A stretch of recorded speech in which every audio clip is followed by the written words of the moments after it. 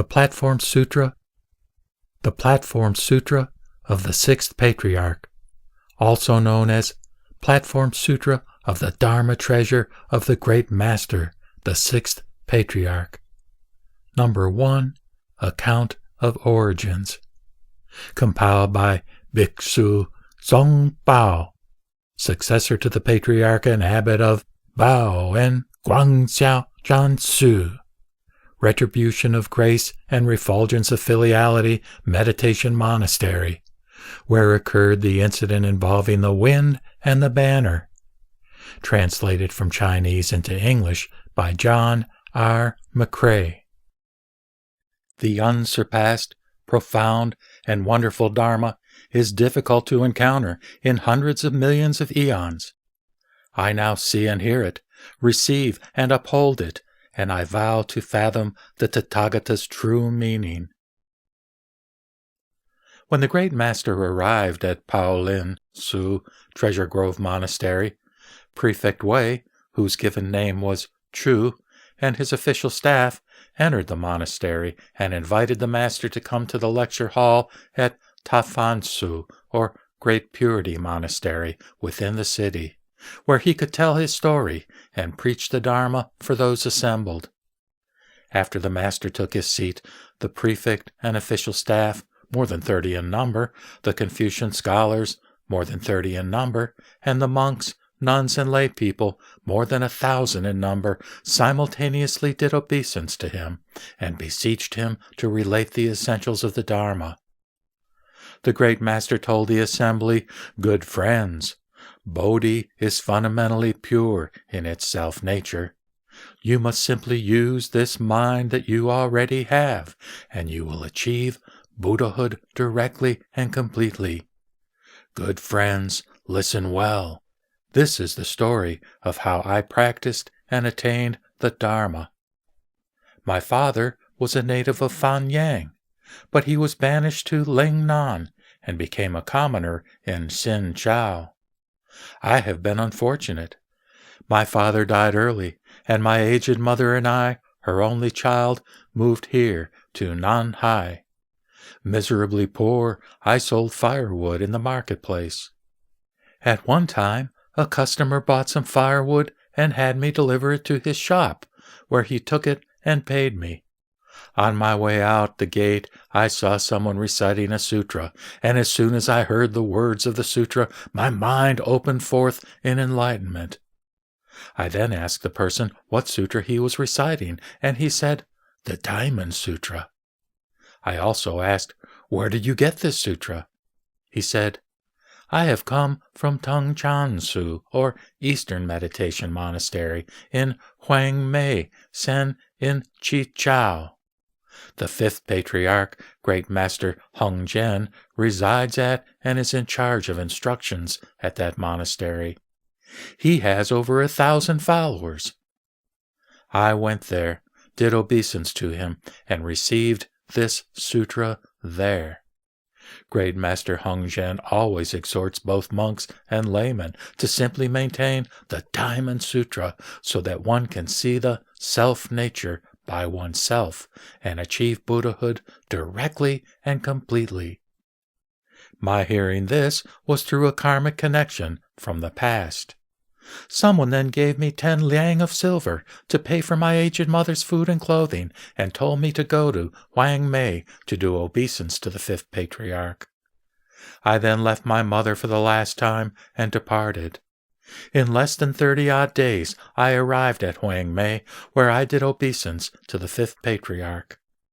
The Patriarch asked me, "Where are you from, and what is it you seek?" I replied, "Your disciple is a commoner from Xinjiao in Lingnan, and I have come this far to pay reverence to you. I wish only to achieve Buddhahood, and do not seek anything else." The Patriarch said, "If you are from Lingnan, then you must be a hunter. How could you ever achieve Buddhahood?" I said, "Although people may be from north or south, there is fundamentally no north and south in the Buddha nature. Although this hunter's body is different from your reverences, how can there be any difference in the Buddha natures within?" The fifth patriarch wanted to speak further with me, but seeing that his followers were gathered all around, he told me to go with them to work. I said, "If I might address your reverence, your disciple constantly generates wisdom in my own mind. To not transcend the self-natures is equivalent to the field of blessings. I wonder what work your reverence would have me do." The patriarch said, "Some cloud barbarians. You're very sharp. Don't say anything else. Go to the work shed." I then retired to a chapel in the rear of the monastery. A practitioner had me break up kindling and tread the hulling pestle.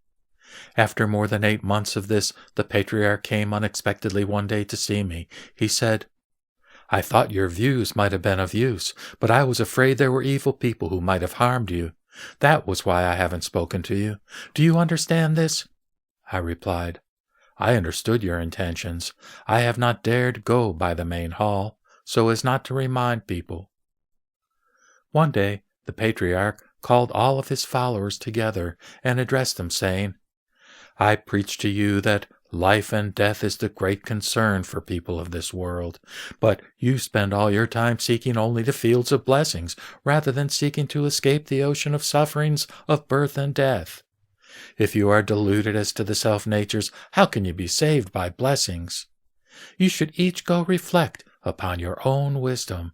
Taking the essence of Prajñā within your own fundamental minds, you should each compose a verse and come show it to me. If you are enlightened to the great meaning, I will transmit the Robe and Dharma to you and make you the patriarch of the 6th generation. Go quickly. This is an emergency, and you must not delay." Thinking is of no use. He who is to see the self-nature will see it immediately upon hearing these words. If there is such a one here, he will see it even if encamped on top of a circle of knives. The assembly of followers received these instructions and retired, saying to each other, "We followers do not have to purify our minds and work to compose verses. What advantages would there be in showing anything to His Reverence Heng Zhen? The elder Shen Xu is now our instructor, and he will certainly attain the rank of 6th Patriarch. If ones such as us tried to compose verses, we would only be wasting our energies." The others heard these words, and all of them gave up working on the problem. They all said, "Afterward, we will rely on Master Shen Xu. Why trouble to compose verses?" Shen Xu thought, "They are not going to submit verses, thinking that I am their instructor. I must compose a verse and submit it to His Reverence. If I do not submit a verse, how will His Reverence know the profundity of understanding within my mind? If I submit a verse with the intention of seeking the Dharma, it would be good. But if I am seeking to become patriarch, it would be bad. How would that be any different from one with an ordinary mind usurping the sagely status? But if I don't submit a verse, I'll never attain the Dharma. What a problem! What a problem!" There was a hallway 3 bays in length in front of the 5th Patriarch's hall, where the auxiliary Lu Chen was to be asked to paint episodes from the Lankavatara Sutra and a diagram of the 5th Patriarch's lineage, all for wider dissemination and offerings. When Shen Xu had finished making up his verse, he tried several times to go to the front of the hall to offer his verse in person. But his mind was in a daze, and his body covered with sweat, and he was unable to submit his verse. Over the space of 4 days he tried 13 times to submit his verse, but couldn't. He thought, "It would be better to write it in the hallway. After His Reverence sees it, if he says it is good, I will come forward and bow to him, saying that it was mine.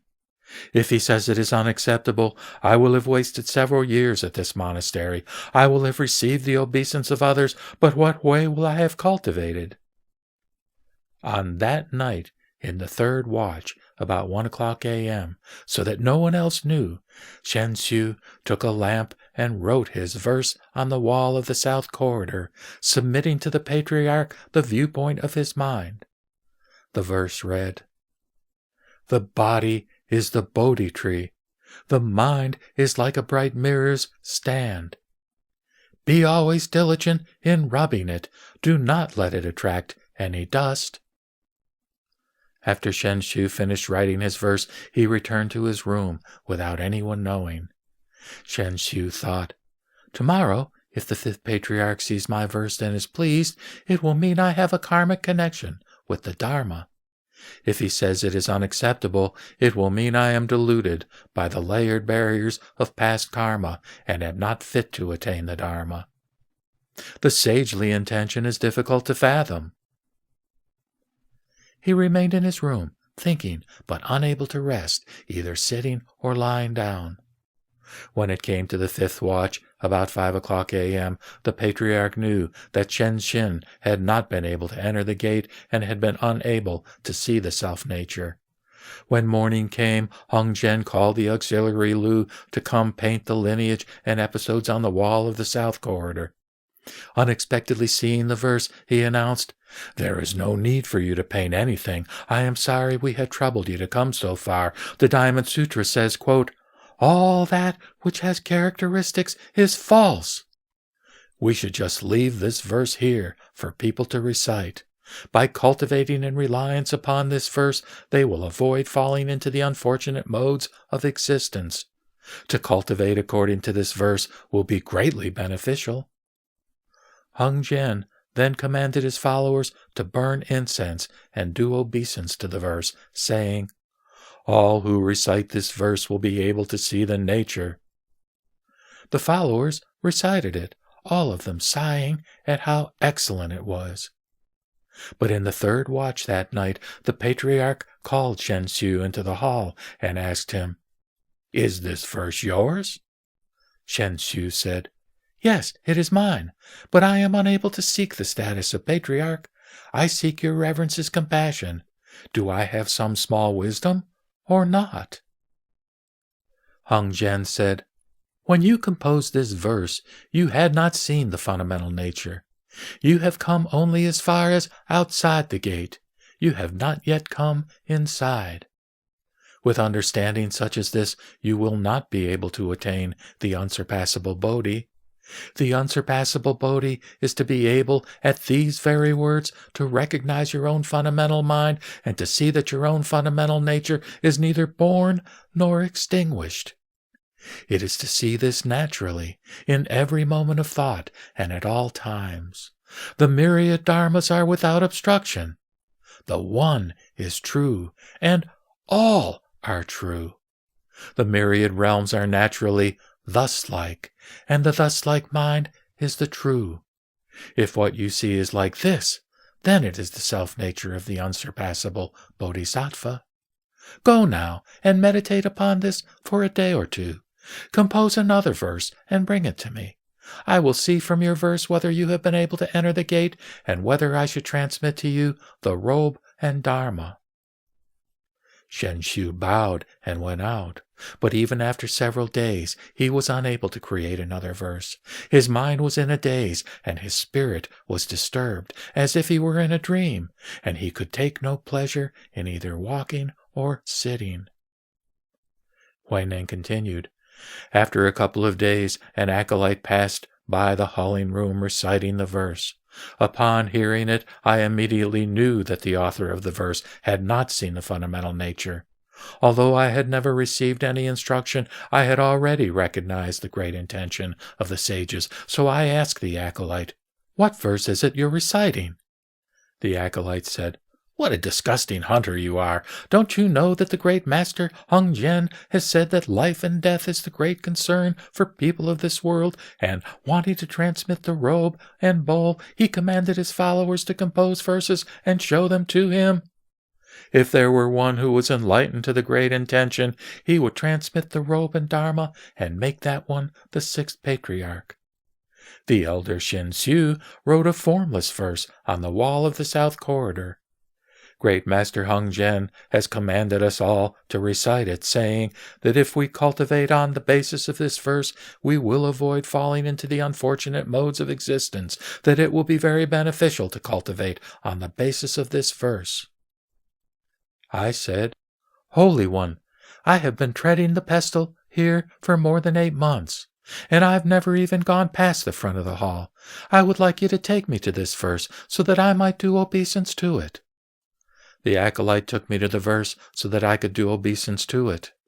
I said, "I am unable to read, Holy One. Would you read it for me?" At that time, Chang Ji Young, the administrative aide of Chang Chao, was there, and he read the verse to me aloud. After hearing it, I said, "I also have a verse and would like the administrative aide to write it for me." The administrative aide said, "You've composed a verse? How unusual!" I said to the administrative aide, "If you wish to study the unsurpassable Bodhi, you should not make light of beginners. The lowest of the low may have the most supreme wisdom, and the highest of the high may be without spiritual intention or wisdom. To make light of others is a transgression unlimited and infinite." The administrative aide said, "Just recite your verse. I will write it for you. If you attain the Dharma, you must save me first. That is, before teaching anyone else. Don't forget what I say." My verse went, "Bodhi is fundamentally without any tree. The bright mirror is also not a stand.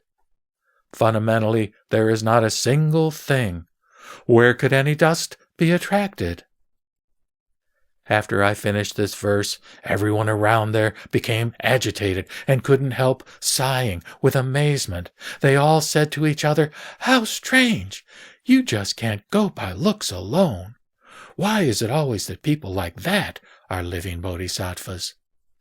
Seeing that they were getting excited and worried that someone might harm me, the Patriarch rubbed out the verse with his sandal and said, "This person too has not seen the nature." Those present accepted this. The next day, Hong Zhen secretly came to the hulling room, where he saw me with a rock on my back, pounding rice, and said, "He who seeks the way forgets his body on behalf of the Dharma. Is that how it is with you?" He then asked, "Is the rice ripe yet?" I replied, "The rice has been ripe for a long time. It only lacks sifting the hulls from the grain." The Patriarch struck his staff on the pestle 3 times and left. I understood what he meant, that I should enter his room at the 3rd drum, that is, the 3rd watch of the night, about 1:00 a.m. The Patriarch kept his robe, or kasaya, hidden and would not let anyone see it. He preached the Diamond Sutra for me.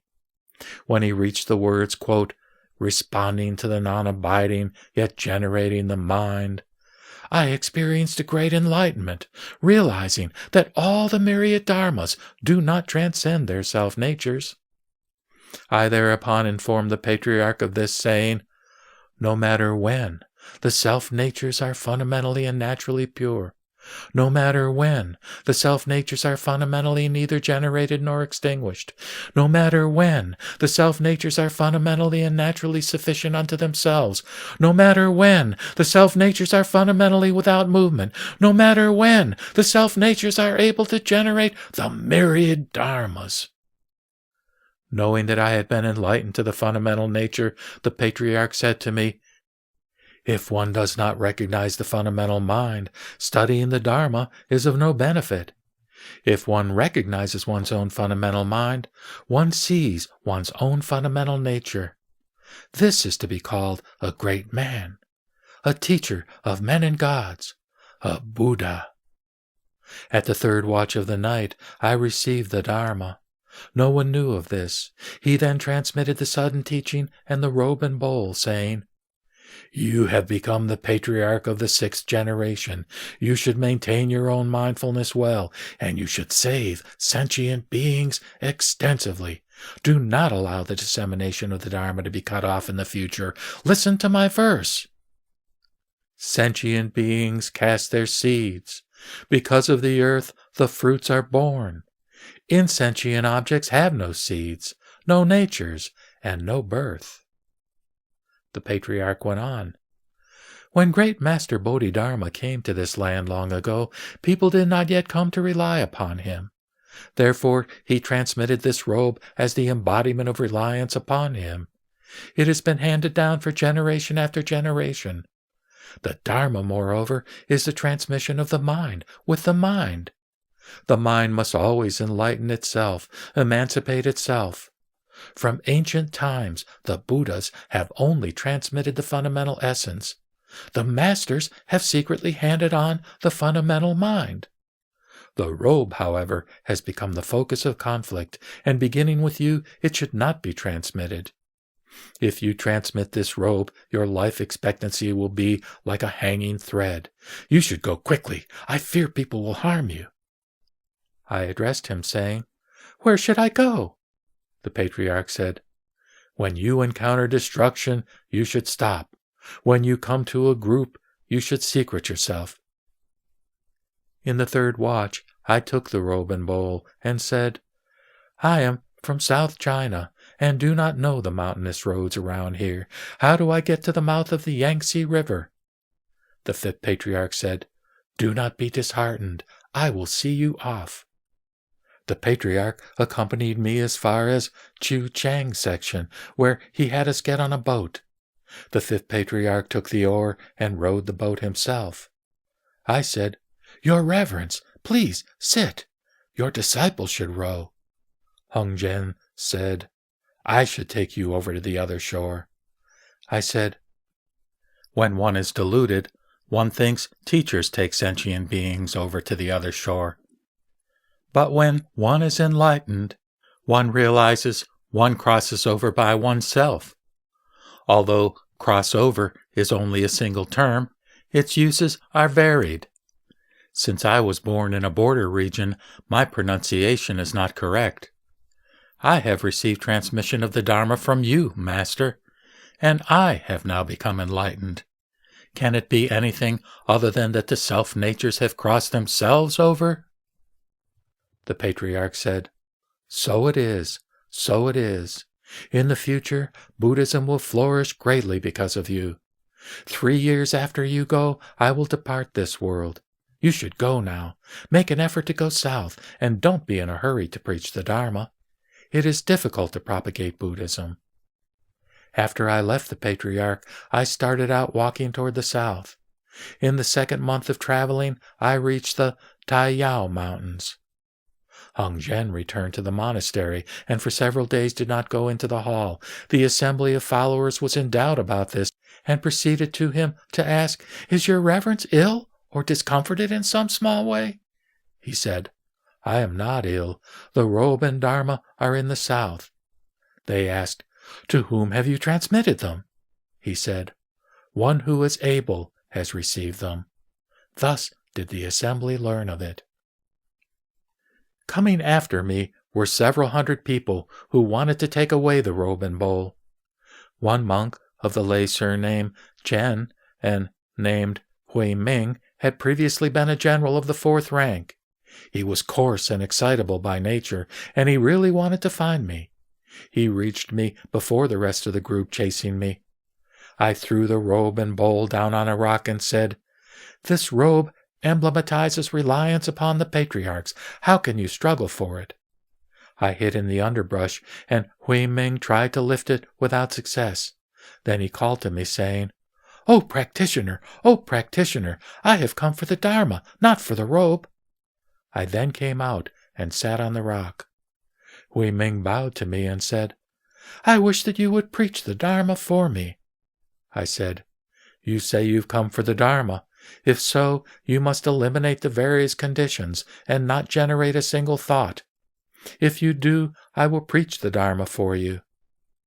Huineng was quiet for a time. I said, "Do not think of good, and do not think of evil." At just such a time, what is Elder Huineng's original face? At these words, Huineng experienced a great enlightenment. He then questioned me again, saying, "Other than the secret words and secret intention you expressed just now, is there any other secret intention?" I said, "What I have preached to you is not secret. If you counter-illuminate your own original face, you will realize that the secret was on your side."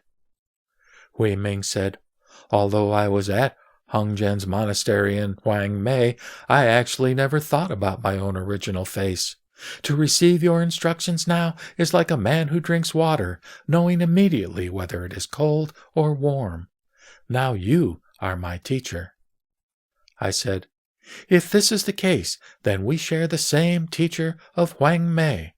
Well should you protect and maintain the teaching." Huineng asked further, "Where should I go now?" I said, "When you encounter ampleness, you should stop. When you come upon munificence, you should reside." Huineng bowed and left. Huineng returned to the foot of the mountain. He addressed the group that had come after me, saying, "I just climbed this mountain of boulders, and there was no trace of him. We should try searching by another road." The group of those chasing Huineng all did as he said. Huineng later changed his name to Tao Ming in order to avoid the first character of his teacher's name. After this, I went to Zhao Qi. There, too, I was beset by evil people searching for me, and so fled to Suhui County, where I spent 15 years in all, living with a group of hunters. During this time, I preached the Dharma to the hunters when the occasion arose. The hunters had always had me guard their nets, but whenever I saw living animals in them, I set them free. Whenever it was mealtime, I put vegetables in the pot for boiling the meat. They asked me about this sometimes, and I would answer, "These are just vegetables to go with the meat." One day, I realized that the time had come to disseminate the Dharma, that I could not hide forever. Accordingly, I left the mountains and went to Fa Tsing Tzu, or Monastery of the Dharma Nature, in Guangzhou, where I encountered Dharma Master Yin Tsung lecturing on the Nirvana Sutra. At that time, the wind was blowing and the banner announcing the lecture was moving. One monk said that the wind was moving, while another monk said that the banner was moving. They argued on, so I went forward and said, "It is not the wind that is moving, and it is not the banner that is moving. It is your minds that are moving." Everyone listening was amazed. Yin Tsung had me brought up to the dai, where he examined me on the import of what I had said. Hearing me say that the discrimination of the truth did not depend on written words, Yin Tsung said, "You are certainly an extraordinary person. Long ago I heard that the robe and bowl of Huineng had come south. Might you be the one who received them?" I said, "In all modesty, I am." At this, Yin Tsung bowed to me and asked me to bring forth the robe and bowl to show to the assembly. He questioned me further, saying, "What instructions did you receive at Huineng?" I said, "I received no instructions. Hongzhen and I only discussed seeing the nature. We did not discuss samadhi and emancipation." Yin Tsung said, "Why did you not discuss samadhi and emancipation?" I said, "Because the dualistic dharmas are not Buddhism. Buddhism consists of non-dualistic dharmas." Yin Tsung also asked, "How is it that Buddhism consists of non-dualistic dharmas?" I said, "You lecture on the Nirvana Sutra's elucidation of the Buddha nature, which is non-dualistic dharma of Buddhism. Just as when the Bodhisattva king of lofty virtue asked the Buddha, quote, 'Do those who break the 4 major prohibitions and commit the 5 perverse transgressions, as well as the Enchantikas, eradicate their good roots and Buddha natures?' Close quote. The Buddha said, quote, 'There are 2 types of good roots. One is permanent, and the other is impermanent. The Buddha nature is not permanent and not impermanent.'" Close quote. Therefore, not to eradicate is said to be non-dual. One type of roots is said to be the good, and the other is the non-good. The Buddha nature is not the good and not the non-good. This is called non-dual. The skandhas and sensory realms are seen as 2 by ordinary people, but the wise comprehend their natures to be non-dual. The non-dual nature is none other than the Buddha nature. When Yingzeng heard this explanation, he joyfully held his palms together and said, "My lecturing on the sutra was like a worthless piece of roof tile or rock, while your explanation is like gold." At this, he administered the tonsure for me and asked to serve me as his teacher. Thus did I, under the Bodhi tree, reveal the East Mountain teaching. After receiving the Dharma at East Mountain, I experienced all kinds of suffering, and my life expectancy was like a dangling thread. Today, I have been able to join this assembly of the prefect, government staff members, monks, nuns, and lay people. Could it be but the karmic result of successive eons? Also, that you have been able to hear the sudden teaching just given and have gained the cause for attaining the Dharma can only be because in past lives you cultivated good roots identical to those of the Buddhas. The teaching is that which has been transmitted by the former sages. It is not something known to myself alone. I wish you would all listen to this teaching of the former sages. You should all purify your minds, and after hearing it, you should eradicate your doubts. You are no different from the former generations of sages. The entire assembly, after hearing this Dharma, joyfully did obeisance and dispersed.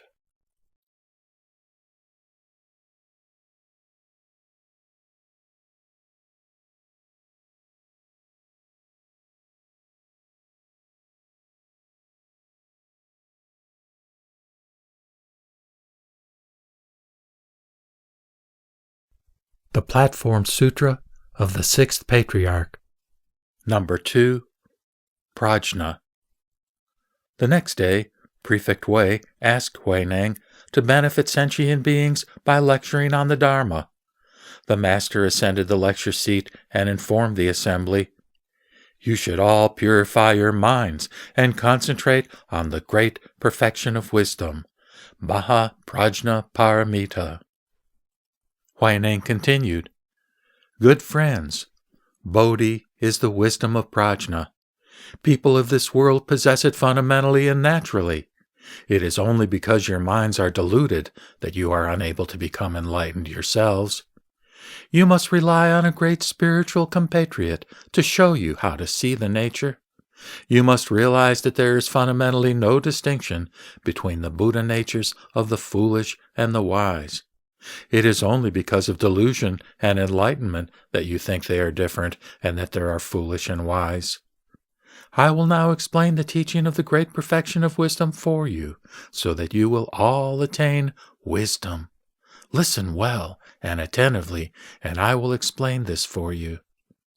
Good friends, people of this world always recite Prajñā with their mouths, but they don't recognize the Prajñā in the self-natures. This is like talking about eating, which doesn't satisfy one's hunger. If you just talk about emptiness with your mouths, you won't be able to see the nature for a myriad eons. Ultimately, this is of no benefit at all. Good friends, Mahaprajñā Paramita is a Sanskrit word. Here we say, great wisdom going to the other shore. This must be practiced in the mind, not recited in the mouth. To recite it orally without practicing it in the mind is as unreal as a phantasm or hallucination, and as evanescent as dew or lightning. To recite it orally and practice it mentally is for mind and mouth to correspond. The fundamental nature is Buddha. There is no other Buddha apart from this nature. What is Maha? Maha means great. The ratiocination of the mind is vast, like space, which is boundless. Space is also without square and round, large and small.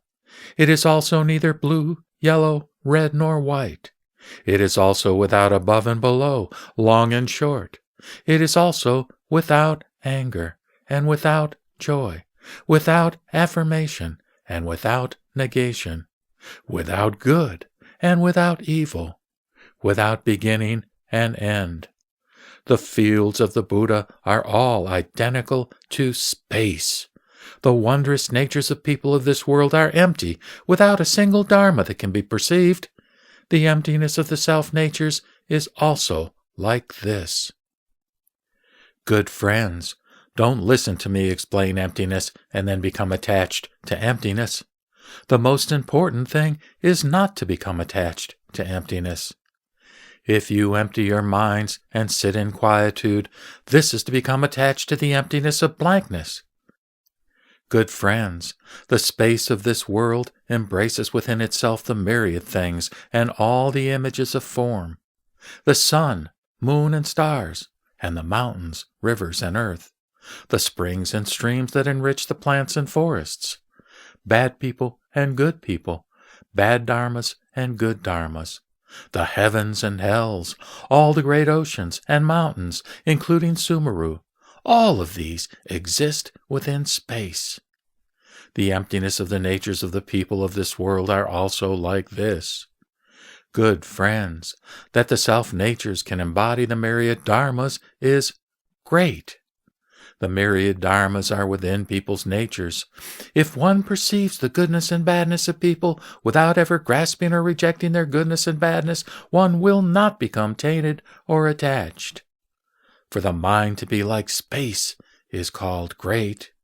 Therefore it is said to be Maha. Good friends, the deluded speak with their mouths, but the wise practice with their minds.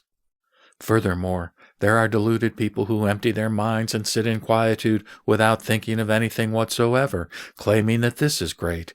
You can't even speak to these people because of their false views. Good friends, the ratiocination of the mind is vast and great, permeating the Dharma Dhatu, that is, the cosmos. Functioning, it comprehensively and distinctly responds to things. Functioning, it knows everything. Everything is the one mind. The one mind is everything. With mind and dharmas going and coming of themselves, the essence of the mind is without stagnation. This is Prajñā. Good friends, all Prajñā wisdom is generated from the self-natures. It does not enter us from the outside. To not err in its functioning is called the spontaneous functioning of the true nature. When the mind is true, all things are true. When your minds are considering the great affair, you will not practice the small path.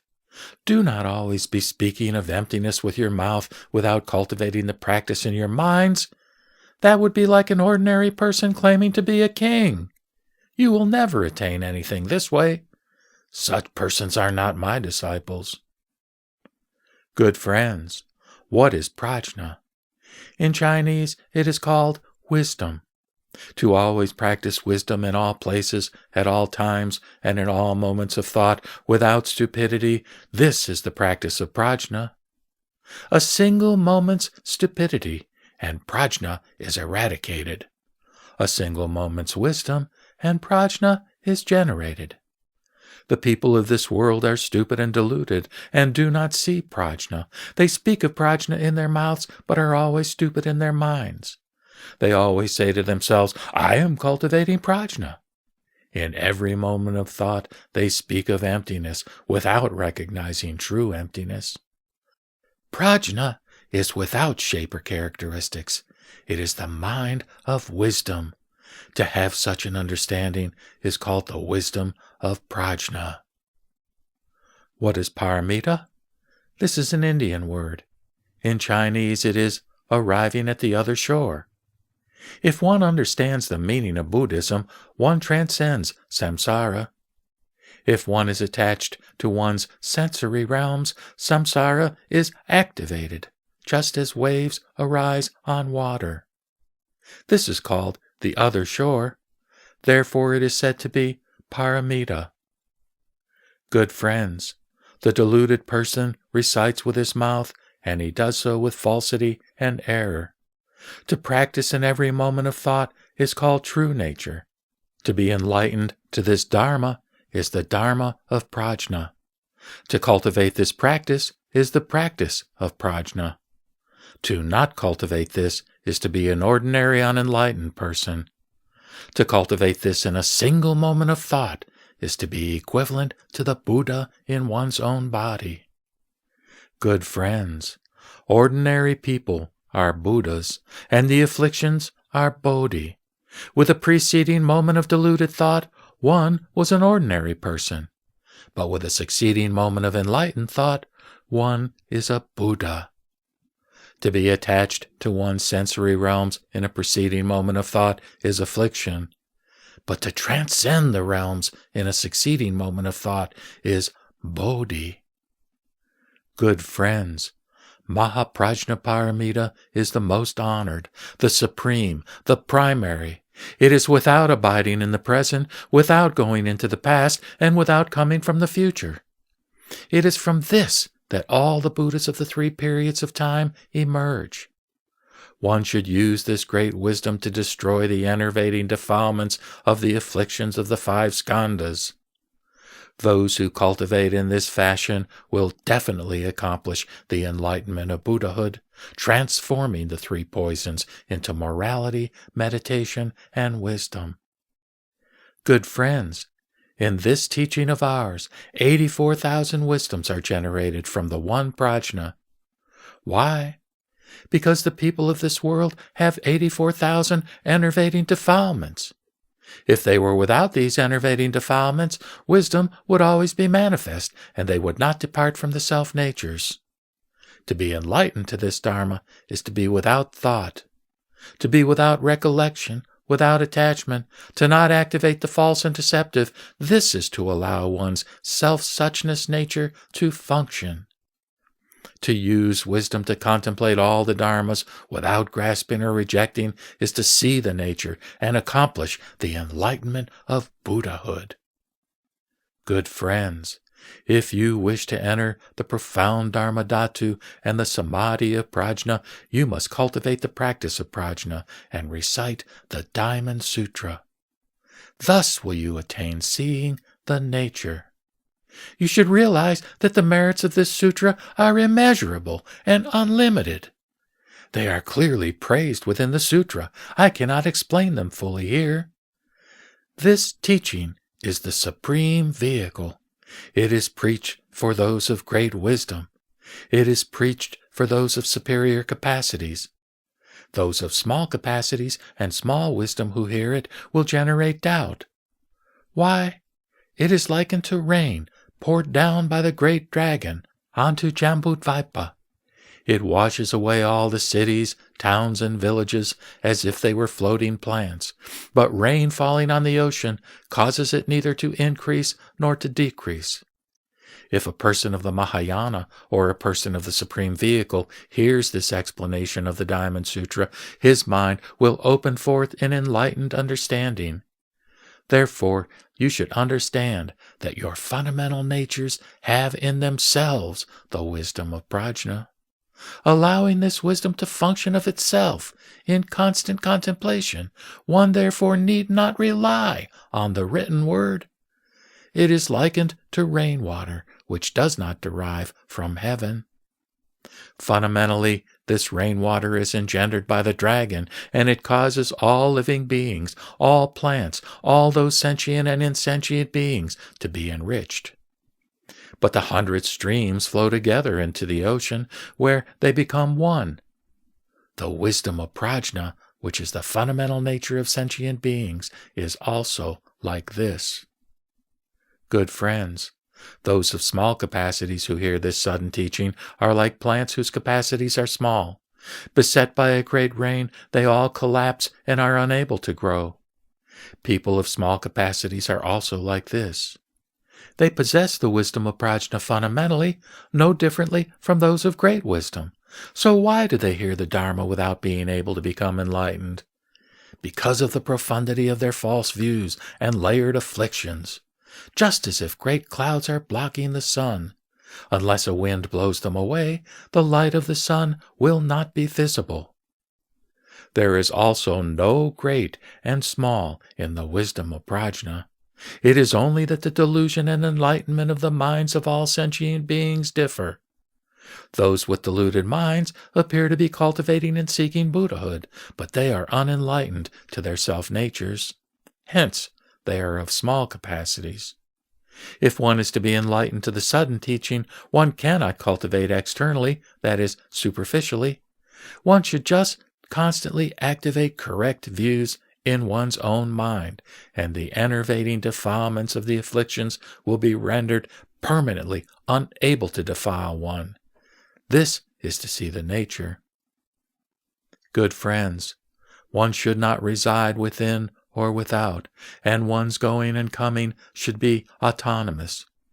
One who is able to eradicate the mind of attachment will attain penetration unhindered. Those who are able to cultivate this practice are fundamentally no different from what is described in the Prajñā Sutra. Good friends, all the sutras and all their words, the 2 vehicles of great and small, and the 12 divisions of the canon, all these were established because of people, and could only have been established because of the wisdom nature. If there were no people in this world, all the myriad dharmas would be fundamentally and naturally non-existent. Therefore, you should realize that the myriad dharmas were fundamentally generated because of people. All the sutras and texts exist through being preached because of people. Because some people are stupid and some are wise, the stupid being the small, the wise being the great, the stupid ask questions of the wise, and the wise preach the Dharma for the stupid. When a stupid person suddenly becomes enlightened, his mind opening forth, he is no different from a wise person. Good friends, if one is unenlightened, then the Buddhas are sentient beings. When one is enlightened, for even a single moment, then sentient beings are Buddhas. Therefore, you should understand that the myriad dharmas are all within your own minds. Why can't you suddenly see the fundamental nature of suchness from within your own minds? The Sutra of the Bodhisattva precept says, quote, "I am fundamentally pure in self-nature," close quote. If you recognize your own mind and see the nature, you will definitely accomplish the enlightenment of Buddhahood. The Vimalakirti Sutra says, quote, "He then unexpectedly retrieved the fundamental mind," close quote. Good friends, when I was with His Reverence Hung Jen, I became enlightened as soon as I heard him speak. I suddenly saw the fundamental nature of suchness. Therefore, I am disseminating this teaching so that you, who study the way, may become suddenly enlightened and achieve Bodhi. You should each contemplate your minds and each see the fundamental nature. If you do not become enlightened by yourself, then you must seek a great spiritual compatriot, someone who understands the Dharma of the Supreme Vehicle, to indicate directly the correct path for you. This spiritual compatriot will have a great background and will, so to speak, lead you to the attainment of seeing the nature. This is because the spiritual compatriot is able to manifest the causes of all the good dharmas. All the Buddhas of the 3 periods of time and the 12 divisions of the canon are fundamentally and naturally immanent within the natures of people. But if you cannot become enlightened yourself, you must seek a spiritual compatriot's instructions in order to see the nature. If you can become enlightened yourself, don't rely on external seeking. Don't think I am saying you can only attain emancipation through the help of a spiritual compatriot other than yourself. This is not the case. Why? Within your own minds, there is a spiritual compatriot who will help you become enlightened by yourself. If you activate the false and deluded, you will become all mixed up with false thoughts. Although some external spiritual compatriots may be teachers, they cannot save you. If you activate the correct and true, and contemplate with prajna, in a single instant, all your false thoughts will be completely eradicated. If you recognize the self-nature with a single experience of enlightenment, you will attain the stage of Buddhahood. Good friends, In wisdom's contemplation, both interior and exterior are clearly penetrated, and one recognizes one's own fundamental mind. If you recognize your fundamental mind, this is the fundamental emancipation. And if you attain emancipation, this is the samadhi of prajñā. This is non-thought. What is non-thought? If in seeing all the dharmas, the mind is not defiled or attached, this is non-thought.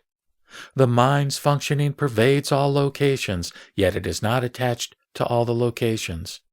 Just purify the fundamental mind, causing the 6 consciousnesses to emerge from the 6 sensory gates, causing one to be without defilement or heterogeneity within the 6 types of sensory data, literally the 6 dusts, autonomous in the coming and going of mental phenomenon, one's penetrating function without stagnation. This is the samadhi of prajñā, the autonomous emancipation. This is called the practice of non-thought. If one does not think of the 100 things in order to cause thought to be eradicated, this is bondage within the Dharma. This is called an extreme view. Good friends, to be enlightened to the Dharma of non-thought is for the myriad Dharmas to be completely penetrated. To be enlightened to the Dharma of non-thought is to see the realms of all the Buddhas. To be enlightened to the Dharma of non-thought is to arrive at the stage of Buddhahood.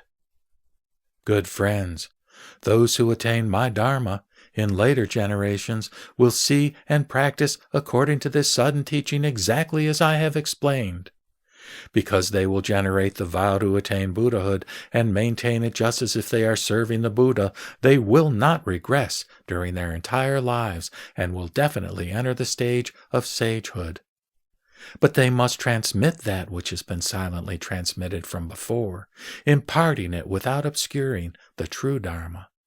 If they do not see and practice as I have explained, but operate within the context of another Dharma, the transmission will not occur, and they will do a disservice to their predecessors. Ultimately, this would be of no benefit to sentient beings. I fear that stupid people will not understand and will revile this teaching, for which they will eradicate their seeds of Buddhahood for 100 eons and 1,000 lives. Good friends, I have a formless verse which you should all listen to. Whether you are a householder or one who has left home, you should simply cultivate in reliance on this. To not cultivate enlightenment yourself, but merely to memorize what I say, would be of no benefit at all. Listen to my verse.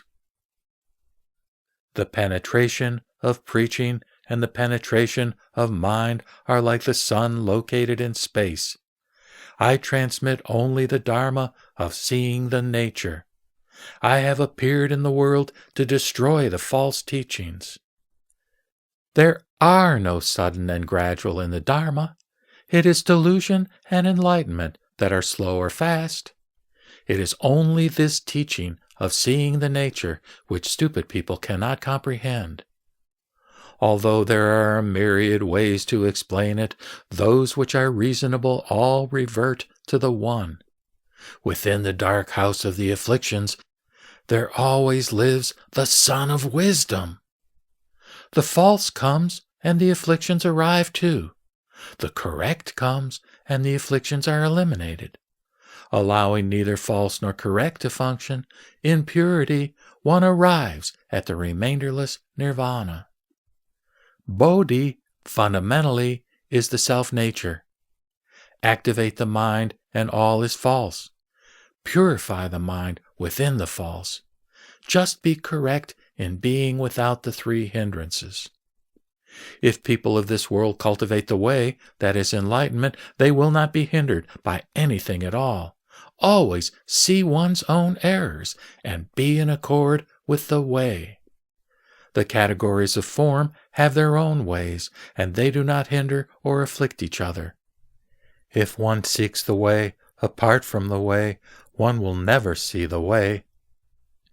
If one passes one's life in prevarication, one will ultimately only cause oneself grief.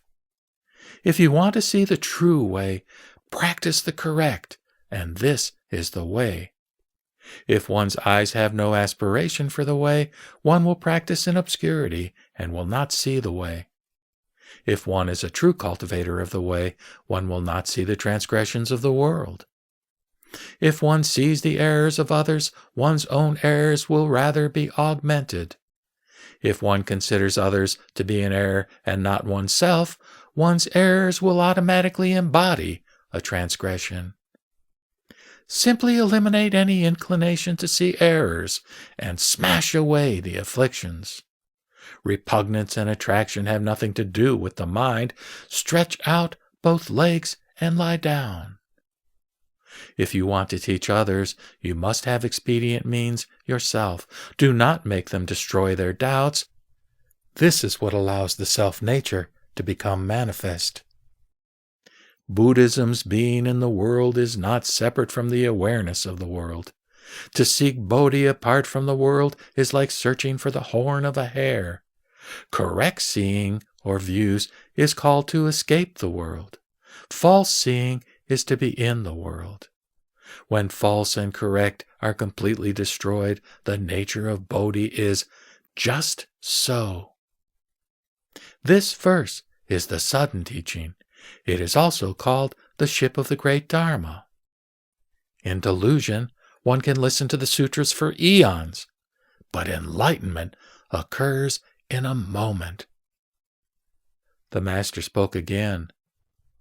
Now, at Tathan Monastery, I have preached this sudden teaching. I hope that all sentient beings throughout the Dharmadhatu will, at these words, see the nature and accomplish Buddhahood.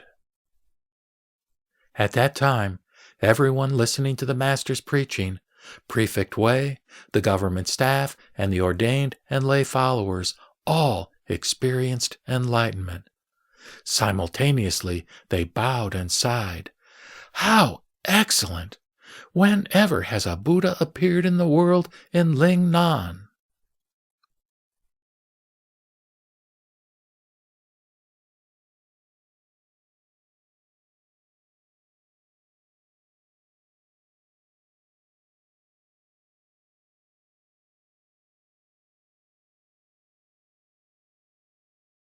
The Platform Sutra of the 6th Patriarch. No.3 Questions. One day, Prefect Wei held a large vegetarian feast on behalf of the Master. When the feast was over, the prefect invited the Master to ascend the dais to give a sermon.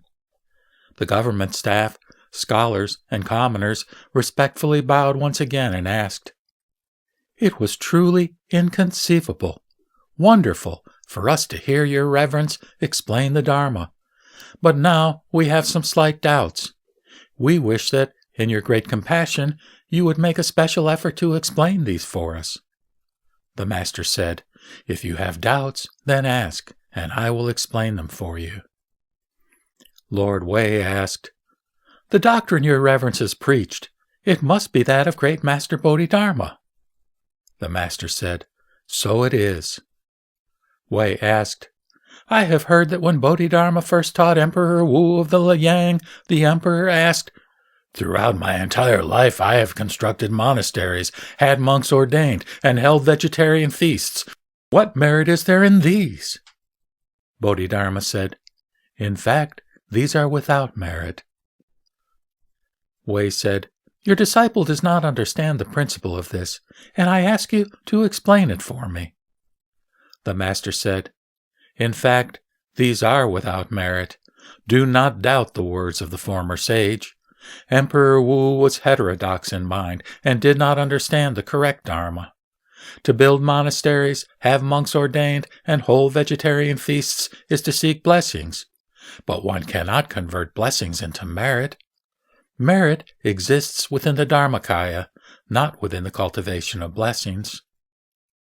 The Master also said, "Seeing the nature is effort, and universal sameness is virtue. To be without stagnation in successive moments of thought, to always see the fundamental nature, to possess the wondrous functioning of the true and actual, this is called merit. To be humble in the mind within is effort. To practice ritual without is virtue. For the self-nature to establish the myriad dharmas is effort. For the mind essence to transcend thoughts is virtue. To not transcend the self-natures is effort. For one's responsive functioning to be undefiled is virtue. If you would seek merit and the Dharmakaya, just rely on this, and you will create true merit. Those who cultivate merit must be without disparagement in their minds, but always practice respect for all. Those whose minds always disparage others will not eradicate their own false views of the self, and are themselves without effort. Those who consider the self-natures to be empty and false are themselves without virtue. It is only because they consider themselves to be great that they always disparage everyone else. Good friends, to be without any suspension of one's continuous thoughts of inner humility, etc., is effort. For the mind to practice universal directness is virtue. To cultivate the nature oneself is effort. To cultivate the body oneself is virtue. Good friends, merit must be seen within the self-natures. It cannot be sought in donations and offerings. Therefore, blessings and merit are different. Emperor Wu did not understand the truth of this. It was not that our Patriarch Bodhidharma was wrong. Prefect Wei asked further, "Your disciple always sees monks and lay people practicing mindfulness of the Buddha Amitabha and wishing for rebirth in the Western paradise. Please explain this. Are they reborn there or not? Please eliminate my doubts." The master said, "Your lordship, listen well. I will explain this for you. When the world-honored one was in Shravasti, he taught about the Western paradise in order to entice the sentient beings of Shravasti to practice Buddhism.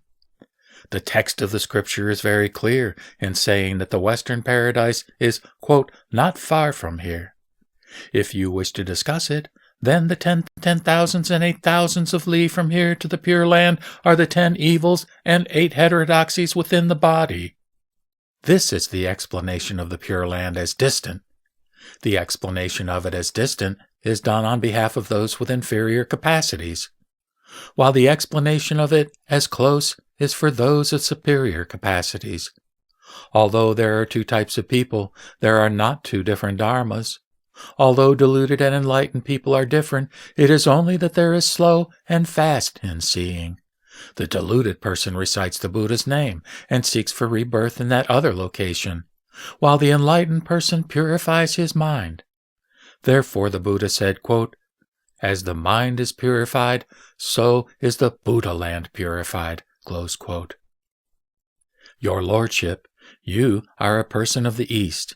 If only your mind is pure, you will be without transgression. But persons of the West are impure of mind and are in error. When a person of the East commits a transgression, he may recite the Buddha's name and seek rebirth in the Western land. But when a person of the West commits a transgression, in what country should he seek rebirth when reciting the Buddha's name? Stupid ordinary people do not comprehend their self-natures, and they do not recognize that the Pure Land is within their own bodies. Whether you wish for East or West, the enlightened person is the same in either location. Therefore the Buddha said, quote, "Always in joyful repose wherever one is," close quote. Your lordship, just have your mind ground be without that which is not good, and the Western paradise will not be far off. If you harbor that which is not good in your mind, it will be impossible to attain rebirth in the Western paradise by reciting the Buddha's name. I exhort you now, good friends, to first eliminate the 10 evils is to go the 10,000 li. To later eliminate the 8 heterodoxies is to pass beyond the 8,000 li. Seeing the nature in successive moments of thought, and always practicing universal directness is to gain a vision of Amitabha in the snap of a finger. Your lordship, just practice the 10 types of good. Why would you want to be reborn in the Pure Land? If you do not eradicate the 10 types of evil from your minds, what Buddha will come to escort you to the Western paradise? If you are enlightened to the sudden Dharma of birthlessness, seeing the Western paradise is a matter of a mere instant. If you recite the Buddha's name and seek rebirth in the Pure Land without being enlightened, how will you ever be able to travel such a long road?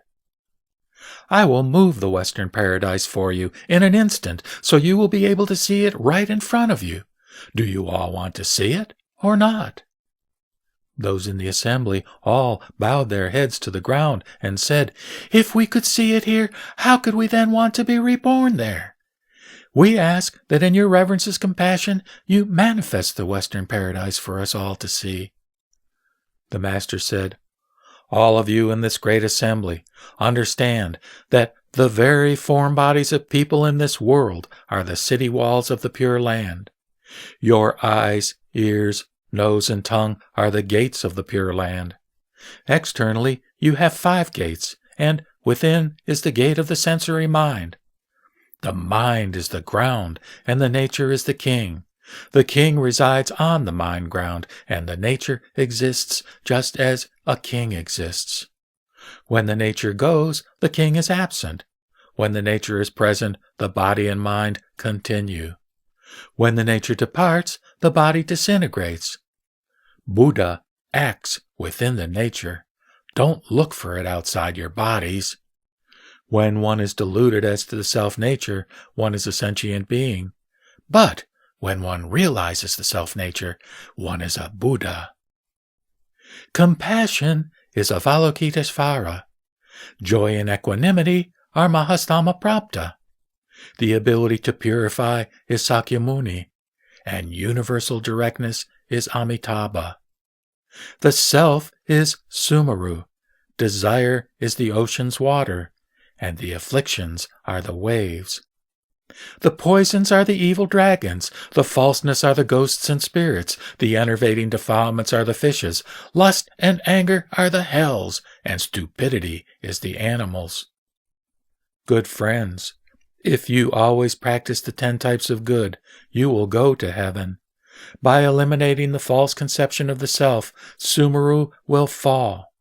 By destroying desire, the ocean's waters will dry up. By eliminating the afflictions, the waves will be extinguished. By eradicating the poisons, the fishes will be extirpated. The Tathagata, who has realized the nature in his own mind ground, releases a great refulgence and illuminates the 6 gates without. Its purity can destroy all the heavens of the 6 desires. By illuminating the self-nature within, the 3 poisons are eliminated, and all the transgressions leading to the hells are dissolved in an instant. Clearly penetrating within and without, it is no different from the Western paradise. If you do not cultivate in this fashion, how could you ever arrive there?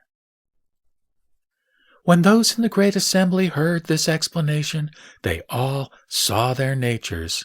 They all bowed and sighed. How excellent! They cried out, "We wish that all the sentient beings throughout the Dharmadhatu could all become enlightened instantaneously." The Master said, "Good friends, if you wish to cultivate this practice, you may do so either as a householder or in a monastery. Householders who are able to practice this are like those persons of the East whose minds harbor good. Those in the monastery who do not cultivate it are like those people of the West whose minds harbor evil. It is only that the mind should be pure. Then it is the Western paradise of the self-nature." Lord Wei asked further, "How can householders cultivate this practice? I hope you will teach us this." The Master said, "I will recite a formless verse for this great assembly. Just cultivate according to this, doing exactly as if you were always with me.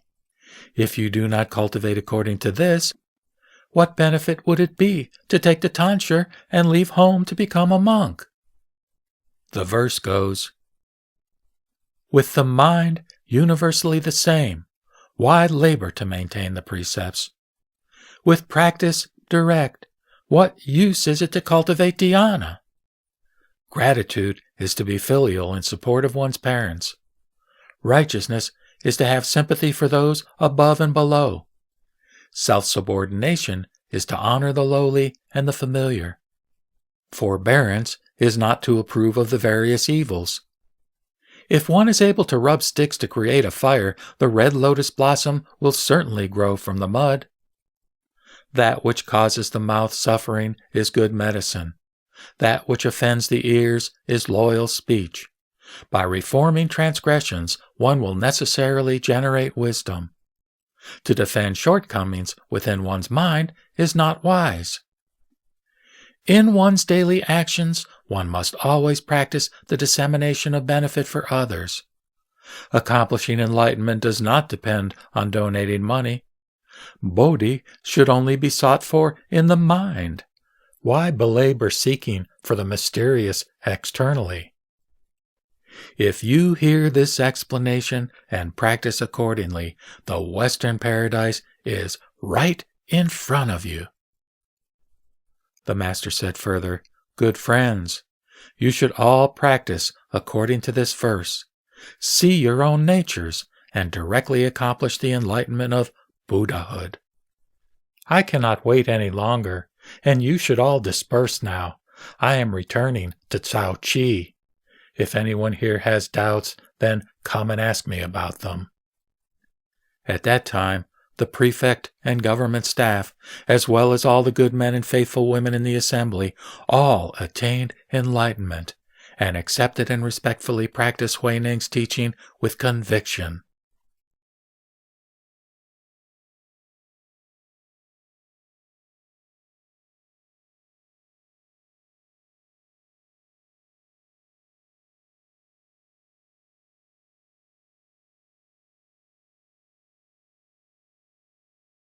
The Platform Sutra of the 6th Patriarch. Number 4. Meditation and Wisdom. The Master addressed the assembly. Good friends, our teaching takes meditation and wisdom as its fundamental. Everyone, do not say in your delusion that meditation and wisdom are different. Meditation and wisdom are of one essence, not different. Meditation is the essence of wisdom, and wisdom is the function of meditation. At times of wisdom, meditation exists in that wisdom. At times of meditation, wisdom exists in that meditation. If you understand this doctrine, this is the equivalent study of meditation and wisdom. All you who study the way do not say that they are different, with meditation prior to and generating wisdom, or with wisdom prior to and generating meditation. If your view of them is like this, then the Dharma would have two characteristics. This would be to say something good with your mouth, but to have that which is not good in your minds. It is to make meditation and wisdom falsely existent, to consider them as not equivalent. If there is good in both mouth and mind, and if internal and external are identical, then meditation and wisdom will be equivalent. One should understand oneself that spiritual cultivation does not exist in argumentation. If you argue about which is prior and which is secondary, then you are just like all the other deluded people. Not to desist from competition is to increase the illusion of selfhood. One will not transcend the four characteristics this way. Good friends, how is it that meditation and wisdom are equivalent? It is like the light of a lamp. When the lamp exists, there is light. When there is no lamp, there is darkness. The lamp is the essence of the light, and the light is the function of the lamp. Although the names are different, in essence they are fundamentally identical. The Dharma of meditation and wisdom is just like this. The Master addressed the assembly. Good friends, the samadhi of the single practice is to always practice the single direct mind in all one's actions, whether walking, standing still, sitting, or lying down. The Vimalakirti Sutra says, quote, The straightforward mind is the place of enlightenment. The straightforward mind is the pure land." Close quote. Don't allow your mental practices to become twisted while merely speaking of straightforwardness with your mouth. If you speak of the samadhi of the single practice with your mouth, you will not practice the straightforward mind. Just practice the straightforward mind and be without attachment within all the dharmas. The deluded person is attached to the characteristics of dharmas and grasps on to the samadhi of the single practice, merely saying that he always sits without moving and without falsely activating the mind, and that this is the samadhi of the single practice. To have an interpretation such as this is to be the same as an insentient object. This is rather to impede the causes and conditions of enlightenment. Good friends, one's enlightenment, or one's way, or Tao, must flow freely. How could it be stagnated? When the mind does not reside in the dharmas, one's enlightenment flows freely. For the mind to reside in the dharmas is called, quote, fettering oneself. If you say that always sitting without moving is it, then you're just like Sariputra, meditating in the forest for which he was scolded by Vimalakirti. Good friends, there are also those who teach meditation in terms of viewing the mind, contemplating tranquility, motionlessness, and non-activation. You are supposed to make an effort on the basis of these. These deluded people do not understand, and in their grasping become mixed up like all of you here. You should understand that such superficial teachings are greatly mistaken. The Master addressed the assembly. Good friends, the correct teaching is fundamentally without either sudden or gradual. It is human nature that is either clever or dull. Deluded people cultivate gradually, while enlightened people suddenly conform to the truth. If you recognize your own fundamental mind and see your own fundamental nature, there will be no such distinctions. Thus it is that sudden and gradual are posited as provisional names. Good friends, since the past, this teaching of ours has first taken non-thought as its central doctrine, the formlessness as its essence, and non-abiding as its fundamental. The formless is to transcend characteristics within the context of characteristics. Non-thought is to be without thought in the context of thoughts. Non-abiding is to consider in one's fundamental nature that all worldly things are empty with no consideration of retaliation, whether good or evil, pleasant or ugly, an enemy or friend, etc., during times of words, fights, and disputations. Within continuing moments of thought, one should not think of the previous mental realm. If one thinks of the previous thought, the present thought, and the latter thought, one's thoughts will be continuous without cease. This is called fettered. If one's thoughts do not abide in the dharmas, this is to be unfettered. Thus it is that non-abiding is taken as the fundamental. Good friends, to transcend all the characteristics externally is called the formless. To be able to transcend characteristics is for the essence of the dharmas to be pure. Thus it is that the formless is taken as the essence. Good friends, for one's mind to remain undefiled within the sensory realms is called non-thought. Within one's own thoughts, one should always transcend the realms. One should not generate the mind relative to the realms. If one does not think of the 100 things, then thoughts will be completely eliminated. It is greatly mistaken to believe that as soon as thought is eradicated, one dies and is born in some other location. Think on this, you who are studying the way. If you cannot recognize your own mistakes regarding the meaning of Dharma, how much will you mislead others? To be deluded oneself and not see this is to slander the Buddhist scriptures.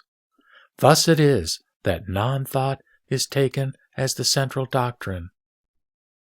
Good friends, why is it that non-thought is taken as the central doctrine? If you depend merely on oral explanations of seeing the nature like a deluded person, you will have thoughts relative to the realms, and you will even activate false views regarding those thoughts. And from this will be generated all the enervating defilements and false thoughts. There is, in the self-nature, fundamentally not a single dharma that can be perceived. To think that there were any would be a false explanation, a disaster, a false view of enervating defilements. Therefore, this teaching takes non-thought as its central doctrine. Good friends, what is negated by the non? What kind of thing is thought?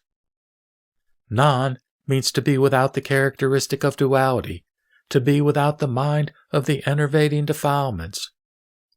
Thought is to think of the fundamental nature of suchness. Suchness is the essence of thought. Thought is the function of suchness. Thought is activated in the self-nature of suchness. It is not the case that the eyes, ears, nose, and tongue are able to think. It is because of the self-nature of suchness that thoughts are activated. If suchness were non-existent, then eyes and ears, forms and sounds would be simultaneously destroyed. Good friends, thoughts are activated from the self-nature of suchness. Although the 6 sensory faculties possess perceptual cognition, they do not defile the myriad realms. And yet the true nature is always autonomous. Therefore, the sutra says, quote, when one is able to discriminate well the characteristics of the dharmas, this is to be unmoving within the cardinal meaning. Close quote.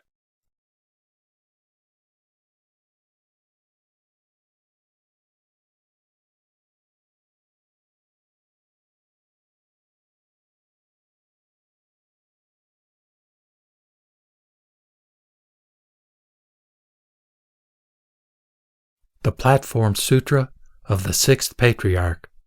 Number 5. Seated Meditation. The Master addressed the assembly. In this teaching of seated meditation, one fundamentally does not concentrate on mind, nor does one concentrate on purity, nor is it motionlessness. If one is to concentrate on the mind, then the mind involved is fundamentally false. You should understand that the mind is like a phantasm, so nothing can concentrate on it. If one is to concentrate on purity, then realize that because our natures are fundamentally pure, it is through false thoughts that suchness is covered up.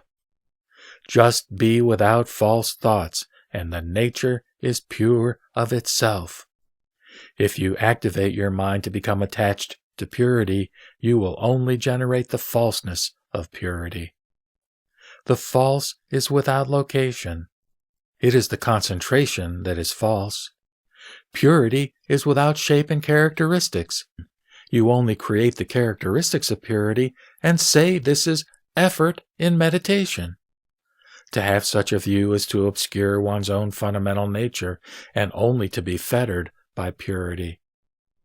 Good friends, if you cultivate motionlessness, just see all people, when doing so, do not see the right and wrong, the good and bad, the transgressions and disasters of people. This is the motionlessness of the self-nature.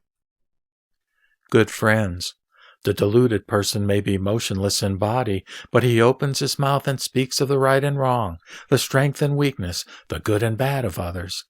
This is to go against the way. If you concentrate on the mind or concentrate on purity, this is to impede the way, that is, enlightenment. The Master addressed the assembly. Good friends, what is seated meditation? In this teaching, there is no impediment and no hindrance. Externally, for the mind to refrain from activating thoughts with regard to all the good and bad realms is called seated. Internally, to see the motionlessness of the self-nature is called meditation, or Chan. Good friends, what is it that is called meditative concentration, or Samadhi? Externally, to transcend characteristics is meditation, or Chan. Internally, to be undisturbed is concentration. If one concentrates on characteristics externally, internally the mind is disturbed. If one transcends characteristics externally, the mind will not be disturbed. The fundamental nature is naturally pure and naturally concentrated. It is only by seeing the realms and thinking of the realms that one is disturbed. If one can see the various realms without the mind being disturbed, this is true concentration. Good friends, to transcend characteristics externally is meditation. To be undisturbed internally is concentration. Externally, meditation, and internally, concentration is meditative concentration. The Sutra of the Bodhisattva Precepts says, quote, "My fundamental self-nature is pure," close quote. Good friends, within every moment of thought, you should see yourself that your fundamental nature is pure. You should cultivate for yourself, practice for yourself, and accomplish for yourself the enlightenment of Buddhahood.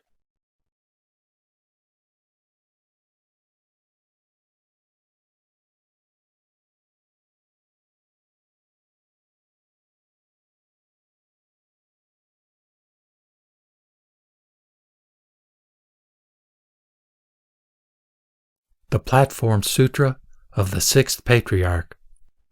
No.6 Repentance. At one time, Great Master Huineng, seeing that literati and commoners from all over the Guangzhou and Shaoqiao areas had gathered at the monastery to hear the Dharma, ascended the dais and announced to the assembly, "Good friends, all of your coming here must have arisen out of your own identities. At all times and in every moment of thought, you should purify your own minds, cultivate for yourself, practice for yourself, and see your own Dharmakaya. See the Buddha within your own mind. This is only attained through being saved by one's own self, by taking the precepts one's own self. It does not depend on coming here. Hence, in coming from afar and gathering together here, you all share in the same karmic connection. Now everyone should kneel upright, and I will first transmit for you the 5 Dharmakaya incenses of the self-natures. Then I will bestow the formless repentances." The assembly all kneeled upright, and the Master said, "First is the incense of the precepts, which is to have no error, no evil, no jealousy, no greed and anger, and no injury within one's own mind. This is called the incense of the precepts. Second is the incense of meditation, which is to look on the realms and characteristics of the various types of good and evil with one's mind undisturbed. This is called the incense of meditation. Third is the incense of wisdom, which is for one's mind to be without hindrance, but always illuminating the self-nature with wisdom and never creating the various types of evil. Although one cultivates the myriad types of good, one's mind does not become attached. One is respectful of superiors and mindful of inferiors, taking pity on those poor and alone. This is called the incense of wisdom. Fourth is the incense of emancipation, which is for one's mind to be without equivocation. Not thinking of good and not thinking of evil, one is autonomous and without hindrance. This is called the incense of emancipation. Fifth is the incense of emancipated perceptual understanding, which is for one's mind to be without equivocation regarding good and evil. One must not become immersed in emptiness, protecting one's tranquility. One should study extensively and become learned in the scriptures, recognizing one's own fundamental mind and attaining the various principles of Buddhism. When the softened refulgence touches things, there is no self, no person. Just proceed to Bodhi, the true nature of which is unchanging. This is called the incense of emancipated perceptual understanding. Good friends, These incenses will influence each of you internally. Do not seek outside of yourselves. Now, I will bequeath to you the formless repentances, so that you may extinguish your transgressions in the 3 periods of time and render pure your 3 types of karmic activity, that is, those of body, speech, and mind. Good friends, you should say the following in unison after me.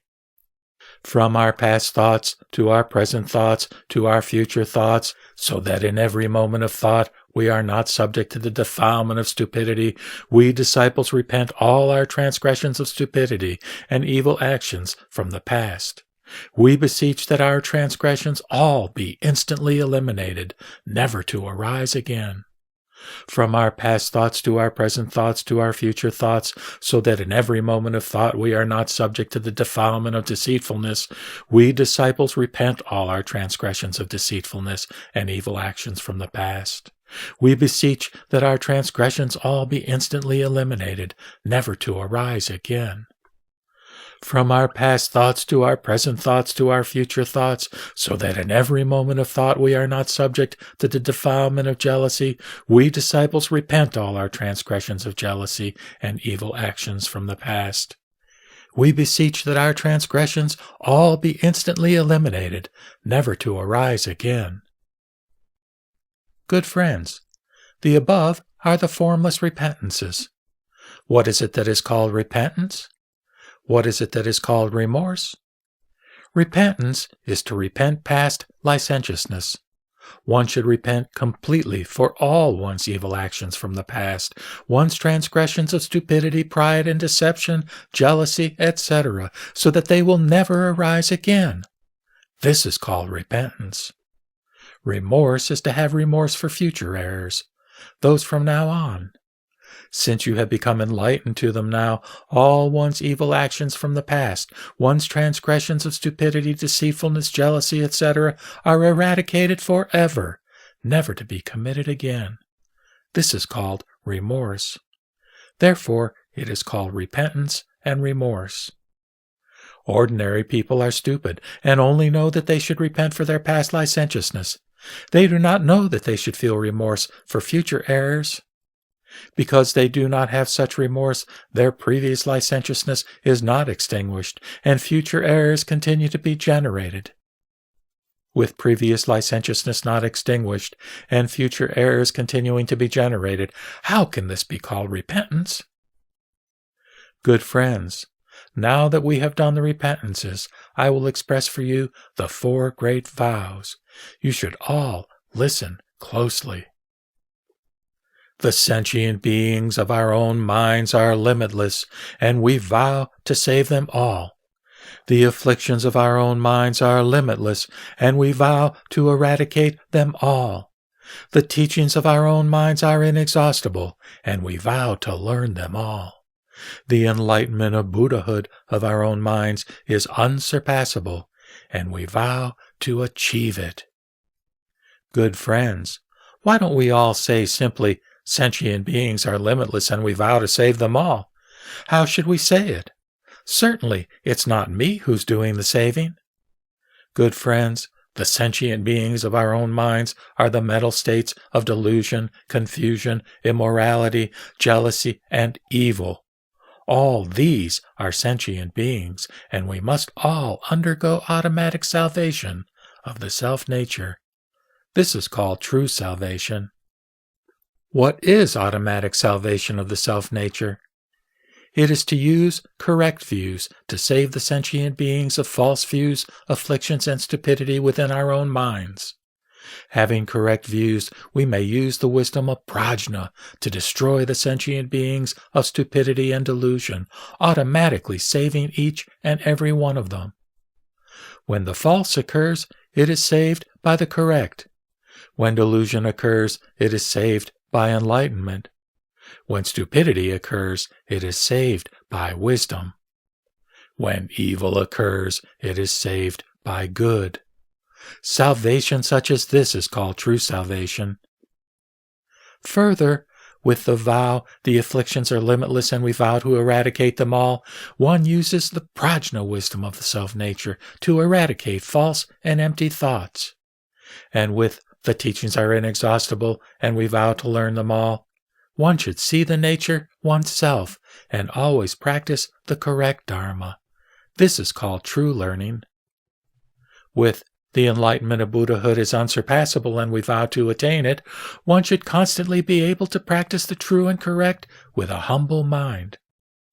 Transcending delusion and transcending enlightenment, one should always generate prajñā.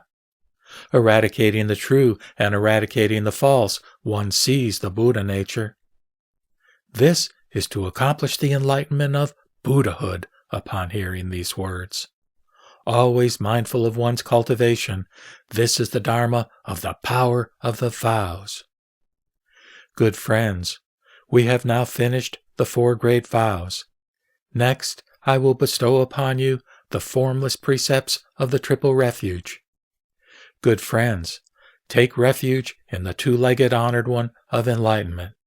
Take refuge in the honored one of the correct transcendence of desire. Take refuge in the honored one within the pure assembly. From today onward, call on realization as your teacher, and do not take refuge any longer in the heretical path of the false demons, but be constantly in realization, yourselves using the 3 treasures of the self-nature. I exhort you, good friends, to take refuge in the 3 treasures of the self-nature. The word Buddha means enlightenment. Dharma means correct. Sangha means pure.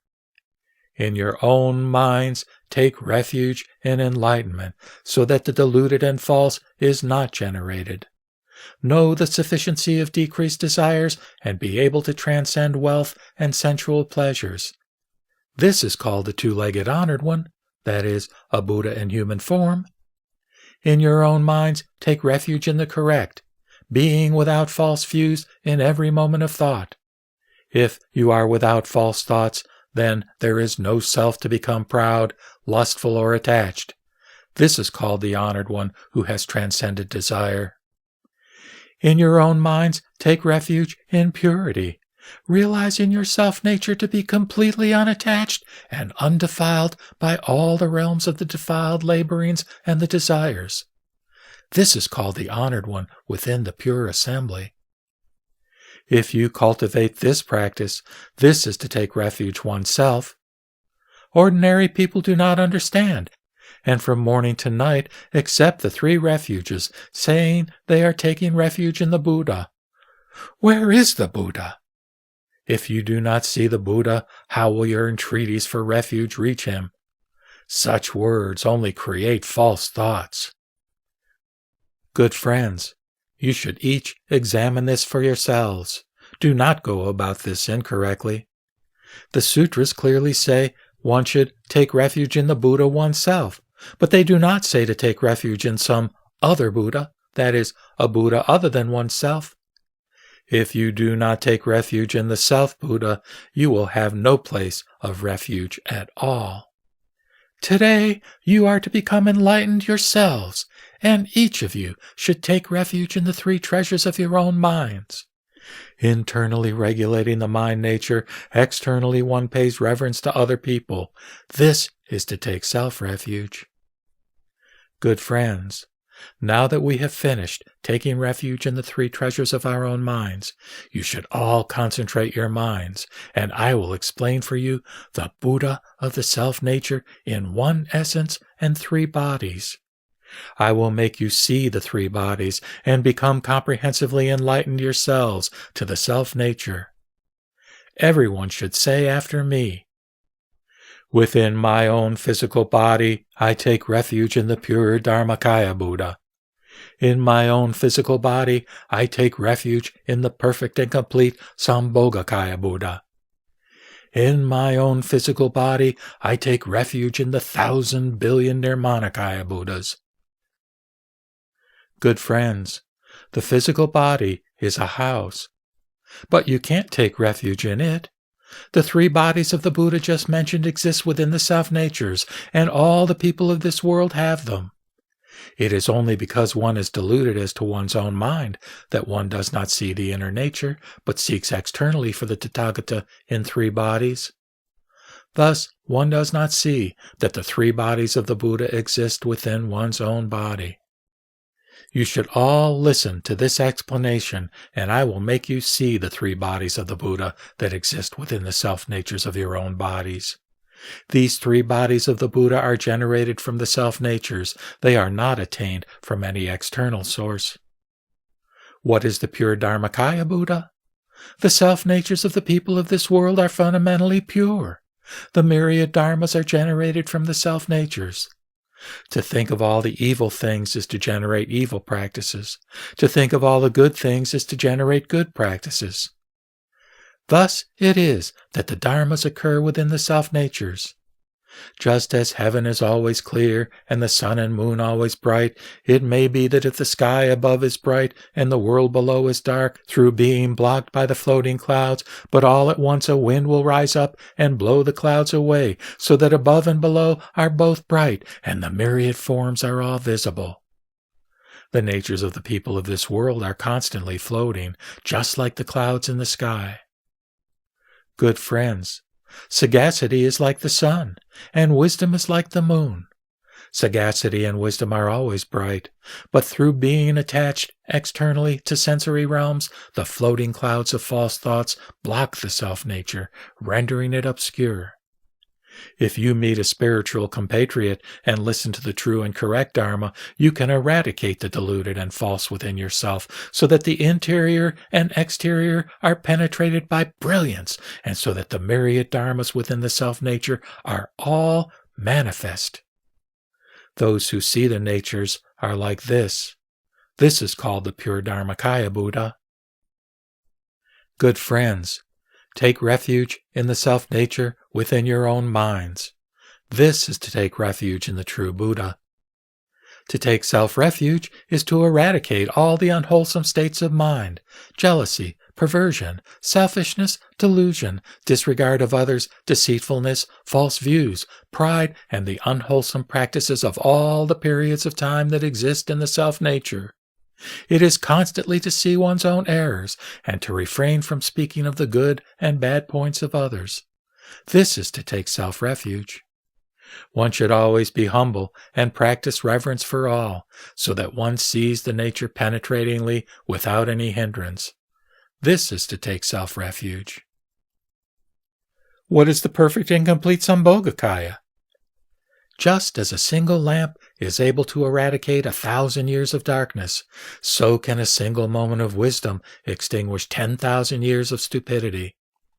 Don't think of your previous errors, and don't think constantly of what may happen later.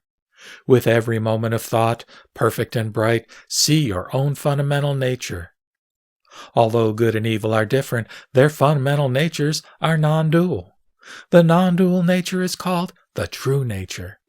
To be undefiled by good and evil within the true nature, this is called the perfect and complete Sambhogakaya. If a single thought of evil is activated in the self-nature, it will extinguish 10,000 eons of good causes. If a single thought of good is activated in the self-nature, one will attain the elimination of evils as countless as the sands of the Ganges River. To proceed directly to the unsurpassable Bodhi, seeing naturally with each moment of thought and without losing the fundamental thought, this is called the Sambhogakaya. What are the 1,000 billion Nirmanakayas? If you do not think of the myriad dharmas, the nature is fundamentally like space or empty. A single moment of thought is called a transformation. To think of evil means transformation into the hells. To think of good things means transformation into the heavens. Poison and injury are transformed into dragons and snakes. Compassion is transformed into bodhisattvas. Wisdom is transformed into the upper realms. Stupidity is transformed into the lower regions. The transformations of the self-nature are extremely numerous. The deluded person cannot understand this and activates evil in every moment of thought, constantly practicing the evil ways. But when he has a single thought of good, wisdom is generated. This is called the Nirmanakaya Buddha of the self-nature. Good friends, the Dharmakaya Buddha is fundamentally immanent within all of us. To see the self-nature yourself in every moment of thought is the Sambhogakaya Buddha. The thoughts that derive from the Sambhogakaya are the Nirmanakaya Buddha. To be enlightened oneself and to cultivate oneself, the merits of the self-nature, this is true taking refuge.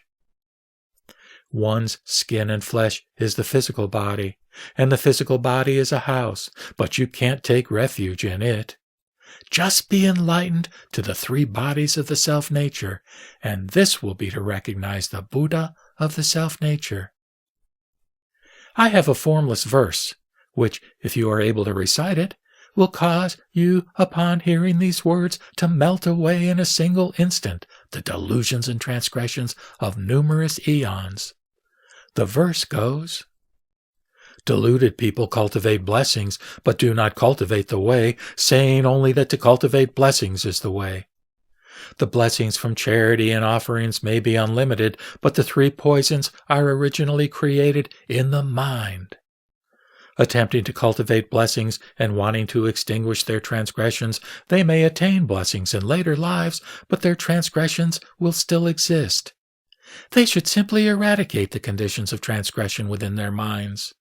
This is called true repentance within the self-nature. Suddenly enlightened to the true transgression of the Mahayana, eradicating the false and practicing the correct, they are without transgression. Studying the way is to always contemplate the self-nature. This is to be identical with all the Buddhas. Our patriarchs have transmitted only this sudden teaching, and you should all vow to see the nature and be identical to them. If you wish to see the Dharmakaya in the future, transcend the characteristics of the Dharmas and wash them out of your minds. Make an effort to see for yourself. Don't be despondent. Later, in a single moment, you will suddenly cut off your thoughts, thus ending them forever.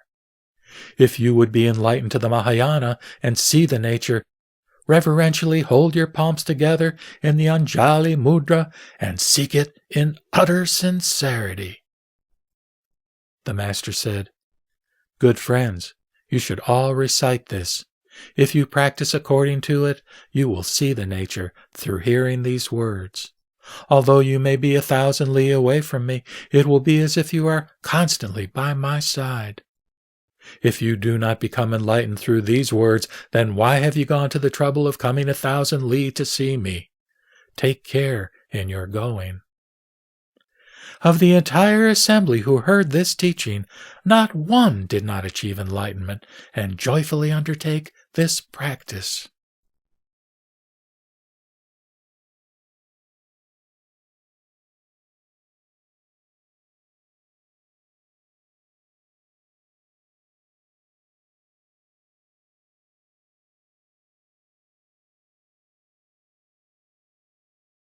The Platform Sutra of the 6th Patriarch. No.7 Encounters. After attaining the Dharma in Huineng, the Master returned to Cao Hao village in Shao Chao, where no one knew him. Another text says, when the Master left, he went to Cao Hao village, where he stayed more than 9 months. The Master then said to himself, "In less than 30 or so days, I will go to Huineng." This would be the utmost in seeking the way. How could I hesitate? The time of his going, as given in this other text, is incorrect. There was a Confucian scholar named Liu Qi Liu, whose ritual propriety was profound. Qi Liu had an aunt who was a nun named Wu Qin Sang, or Inexhaustible Treasury, who constantly recited the Great Nirvana Sutra. When the Master heard it for a bit, he understood its wondrous meaning and explained it for her. The nun, who who was holding the text, asked about a word, and the master said, "I cannot read the words, but you can ask me about the meaning." The nun said, "If you do not read the words, how can you understand the meaning?" The master said, "The wondrous principle of the Buddhas has nothing to do with words."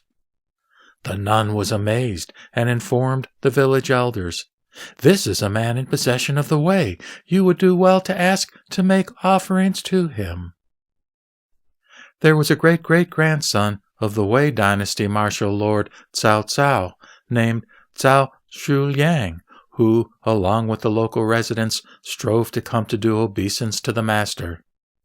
At that time, the old Paolin monastery was in ruins, having been burned by soldiers at the end of the Sui dynasty. A new monastery was built once again on the old foundation. The master was invited to reside there, and he suddenly turned it into an abode of the treasure of the teaching. The master stayed there for more than 9 months, when he was once again pursued by an evil mob. The master escaped to the mountain in front of the monastery, and the mob set fire to the forest to force him out.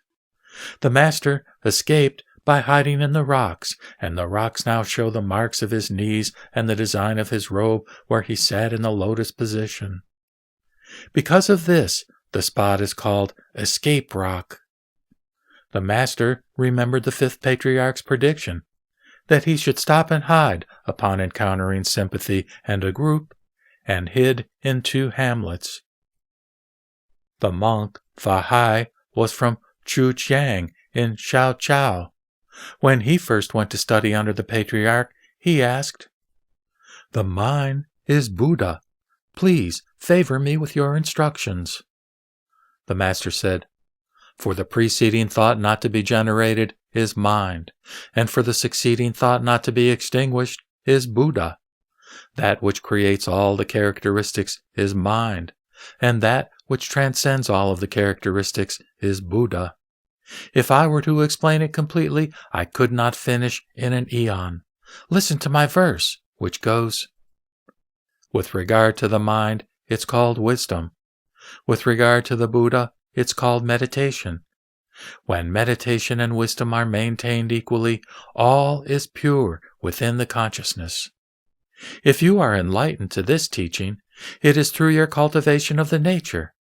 Its function is fundamentally birthless. The dual cultivation is correct."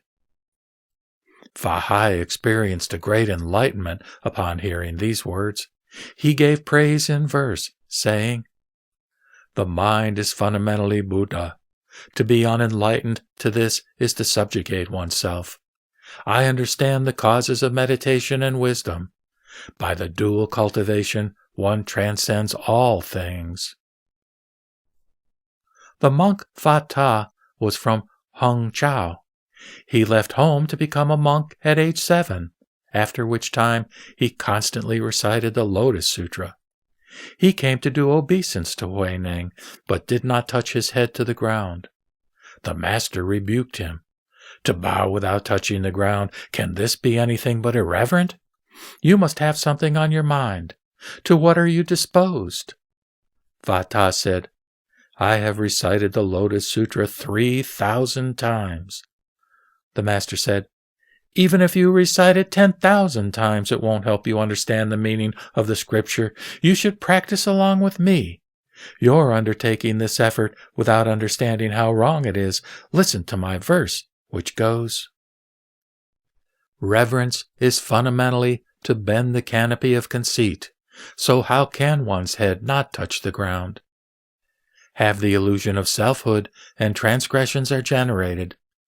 Destroy merits, and one's blessings are beyond measure." The master also said, "What's your name?" The monk answered, "Fa Ta." The master said, "You are named Fa Ta, or Dharma penetration, but when have you ever penetrated the Dharma?" He spoke another verse which went, "Your name is now Fa Ta. You have diligently recited the Lotus Sutra without cease. Reciting in vain, you have only been emanating sounds. It is the wise mind that is called Bodhisattva. Since you have now had this connection with me, I will now explain Buddhism for you. Simply have faith that the Buddha was silent, that only lotuses come forth from his mouth. After Phata heard this verse, he said in gratitude, "From now on I will be deferential toward all. Your disciple has recited the Lotus Sutra without understanding its meaning, and my mind always harbored doubts. Your Reverence's wisdom is vast, so would you please briefly explain the sutra's meaning?" The Master said, "Phata, the Dharma is profoundly penetrating, but your mind has not penetrated it. The sutra is fundamentally without doubt. It is your mind itself that doubts. As you recite this sutra, what is its central doctrine?" Phata said, "This student is dull of disposition and has always just relied on reciting the text. How could I understand its central purport?" The Master said, "I do not understand words, but try reciting the sutra for me once, and I will explain it for you." Phata then recited the sutra aloud. When he came to the chapter on parables, the Master said, "Stop! The central doctrine of this sutra is fundamentally the causes and conditions and the appearance of the Buddhas in the world. There can be no parables that surpass this. What are the causes and conditions? The sutra says, quote, "The Buddhas and world-honored ones only appear in the world through the causes and conditions of the one great affair," close quote. The one great affair is the perceptual understanding of the Buddhas. The people of this world are delusively attached to characteristics externally and delusively attached to emptiness internally. If one is able to transcend characteristics within characteristics and to transcend emptiness within emptiness, this is to be undiluted, both externally and internally. If you are enlightened to this teaching, your mind will open up in enlightenment in a single moment of thought. This is to quote, "open the perceptual understanding of the Buddhas." Buddha means enlightenment. This may be divided into 4 teachings. To open the perceptual understanding of enlightenment, to manifest the perceptual understanding of enlightenment, to be enlightened to the perceptual understanding of enlightenment, and to enter the perceptual understanding of enlightenment. If one hears of opening and manifesting, one should be able to be enlightened and enter. Thus, perceptual understanding of enlightenment is fundamentally the true nature becoming manifest. You should be careful not to misinterpret the sutra and have a mistaken view of some other path. Opening and manifesting, being enlightened and entering, are themselves the perceptual understanding of the Buddhas. And those in our school are no different. To interpret the sutra the way you do is to revile the sutra and vilify the Buddhas. That mind is the Buddha, fully endowed with perceptual understanding. What use would there be of any further opening? You should have faith that the perceptual understanding of the Buddhas is only your own mind. There is no other Buddha. It is only that all the sentient beings obstruct their own brilliance by the sensory realms of desire.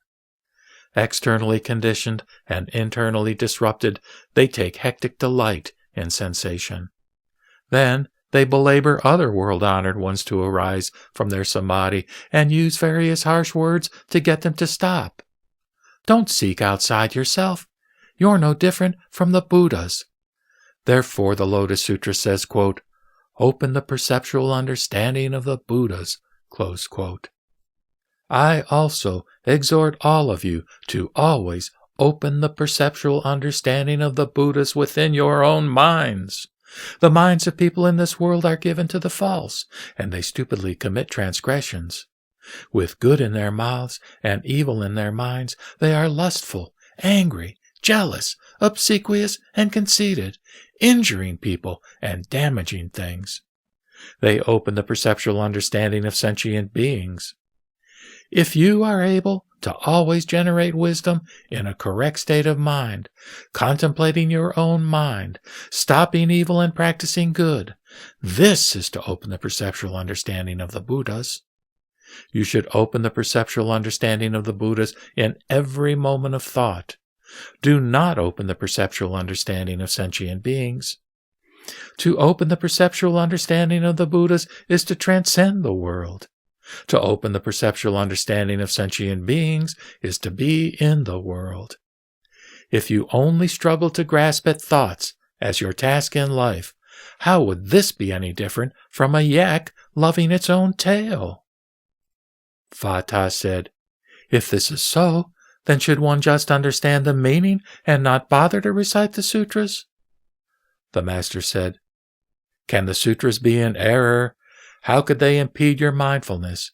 It is just that delusion and enlightenment are in the person, that harm and benefit depend on oneself. To recite with the mouth and practice in the mind is to turn the sutra. To recite with the mouth without practicing in the mind is to be turned by the sutra. Listen to my verse, which says, 'Deluded in mind, one is turned by the lotus. Enlightened in mind, one turns the lotus.' To recite the sutra without ever understanding is to be an enemy of its meaning. Be without thought, and one's thoughts are correct. Be with thought, and one's thoughts become false. If one considers neither with nor without, one will always ride the cart of the white bull."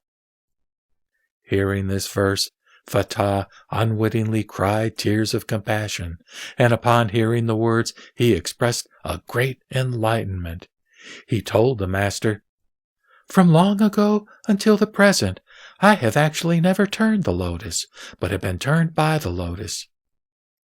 Fata announced further, "The sutra says, quote, 'All the great Shravakas and Bodhisattvas, even though they think about it and consider it as much as possible, cannot comprehend the wisdom of the Buddha.'" Close quote. Now, you would have ordinary people simply become enlightened to their own minds, yet you call that the perceptual understanding of the Buddhas.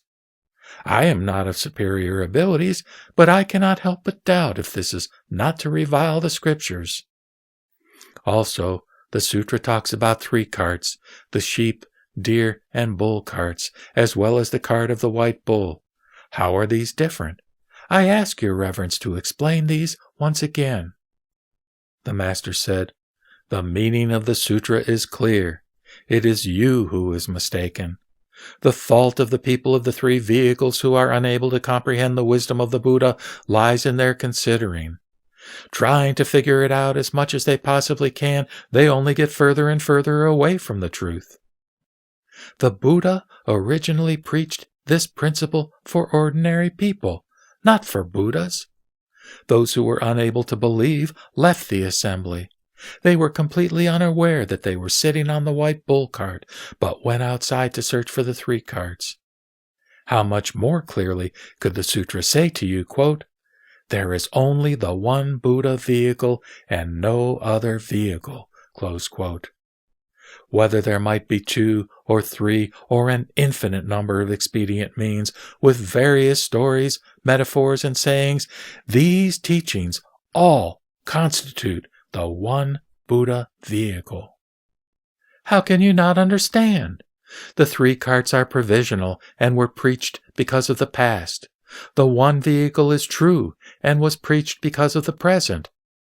I teach only that you should repudiate the provisional and revert to the true. After reverting to the true will also have no name. You should understand that all the treasures you have are dependent on you and are used by you.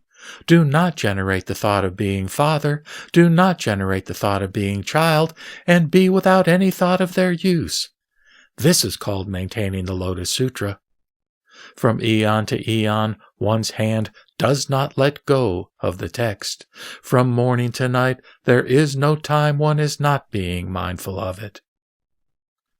Fata achieved a revelatory inspiration and leapt up in ecstasy. In verse, he gave praise, saying, "The 3,000 times I have recited the sutra are forgotten with a word from Huineng of Cao Chi. Not understanding the supramundane truth, how could one exhaust the diluted waste of so many lifetimes?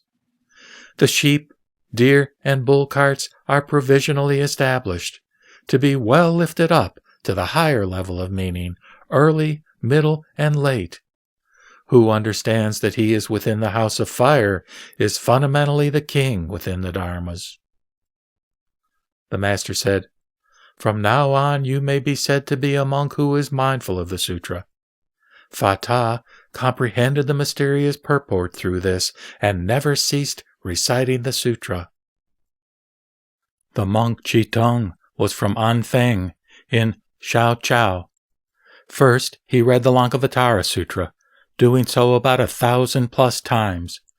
But he did not understand the 3 bodies and 4 wisdoms, so he did obeisance to the Master and asked for an explanation of these doctrines. The Master said, "As to the 3 bodies, the pure Dharmakaya is your nature. The perfect and complete Sambhogakaya is your wisdom. And 1,000 billion Nirmanakayas are your practices, that is, mental activities. To speak of the 3 bodies apart from the fundamental nature is called having the bodies but being without wisdom. If you are enlightened to the fact that the 3 bodies have no self-natures, then you will understand the Bodhi of the 4 wisdoms. Hear my verse, which says, 'The self-natures are endowed with the 3 bodies. Generating illumination, the 4 wisdoms are created.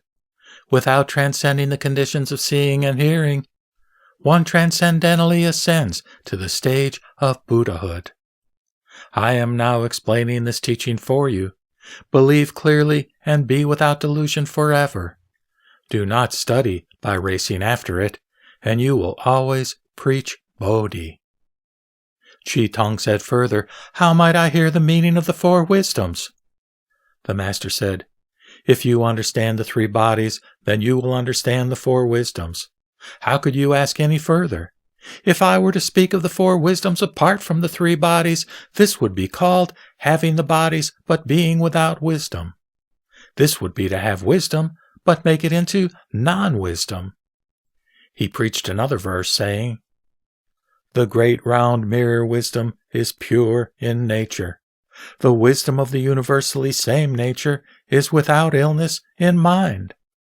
The seeing of the wondrous contemplation wisdom is not the result of merit. The wisdom that creates that which is accomplished is identical to the round mirror wisdom. The 5 and the 8th, 6th, and 7th consciousnesses transform through results and causes. These are just names that are used with no true nature. If one's sentiments linger not in the places of their transformations, in profusion does one generate in the locus of permanence, the samadhi of the dragon. Thus are the consciousnesses transformed into the wisdoms. In the teachings it says, quote, "Transform the first 5 consciousnesses into the wisdom that creates that which is accomplished.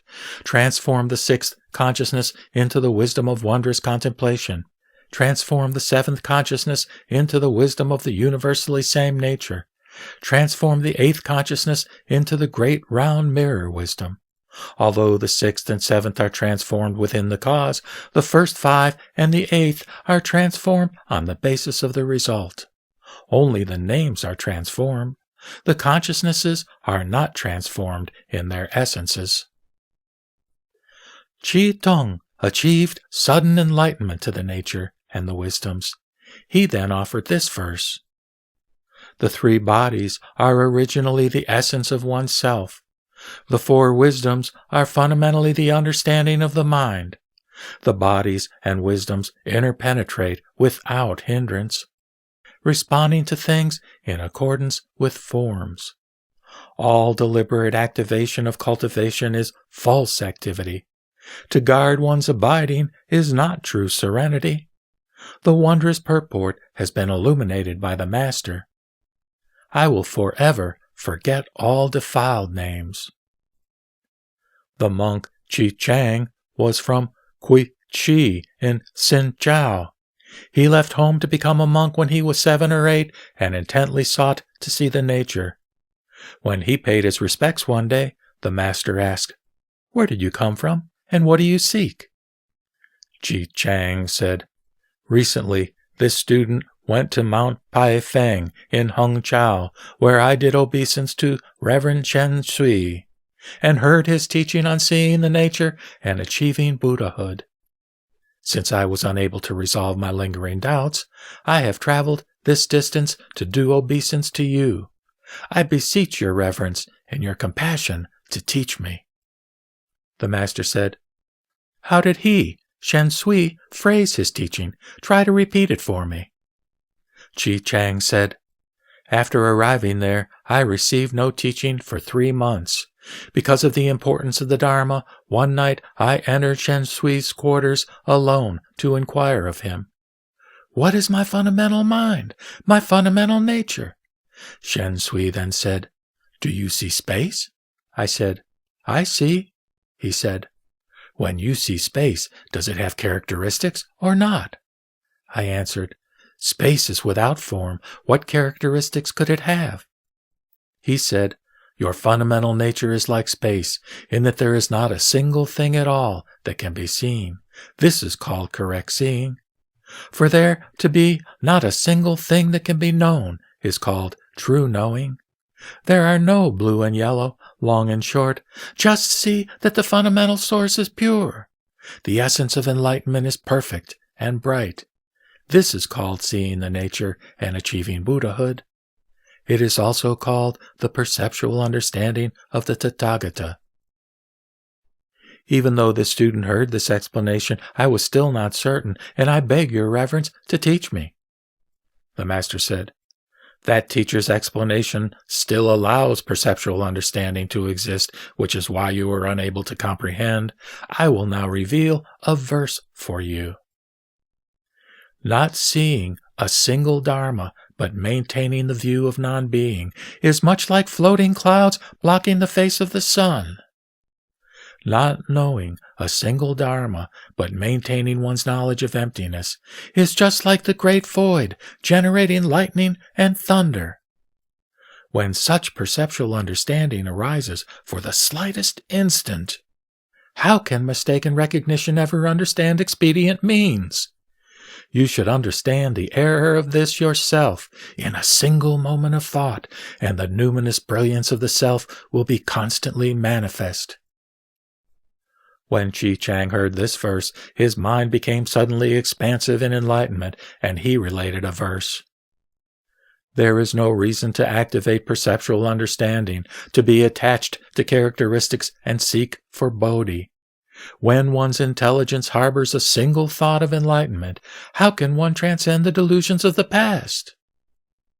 The self-nature, enlightened to the essential source, illuminates the crazed currents of awareness.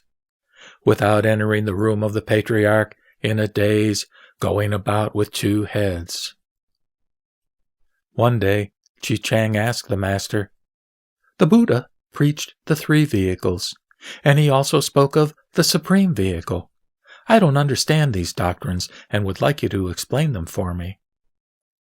The master said, "When you contemplate your own fundamental mind, do not be attached to the external characteristics of dharmas. There are no 4 vehicles in the Dharma. It is only that people's minds vary. To learn and recite is the small vehicle. To be enlightened to the Dharma and understand its meaning is the middle vehicle. And to cultivate according to the Dharma is the great vehicle. To penetrate all the myriad dharmas, and to be equipped with all the myriad dharmas without any defilement at all, to transcend the characteristics of the various dharmas without anything that is attained, this is called the supreme vehicle. Vehicle has the meaning of practice and cannot be argued about orally. You must cultivate yourself, not ask me about it. At all times, the self-nature is itself such-like." Chi Chang thanked Huineng and served the master until the end of his years. The monk Chi Tao was from Nanhai in Guangzhou. He requested the benefit of the master's teaching, saying, "Since this student left home to become a monk, I have spent more than 10 years perusing the Nirvana Sutra, but I haven't understood its message. Would your reverence favor me with your explanation?" The master said, "What is it you do not understand?" Chitao said, "I am in doubt about the lines, quote, 'All processes are impermanent, these being the dharmas of generation and extinction. When generation and extinction are extinguished, quiescence is blissful.'" Close quote. The master said, "What doubts do you have?" Chitao said, "All sentient beings have two bodies, the physical body and the Dharmakaya. The physical body is impermanent and is subject to generation and extinction, but the Dharmakaya is permanent and is without knowing and without cognition. The sutra says, quote, 'When generation and extinction are extinguished, quiescence is blissful.' Close quote. But I don't know which body is quiescent and which body experiences the bliss. If it's the physical body, when it's extinguished, the four elements would disperse. This would result in a state of total suffering, and suffering cannot be called blissful. If it is the Dharmakaya that becomes extinguished, then one would be identical to the plants and rocks, and who would experience the bliss? Further, the Dharma nature is the essence, and the 5 skandhas are the functions of generation and extinction. There is one essence and 5 functions. If generation and extinction are permanent, if there is generation, then the functions should be activated on the basis of the essence. And if there is extinction, then the functions should revert into the essence. To hear that there is generation once again implies that sentient beings are subject to neither annihilation nor extinction. But not to hear that there is generation once again implies a permanent reversion to quiescence, which would make sentient beings identical to inanimate objects. If this were the case, then all the myriad dharmas would be contravened by nirvana and could not be generated. So how would there be bliss? The master said, "You are a disciple of the Buddha, so why are you cultivating the false views of annihilationism and eternalism of the heterodox paths? To explain the teaching of the Supreme Vehicle on the basis of what you have just said would be to imply that there is a Dharmakaya separate from the physical body and that one must transcend generation and extinction in order to seek quiescence. Furthermore, you have argued from the Nirvana Sutra's doctrine of permanence and bliss that there is a body that experiences the functions. But this doctrine was preached on behalf of sentient beings who poignantly grasp onto samsara and are shamefully attached to worldly pleasures. You should now understand that the Buddha preached on behalf of all deluded people that the 5 skandhas conjoin to make their own essences and characteristics. Sentient beings discriminate all the dharmas as external sensory characteristics, taking generation as good and extinction as bad, and being swept along moment after moment. They do not understand that the dreamlike phantasmagoria are false, and that they pointlessly and crazily experience samsara. Thinking that permanent and blissful nirvana is transformed into the characteristics of suffering, they rush seeking after it all the time. Taking pity on such people, the Buddha indicated the true blissfulness of nirvana. If even for an instant there is no characteristic of generation, and even for an instant there is no characteristic of extinction, then there will be no generation and extinction that can be extinguished. This is to have quiescence right there. But if when it is right there, one does not have the thought of it being right there, this is called permanent and blissful.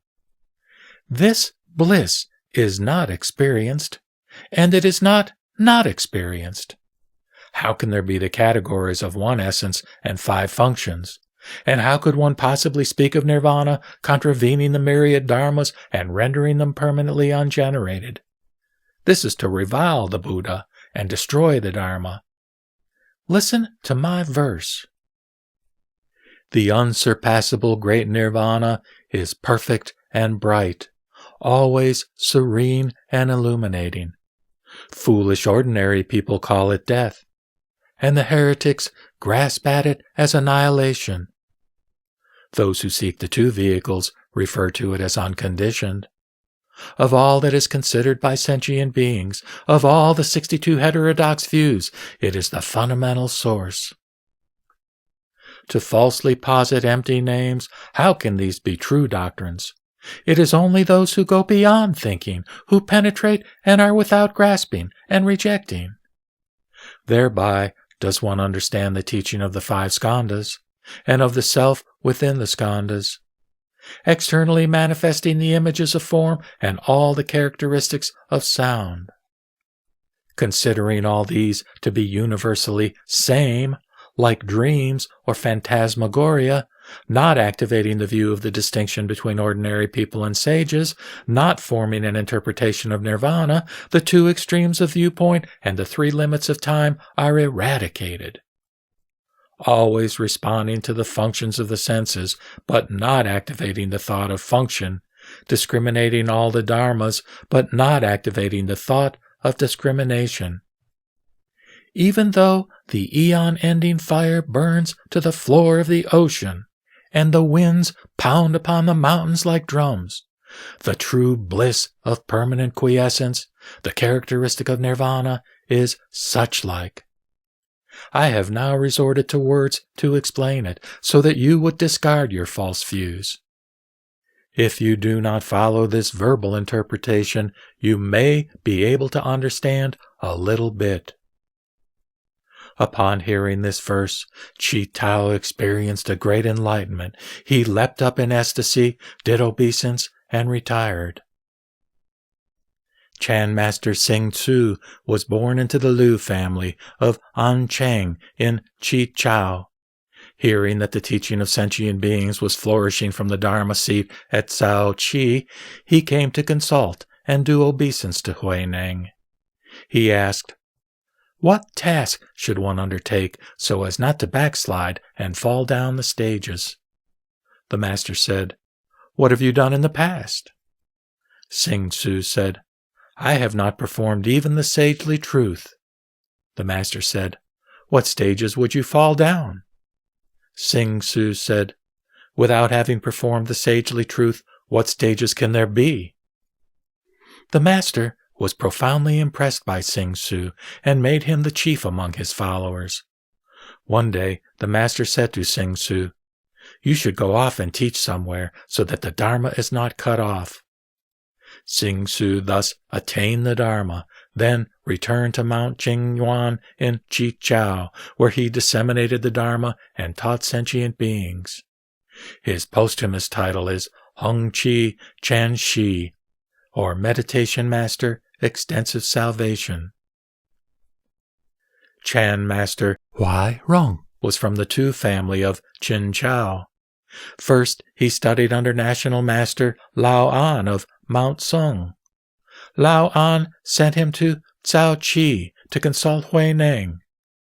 When Huineng arrived and did his obeisance, the master asked, "Where have you come from?" Huineng said, "Mount Sung." The master said, "No matter what kind of thing, how would it come?" Huineng said, "If you say it's like a single thing, then you're off the mark." The master said, "Then can it be cultivated and realized?" Huineng said, "Cultivation and realization are not non-existent, but defilement does not occur." The master said, "If it's only that you here are not defiled, then this is the mindfulness maintained by the Buddhas. You are such as this, and I am such as this." Prajñā of Western India predicted, quote, "Beneath your feet will come a pony who will trample the people of this world to their deaths." Close quote. What you should do will be revealed within your mind. Do not preach too quickly. Huineng experienced a suddenly expansive conjunction with the fundamental mind. Thereupon, he served as Huineng's attendant for 15 years, becoming more immersed in the mysterious profundity day by day. Later, he went to Nanyue, where he greatly disseminated the Chan school. By imperial proclamation, his posthumous title was Chan Master Ta Hui, or Meditation Master, Great Wisdom. Chan Master Yung Chia Xuan Chu was from the Tsai family of Wen Chao. When he was young, he studied the Sutras and Shastras and trained in the teaching of cessation and contemplation, that is, concentration and insight meditation of Tian Chai. Through reading the Vimalakirti Sutra, he illuminated his mind ground. Coincidentally, he visited and discussed the Dharma with the master student Xuan Tse. Everything he said was in implicit accord with the teachings of the patriarchs. Xuan Tse said, "From whom did you attain the Dharma?" Xuan Chu said, "I heard that there is a succession of teachers for the Mahayana Sutras and Shastras. Later, I became enlightened to the central doctrine of the mind of the Buddha by reading the Vimalakirti Sutra. As yet, no one has verified my realization." Xuan Tse said, "Attained prior to King Sounds of Dignity, becoming enlightened oneself without a teacher after King Sounds of Dignity. In both cases, this was the heretical path of naturalism." Xuan Chu said, "May I request that you verify my realization?" Xuan Tse said, "My words carry no weight, but in Cao Chi there is the sixth patriarch, Great Master Huineng. Students assemble there from the four directions like clouds. You would certainly receive his Dharma, and if you would go there, I will accompany you." Xuan Chu then came with Xuan Tse to consult the master. Upon his arrival, he walked around the master 3 times, shook his staff, and stood still. The master said, "Monks are provided with 3,000 forms of deportment and 80,000 specific practices. Where have you come from, O one of great virtue, to generate such great self-conceit?" Xuan Chu said, "The matter of birth and death is great, and impermanence is rapid and swift." The master said, "Why don't you understand the birthless and comprehend that there is no swiftness?"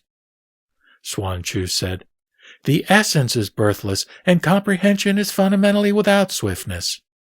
The master said, "So it is, so it is." Only then did Xuan Chu do obeisance to Huineng with full ceremony. He then immediately said he was going to leave. The master said, "Now isn't this really swift?" Xuan Chu said, "The fundamental is itself motionless, so how can there be swiftness?" The master said, "Who knows its motionlessness?" Xuan Chu said, "You have just given birth to discrimination." The master said, "You have profoundly attained the meaning of birthlessness." Xuan Chu said, "How can the birthless have a meaning?" The master said, "If there is no meaning, who is it that discriminates?" Xuan Chu said, "Nor is discrimination a meaning." The master said, "How excellent! But at least stay 1 night." From this time they called him One Night Xuan Chu. Later, he wrote the Song of Enlightenment, which was disseminated throughout the world. His posthumous title was Wu Tsang Da Shi, or Great Master Without Characteristics. At the time he was called Chen Chu. The Chan monk Chi Huang first consulted the 5th patriarch and claimed that he had attained samadhi. Living in a hut, he devoted himself to lengthy sitting for 20 years. When the master's disciple Xuan Tse was wandering through Ho Shuo, the area north of the Yellow River, he heard of Chi Huang's fame and went to visit him in his hut. Xuan Tse said, "What do you do here?" Chi Huang said, "I enter into samadhi." Xuan Tse said, "When you say enter into samadhi, does the mind of being enter, or does the mind of non-being enter? If it is the mind of non-being that enters, then all the insentient plants and rocks would be able to attain samadhi. If it is the mind of being that enters, then all the sentient beings who have consciousness would also be able to attain samadhi." Chi Huang said, When I have entered into samadhi, I am unaware of the existence of the minds of being and non-being.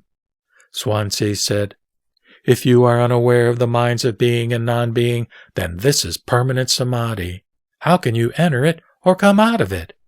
If there is entering and coming out, then this is not the great samadhi. Chi Huang did not respond. After a while he said, From whom have you succeeded in this teaching? Swansea said, My master is the 6th Patriarch of Cao Chi. Chi Huang said, What does the 6th Patriarch take as meditation? Swansea said, What our master preaches is the wondrously peaceful and perfectly quiescent. The essence and functions are such-like. Such-like. The 5 skandhas are fundamentally empty. The 6 types of sensory data are non-existent. One does not enter and come out of samadhi. One is neither concentrated nor disturbed. Meditation is in its nature non-abiding, and the serenity of meditation transcends abiding. Meditation in its nature is birthless, and the thoughts of meditation transcend birth. The mind is like space, but it is without any thinking of space. When Chi Huang heard this teaching, he came to visit the master. The master asked, Why have you come? Chi Huang related the previous events. The master said, Truly, it is as you have been told.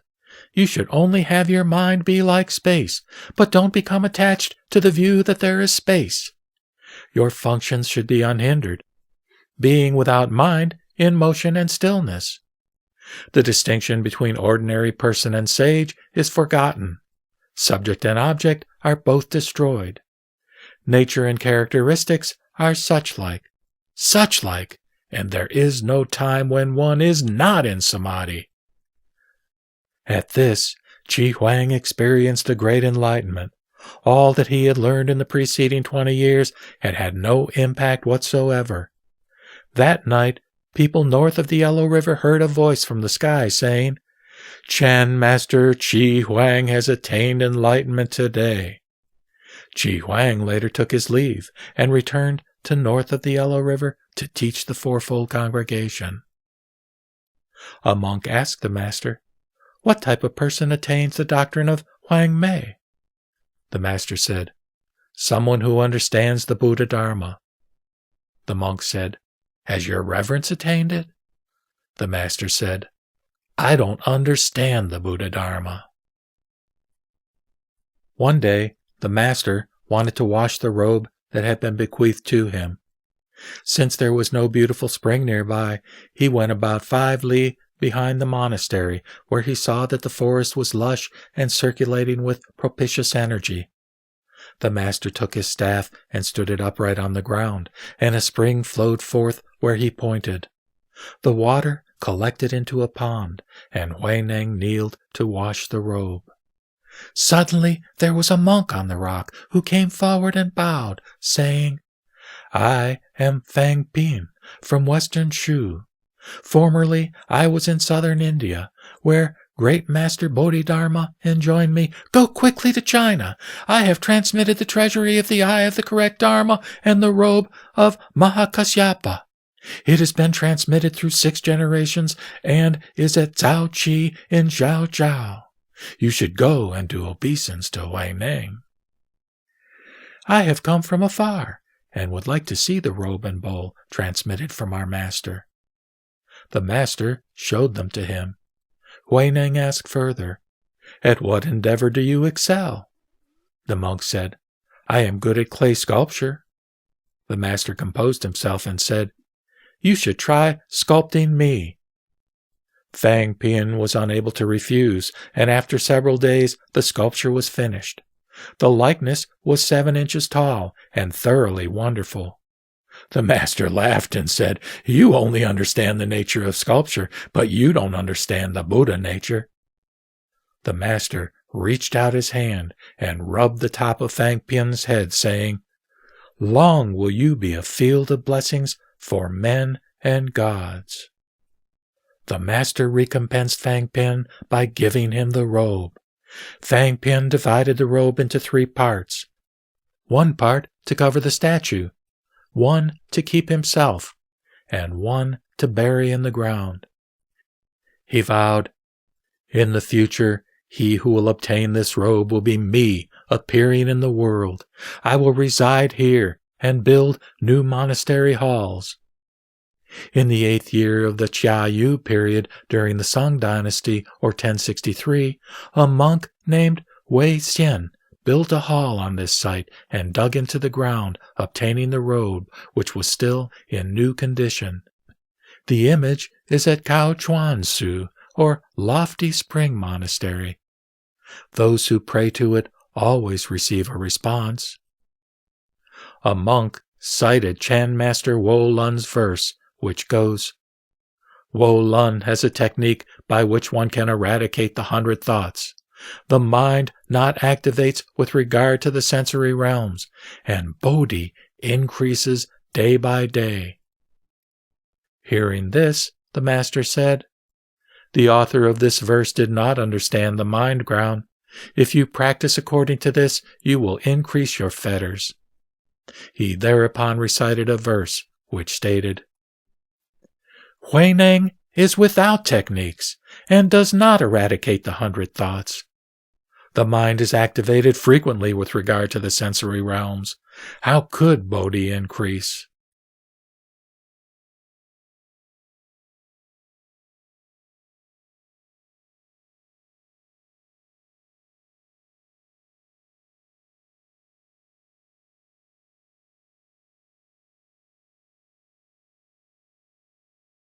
The Platform Sutra of the 6th Patriarch, Number 8, Sudden and Gradual. When the Patriarch Huineng resided at Paolin Su in Cao Chi, Great Master Shen Su was at Yu Chuan Su, or Jade Spring Monastery in Qingnan. At this time, the 2 schools flourished, and everyone said, Huineng in the south and Shen Su in the north. Hence, there was a division into the 2 schools of south and north, sudden and gradual, but students did not understand the purport of this distinction. The master told the assembly, "In the Dharma, there is fundamentally one doctrine. It is in people that there is south and north. The Dharma is thus a single seed, but in seeing it, there is fast and slow. What is it that is named sudden and gradual? The Dharma is without sudden and gradual. It is people that are clever or dull. Therefore, the names sudden and gradual. But Shen Xiu's followers frequently criticize the southern school, saying the Patriarch Huineng is completely illiterate, so how could it be better?" Shen Xiu said, "He has attained the wisdom that is without teacher, and is profoundly enlightened to the superior vehicle. I have not. In fact, my teacher, the 5th Patriarch, personally transmitted the robe and Dharma to him.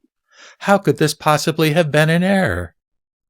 I regret I am unable to travel the great distance to be close to him, but falsely receive the nation's munificence. You people do not linger here, but go to Cao Chi to consult with Huineng and have your doubts resolved." One day, Shen Xiu commanded his student Qi Cheng, "You are intelligent and wise in many things. Go on my behalf to Cao Chi and listen to Huineng's Dharma. Whatever you hear, memorize it and come back and tell it to me." Following this command, Qi Cheng went to Cao Chi, where he joined the assembly and inquired of Huineng without saying where he was from. At that time, the Patriarch informed the assembly, "There is now a person hiding in this assembly in order to steal the Dharma." Thereupon, Qi Cheng came forward, did obeisance, and told everything. The master said, "You have come from Yu Chuan Su. This must have been a plot." Qi Cheng answered, "No, it isn't." The master said, "Why isn't it?" Qi Cheng answered, "Before I spoke up it was, but now that I've spoken up, it isn't." The master said, "How does your master teach his followers?" Chi Cheng answered, "He always teaches his congregation to fix the mind to contemplate purity and sit constantly without lying down." The master said, "To fix the mind to contemplate purity is a sickness, not meditation. How could it benefit the principle to sit constantly with rigid body? Listen to my verse. You can sit in meditation without lying down from the day you're born, but when you die, you will lie down and not sit up. One always has this putrid skeleton. Why should one set such a task?" Chi Cheng did obeisance again and said, "When I was at Great Master Shen Xu's, I studied the way for 9 years without achieving enlightenment. Now I have heard one explanation by your reverence, and I have conformed to it, that is, become enlightened to the fundamental mind. I believe that the matter of birth and death is important. Would your reverence and your compassion teach me further?" The master said, "I have heard that your master teaches students about morality, meditation, and wisdom, but I don't know how he explains them. What are the characteristics of his practice? Tell them to me." Chi Cheng said, "Great Master Shen Xu teaches that not to do evil is called morality, to practice good is wisdom, and to purify one's own intentions is called meditation. Thus does he teach. I wonder, with what dharma does your reverence teach people?" The master said, "To say that I have a dharma for people would be to deceive you. I simply release people's fetters according to the situation. The samadhi of provisional names, such as your master's explanation of morality, meditation, and wisdom, is truly inconceivable. But my view of morality, meditation, and wisdom is different." Chi Cheng said, "There can be only one type of morality, meditation, and wisdom. How can there be any other?" The master said, "The morality, meditation, and wisdom of your teacher is directed at people of the great vehicle. My morality, meditation, and wisdom are directed at people of the supreme vehicle. The enlightenment and understanding of people differs, and there is slow and fast in seeing. Listen to my explanation and see if it's the same as his. The Dharma that I preach does not depart from the self-natures. To preach the Dharma apart from the essence is called superficial preaching and is permanently deluded regarding the self-natures. You should understand that all the functions of the myriad dharmas are all activated from the self-nature. This is the true dharma of morality, meditation, and wisdom. Listen to my verse. For the mind ground to be without error is the morality of the self-nature. For the mind ground to be without stupidity is the wisdom of the self-nature. For the mind ground to be without disruption is the meditation of the self-nature. Neither increasing nor decreasing, one's self adamantine.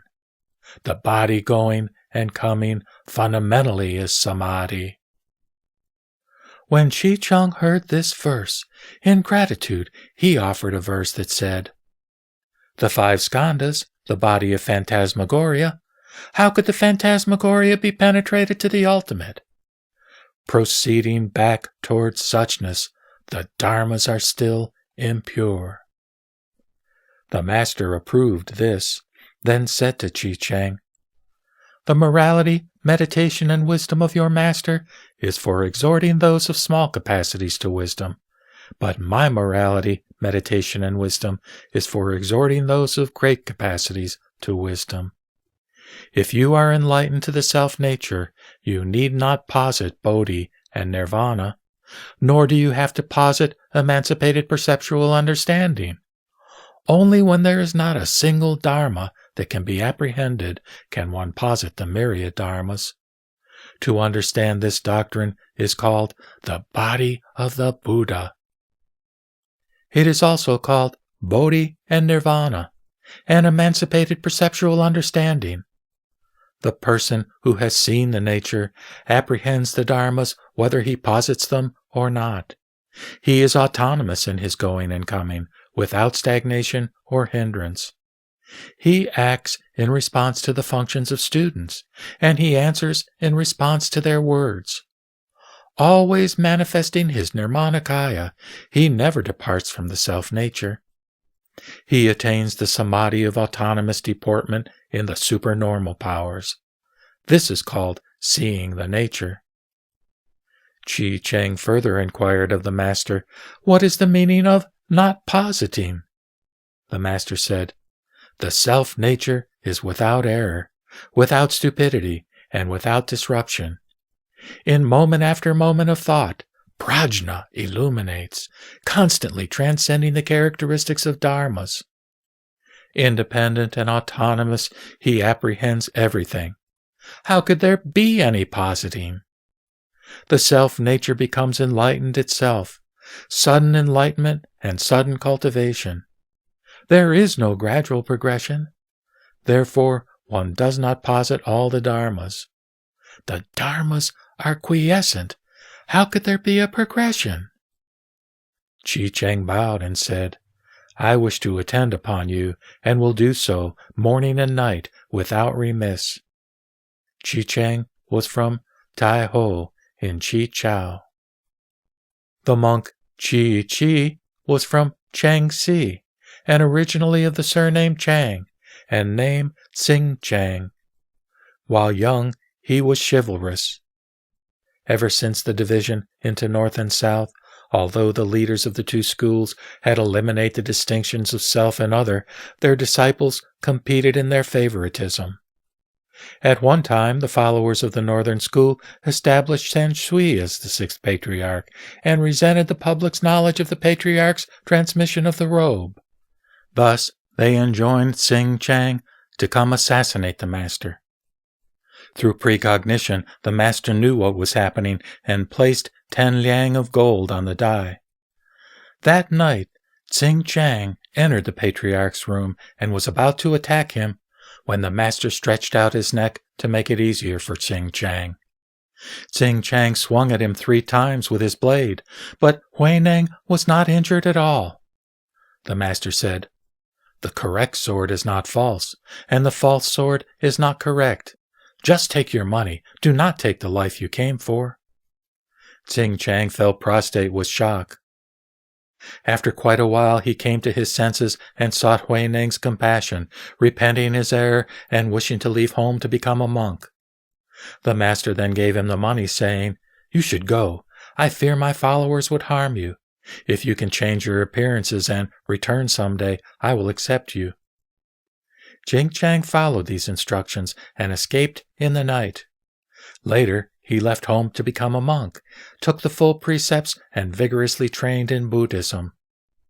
One day, remembering what the master had said, Sing Chang came from afar to pay his respects. The master said, "I have been thinking of you for a long time. What night did you come?" Sing Chang said, "Previously, your reverence disposed of my transgression. Now, although I have left home and am engaged in ascetic practices, ultimately it will be impossible to reward you for your virtuous action. Is transmitting the Dharma and saving sentient beings all that I can do?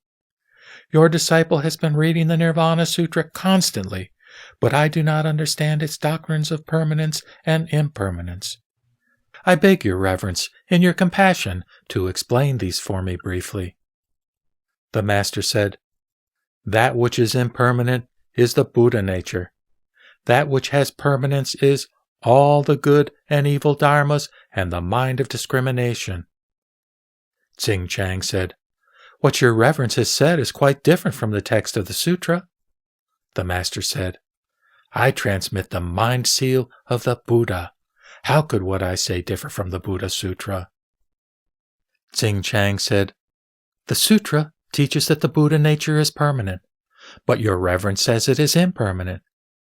The sutra says that the good and evil dharmas and the minds of Bodhi are all impermanent, but your reverence says they are permanent. This difference has made this student even more confused." The Master said, "Formerly, I heard the nun Wu Jin Sang read through the Nirvana Sutra once, and I explained it for her without so much as a single character or single doctrine being different from the text of the sutra, and I ultimately have no separate teaching for you." Tsing Chang said, "This student's understanding is shallow, and I ask your reverence to reveal the teaching for me in detail." The Master said, "Do you understand? If the Buddha nature were permanent, then, no matter what good and evil dharmas one explained, not a single person throughout the entire eon would generate bodhicitta. Therefore, I preach that it is impermanent. This is precisely the way of true permanence preached by the Buddha. Furthermore, if all the dharmas were impermanent, then everything would have its own self-nature that would experience birth and death, and those true and permanent natures would not be omnipresent. Therefore, I preach that they are permanent, which is precisely the true doctrine of impermanence preached by the Buddha. Because ordinary people and heretics are attached to false permanence, and those of the two vehicles consider permanence to be impermanence, together forming the 8 confusions, the Buddha, in the authoritative teaching of the Nirvana Sutra, destroyed their prejudices and revealed his explanation of true permanence, the true bliss, the true self, and the true purity. You are now relying on the words, but going against the meaning. With an nihilistic impermanence and a deterministic permanence, you have misunderstood the Buddha's last words, which are perfect, wondrous, and subtle.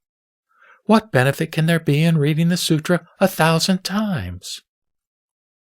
Tsing Chang suddenly experienced a great enlightenment, after which he spoke a verse, which went, "Because we maintain our minds of impermanence, the Buddha preached of permanence.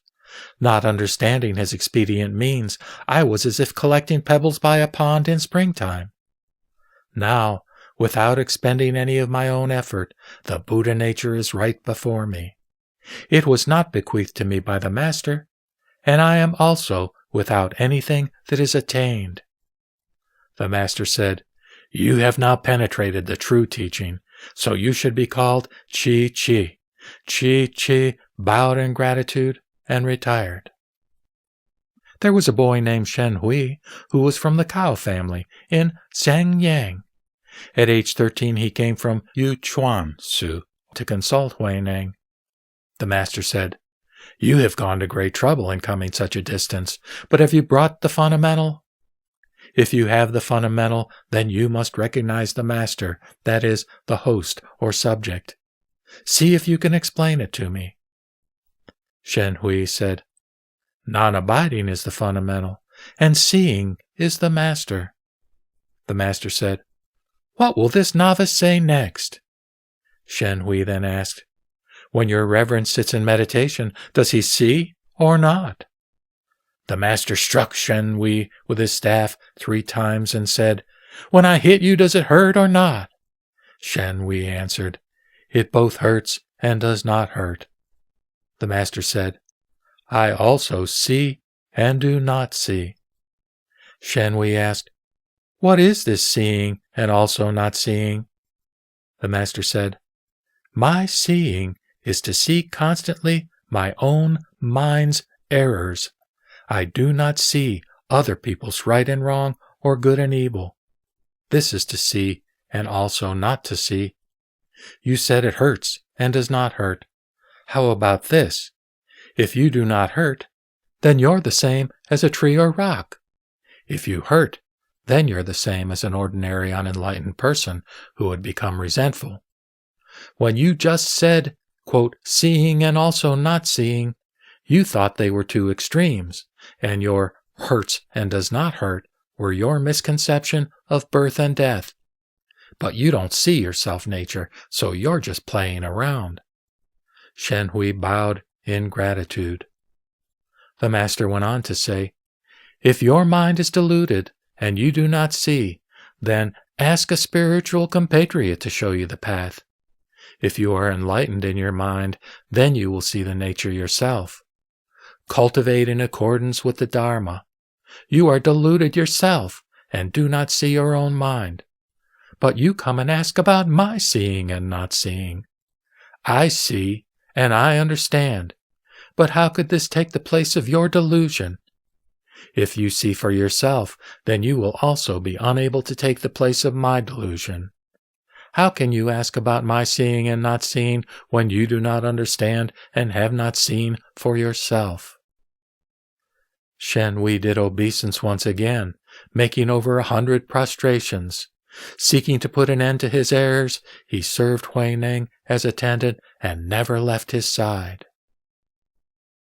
One day, the master announced to the assembly, "I have a thing without head or tail, without name or title, without front or back. Do you know what it is?" Shen Hui came forth and said, "It is the fundamental source of the Buddhas. It is my Buddha nature." The master said, "I told you it was without name or title, but you have called it the fundamental source, the Buddha nature. You've just covered your head with thatch. You become a follower with only discriminative understanding." After the Patriarch's extinction, Shen Hui entered Chang'an and Luoyang and widely disseminated the sudden teaching of Cao Qi. He wrote the explanation of the central doctrine, which circulated widely. This is Chan Master of Hotze Su, or Lotus Marsh Monastery. The master, seeing that many of those who would ask about the schools with evil intentions had gathered beneath his dais, took pity on them and said, "Students of the way, you should eliminate all good and evil thoughts. That there are no names that can be named is to name the self-natures. The non-dual nature is called the true nature. It is upon the true nature that all the teachings are established. At these words you should see for yourselves." When they heard this explanation, they all did obeisance and requested that he be their teacher.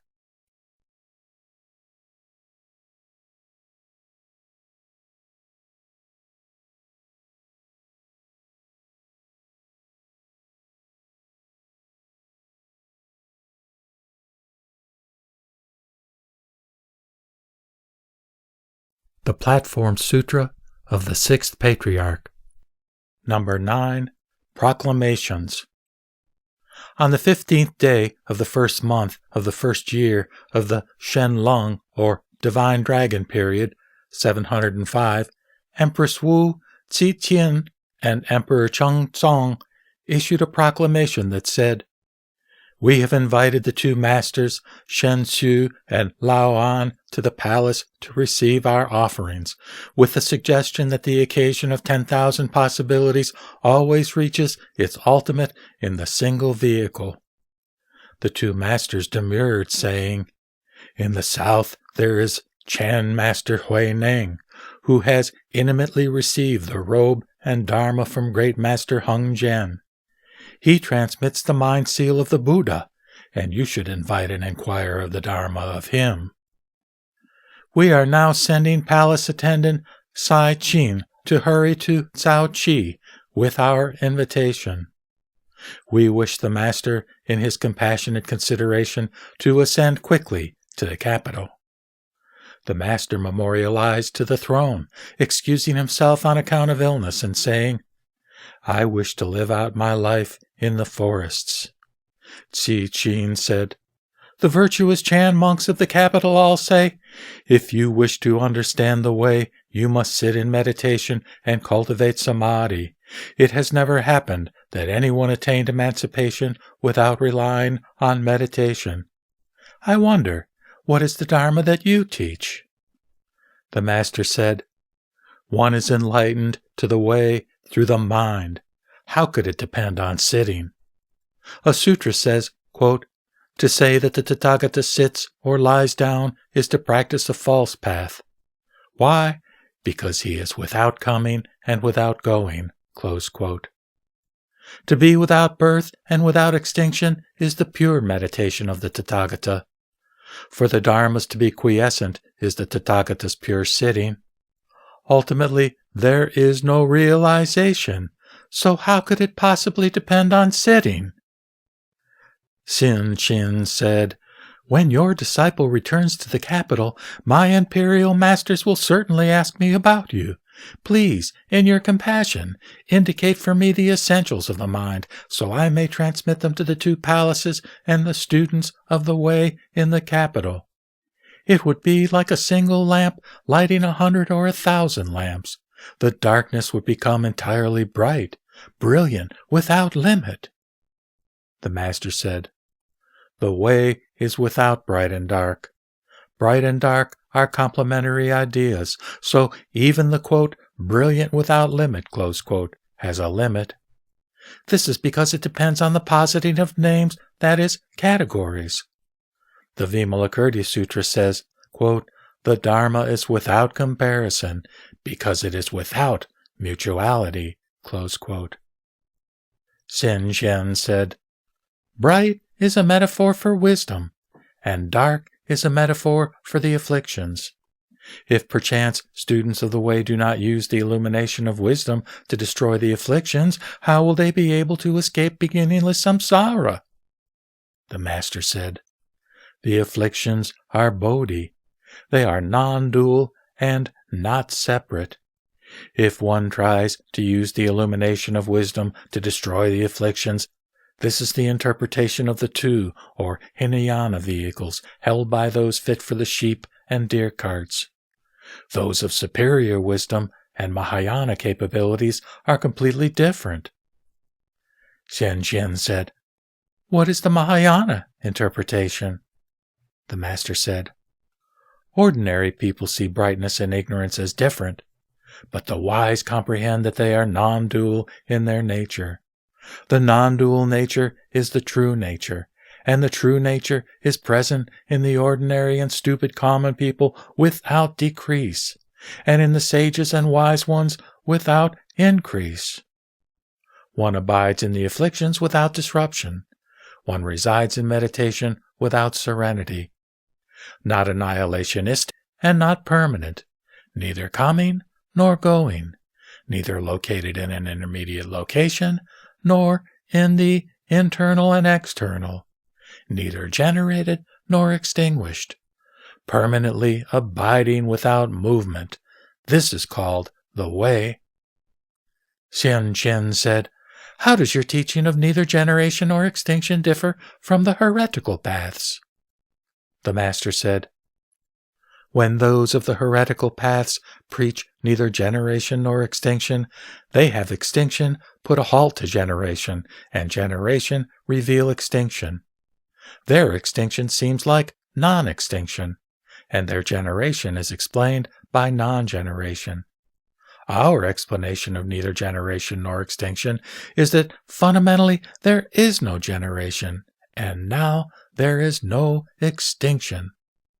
Therefore, it is different from the heretical paths. If you want to understand the essentials of the mind, you should simply not think about all the different types of good and evil. You will then naturally attain entry into the pure essence of the mind, which is peaceful and always serene, with wondrous functions as numerous as the sands of the Ganges River." When Xian Shen heard this teaching, he experienced a sudden, expansive, great enlightenment. After doing obeisance, he returned to the palace and submitted a memorial relating the master's words. On the 3rd day of the 9th month of that year, a proclamation was issued extolling the master, quote, "On account of age and illness, the master Huineng has declined our invitation, which was made so that we might cultivate the way. The master may be considered a field of blessings for the nation, just like Vimalakirti, who used his illness to teach the Mahayana in Vaisali. He transmits the mind of the Buddhas and discusses the non-dual Dharma. Xian Chen has transmitted the master's instructions, which are the perceptual understanding of a Tathagata. We have accumulated an overabundance of auspicious good, and have planted good roots in the past. Thus have we encountered the master's appearance in the world, and the teaching of the superior vehicle of sudden enlightenment. Our gratitude to the Master's good favor toward us is never ending." Close quote.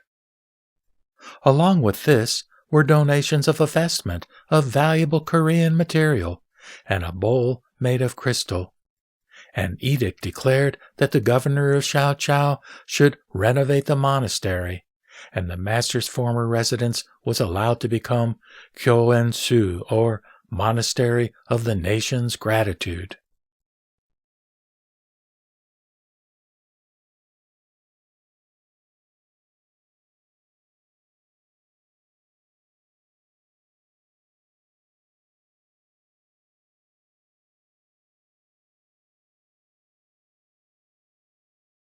The Platform Sutra of the Sixth Patriarch. No.10 Transmission. One day, the Master summoned his disciples Fa Hai, Chi Cheng, Fa Ta, Shen Hui, Chi Chang, Chi Tung, Chi Chi, Chi Tao, Fa Chen, and Fa Zhu, and said, "You are different from other people. After my extinction, you should each become a master in a different region. I will now teach you how to preach the Dharma without losing the fundamental doctrine. First, you should discuss the 3 categories of the teaching and the 36 responses of active functioning. Coming out and going in transcend the 2 extremes. In preaching all the Dharmas, do not depart from the self-nature. If suddenly someone asks you about the Dharma, say something that will exhaust dichotomies. You should always use the teachings of the responses, such as the mutual causation of coming and going. The dualistic dharmas will be thoroughly eliminated, and the questioner will have no recourse or no place to go. The 3 categories of the teaching are the skandhas, realms, and entrances. Skandhas refers to the 5 skandhas of form, feeling, thoughts, impulses, and consciousness. Entrances refers to the 12 entrances, or ayatana, the 6 types of external sense data of forms, sounds, smells, tastes, tangibles, and dharmas, and the 6 internal sense organs of eyes, ears, nose, tongue, body, and mind. Realms refers to the 18 realms, the 6 types of sensory data, the 6 senses, and the 6 consciousnesses. The self-nature is able to incorporate the myriad dharmas and is named the storehouse consciousness.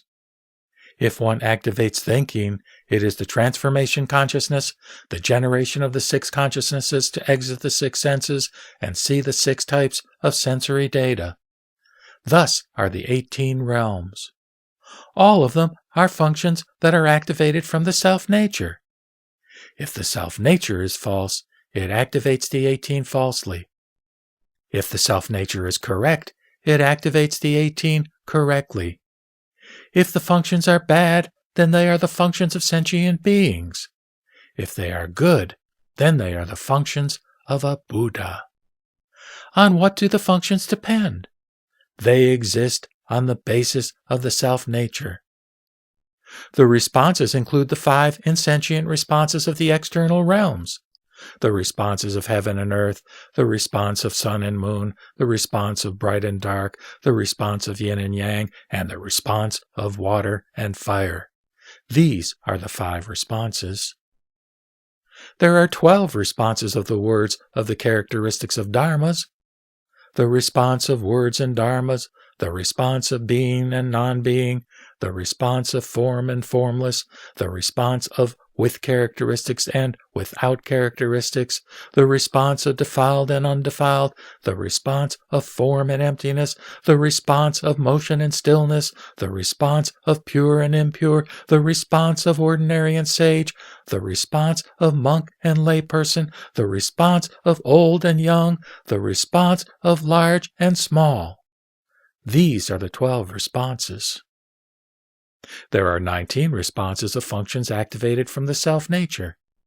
The response of long and short, the response of false and correct, the response of stupid and wise, the response of the foolish and sagacious, the response of disruption and concentration, the response of compassion and ill will or poison, the response of morality and transgression, the response of straight and crooked, the response of real and empty, the response of steep and level, the response of the afflictions and bodhi, the response of permanent and impermanent, the response of commiseration and injury, the response of joy and anger, the response of generosity and stinginess, the response of advancement and regression, the response of generation and extinction, the response of the Dharmakaya and the physical body, and the response of the Nirmanakaya and the Sambhogakaya.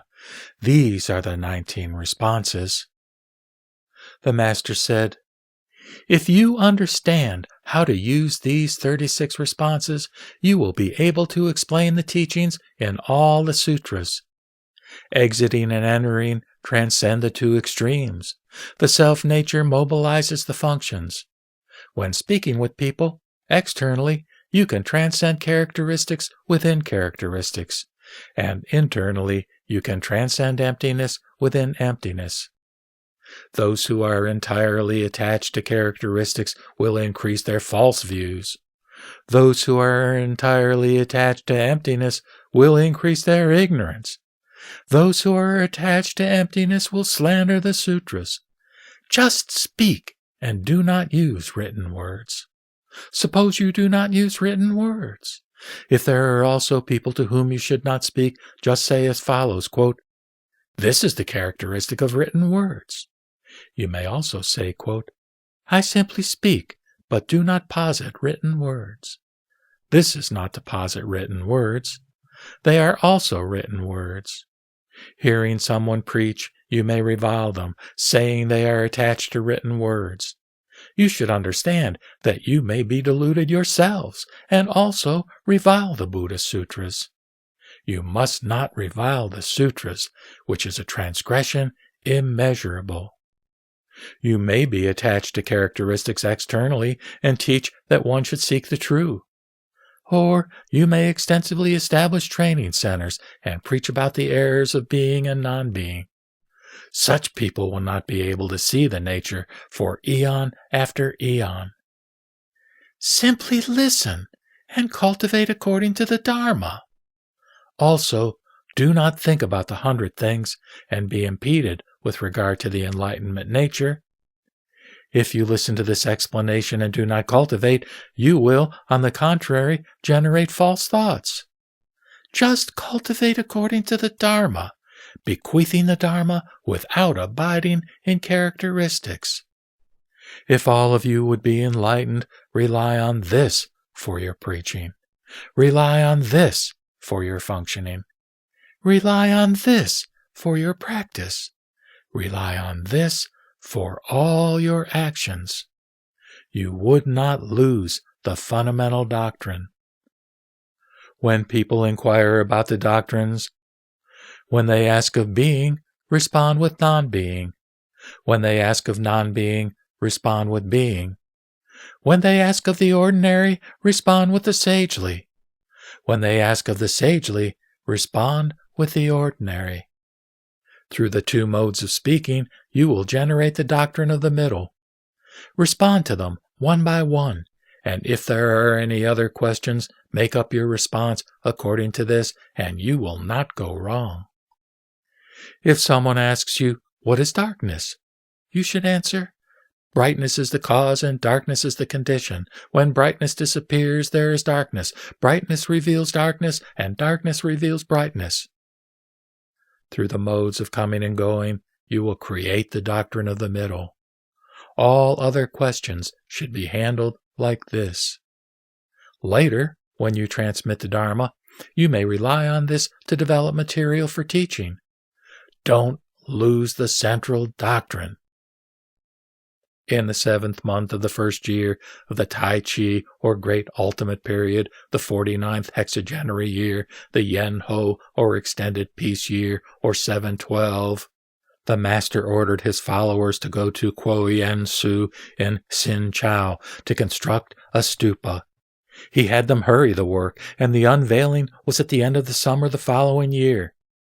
On the 1st day of the 7th month of 713, he assembled his followers and said, "I will depart from this world in the 8th month. If any of you have doubts, you should ask me about them soon, and I will resolve your doubts for you and make your delusions disappear. After I am gone, there will be no one to teach you." Fahai and the others listened, and everyone wept. Only Shen Hui was emotionally unmoved and did not cry. The master said, "Young Master Shen Hui, you have become able to be unmoved before good and bad, before praise and blame, without generating sorrow and joy. You others have not attained this. What way can you have been cultivating all these years on this mountain? Who is it you're crying for so sadly now? If you're sorry for me, you don't know where I'm going. I know myself where I'm going. If I didn't know where I was going, I wouldn't be announcing it to you in advance. You're all crying because you don't know where I'm going. If you knew where I was going, then you wouldn't be crying. The Dharma nature is fundamentally without generation and extinction, going and coming. You should all sit down, and I will recite a verse for you. It is called the verse of the true and provisional and motion and stillness. You should recite this verse with the same meaning as mine. You should cultivate according to this, without losing the central doctrine." The assembly of monks bowed and requested that the master recite the verse. The verse went, "All things are without any truth. Do not see them as true. If you see the true, this is for what you see to be completely untrue. If you are able to possess the true yourself, transcend the provisional, and your mind will be true. If you do not transcend the provisional in your own mind, you will be without the true, for where could the true be located? If you are sentient, then you are able to move. That which is insentient is immobile. If you cultivate the practice of motionlessness, you become identical to the immobility of insentiency. If you are seeking the true motionlessness, then realize that there is a motionlessness of motion. Motionlessness is motionlessness. Insentient objects lack the seeds of Buddhahood. If you are able to discriminate well characteristics, the cardinal meaning of Buddhism is motionlessness. Just to have such a view is to have functioning that is such-like. I am telling you, students, make an effort and be careful. Do not in this gateway of the Mahayana grasp onto the wisdom of birth and death. If you can correspond to the truth upon hearing these words, then we may discuss the doctrines of the Buddha together. If you in fact do not achieve correspondence, then hold your palms together in the Anjali Mudra and be joyful that you've encountered the teaching at all. This teaching is fundamentally without disputation, for disputation leads only to errors. To grasp and oppose and dispute the teaching is for one's nature to enter into birth and death. After the assembly heard Huineng speak this verse, they all did obeisance. Everyone there understood the master's point, and they all composed their minds and became determined to cultivate in reliance on the Dharma without any further disputation. Realizing that Great Master Huineng would not remain in the world for long, the elder Fahai bowed once more and asked, "After your reverences enter nirvana, to whom will the robe and dharma be bequeathed?" The master said, "There is a summary in circulation of my sermon at Tafansu and my teachings up to now, entitled Platform Sutra of the Dharma Treasure. You should all protect this text and transmit it. In your saving of the myriad living beings, you should rely on only these sermons. This is called the correct Dharma. I have preached the Dharma for you now, but I will not bequeath the robe. This is because your roots of faith are mature. You are definitely without doubt, and you are able to undertake the great affair. In accordance with the intention of the former Patriarch, Great Master Bodhidharma, in the bequest of his final verse, the robe should not be transmitted. His verse went, I originally came to this land to transmit the Dharma and save deluded sentient beings. A single flower opens into 5 leaves, and the fruit will appear of itself. The Master said further, Good friends, you have each purified your minds and listened to me preach the Dharma. If you wish to achieve the planting of the roots of wisdom, you must master the samadhi of the single characteristic and the samadhi of the single practice. If in all locations you do not reside in characteristics, if within those characteristics you do not generate revulsion or attraction and are also without grasping or rejecting, if you do not think about matters such as the creation and destruction of personal benefit, and if you are relaxed and quiet and emptily melded with the pallid and simple, this is called the samadhi of the single characteristic. If in all your walking, standing still, sitting, and lying down, you have a pure and unified straightforward mind, not moving from the place of enlightenment, truly creating a pure land, this is called the samadhi of the single practice. Those who accomplish both samadhis are like the earth bearing seeds, which it stores and nourishes during their maturation into fruit. So is it with the samadhis of the single characteristic and single practice. My preaching the Dharma to you now is like the timely rains that moisten the great earth, and your Buddha natures are likened to the seeds. Encountering this watering, your Buddha natures will all begin to grow. Those who partake of my meaning will definitely attain Bodhi. Those who rely upon my practice will certainly realize the wondrous fruit. Listen to my verse, which says, The mind ground stores the various seeds, which all sprout through the universal rain. With the flower of sudden enlightenment, intelligence is ended, and the fruit of Bodhi forms of itself. After the Master spoke this verse, he said, The Dharma is non-dual, and the mind is likewise. The way, or Tao, enlightenment, is pure, and without the various characteristics. You should all be careful not to contemplate purity, or make the mind empty. The mind is pure and cannot be grasped or rejected. You should all make an effort. Go well according to your needs. The members of the congregation then bowed and dispersed. On the 8th day of the 7th month, Great Master Huineng suddenly addressed his followers, saying, I am going to return to Jinzhou. Get a boat ready, quickly. The large congregation then cried out, trying their best to get him to stay. The Master said, The appearance of the Buddhas is like their manifestation of nirvana. Where there is coming, there must be going. This is an everlasting rule. There must be some location to which this skeletal form will revert. The congregation said, When you leave here, how soon will you return? The Master said, Leaves fall and revert to roots. I cannot say when I will return. They asked further, To whom has the storehouse of the eye of the correct Dharma been transmitted? The Master said, Those who are enlightened have attained it. Those who are without mind have penetrated it. They asked again, Won't there be some difficulties in the future? The Master said, 5 or 6 years after my nirvana, a person will come to take my head. Listen to my prediction. On the head, cultivating intimacy. In the mouth, a need for repast. Encountering the difficulty of sufficiency. With willows, the officials.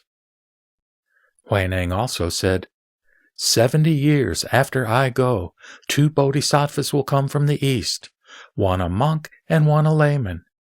They will simultaneously establish my teaching and make it flourish, decorating the monasteries and making many transmissions.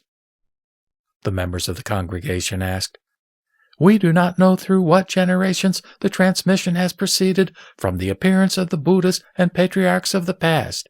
Please reveal this to us." The Master said, "The ancient Buddhas have responded to the world in numbers unmeasurable and beyond calculation. For the moment, however, we take 7 Buddhas as the beginning: Vipassana Buddha, Sikhin Buddha, and Visvapu Buddha of the ornamentation eon of the past, and Krakyuchanda Buddha, Kanakamuni Buddha, Kashyapa Buddha, and Sakyamuni Buddha of the present auspicious eon. These are the 7 Buddhas. Taking Sakyamuni Buddha as the first of these 7 Buddhas, the transmission is as follows. Number 1, the honored one, Mahakasyapa. Number 2, the honored one, Ananda. Number 3, the honored one, Sanavasa. Number 4, the honored one, Upagupta. Number 5, the honored one, Diktika. Number 6, the honored one, Misraka. Number 7, the honored one, Vasumitra. Number 8, the honored one, Buddhanandi. Number 9, the honored one, Buddha Mitra. Number 10, the honored one, Parsva. Number 11, the honored one, Punyayasas. Number 12, the honored one, Asvagosa. Number 13, the honored one, Kapimala. Number 14, the honored one, Nagarjuna. Number 15, the honored one, Kanadiva. Number 16, the honored one, Rahulata. Number 17, the honored one, Samganandi. Number 18, the honored one, Gayasata. Number 19, the honored one, Kumaralata. Number 20, the honored one, Jayata. Number 21, the honored one, Vasubandhu. Number 22, the honored one, Manoratita. Number 23, the honored one, Halanayasas. Number 24, the honored one, Simhabhikshu. Number 25, the honored one, Vasista. Number 26, the honored one, Punyamitra. Number 27, the honored one, Prajñātara. Number 28, the honored one, Venerable Bodhidharma, the initial patriarch in this land. Number 29, Great Master Huiko. Number 30, Great Master Sengzan. Number 31, Great Master Tao Sin. And number 32, Great Master Heng Zhen. I, Huineng, am the 33rd Patriarch. From the beginning, the Patriarchs have each had successors. In the future, when it comes to letting the transmission be carried onward, you must not make mistakes. Great Master Huineng, after a vegetarian feast at Kuo Su in Sinchao on the initial 3rd day of the 8th month of the 50th hexagenary year, the 2nd year of the Sentian period, or 713, addressed his followers. All of you, sit according to your stations. I am going to part from you. Fahai addressed him. Your Reverence, what teaching is it you leave so that the deluded people of later times will be able to see the Buddha nature? The Master said, All of you, listen well. If the deluded people of some later time recognize sentient beings, they will recognize them as the Buddha nature. If they do not recognize sentient beings, they would seek the Buddha for 10,000 eons without ever meeting him. I teach you now, to recognize the sentient being in one's own mind is to see the Buddha nature in one's own mind. If you wish to see the Buddha, just recognize the sentient being in your mind. It is only sentient beings who are deluded as to the Buddha. The Buddhas are not deluded about sentient beings. If you are enlightened to your self-nature, then the sentient being is the Buddha. If you are deluded as to the self-nature, then what might be a Buddha is only a sentient being. If the self-nature is universally same, that is, level, the sentient being is a Buddha. If the self-nature is false and steep, the Buddha is a sentient being. If your minds are steep and crooked, then the Buddha is hidden within the sentient being. If a single moment of thought is level and direct, then the sentient being becomes a Buddha.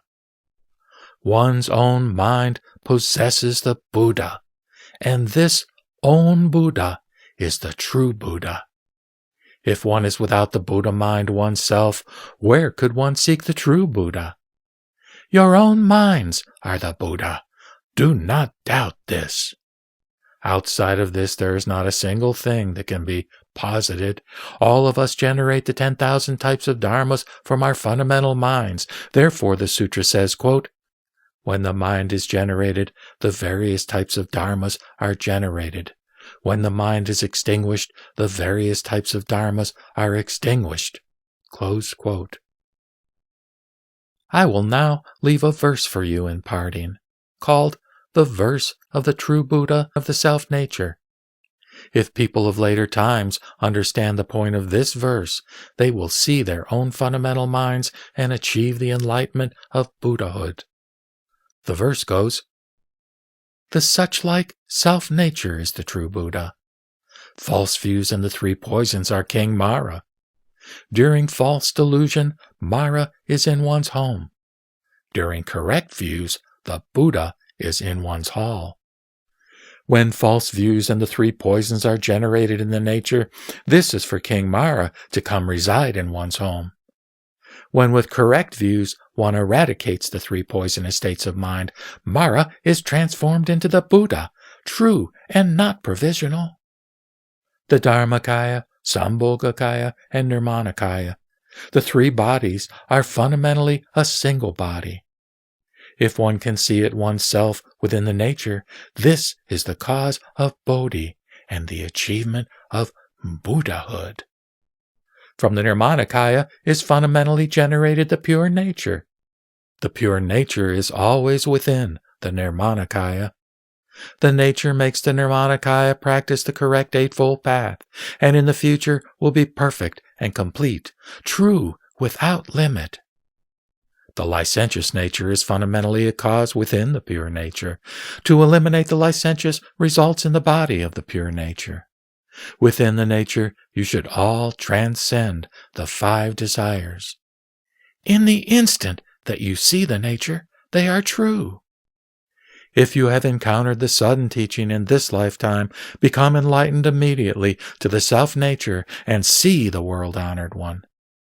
If you cultivate by trying to become a Buddha, you'll never know where to seek for the true. If you are able to see the true in your own mind, having the true will be the cause of your achieving Buddhahood. If you do not see the self-nature, but seek the Buddha externally, every activation of your mind will be that of a big fool. This sudden teaching is being left for you now. But you must cultivate it yourself in order to save others. I tell you, future students of the way, if your view is not like this, you will come to great sorrow. After the Master spoke this verse, he announced, you may all stay here, but after my nirvana, do not become upset and cry tears like rain. Those who accept condolences from others or wear mourning clothes are not my disciples and are not following the correct Dharma. Just recognize your own fundamental minds and see your own fundamental natures, which are neither moving nor still, neither generated nor extinguished, neither going nor coming, neither correct nor false, neither abiding nor going. I am afraid your minds are deluded, and you don't understand my meaning. I will tell you again in order to make you see your natures. After my nirvana, practice in accordance with this, just as if I were alive.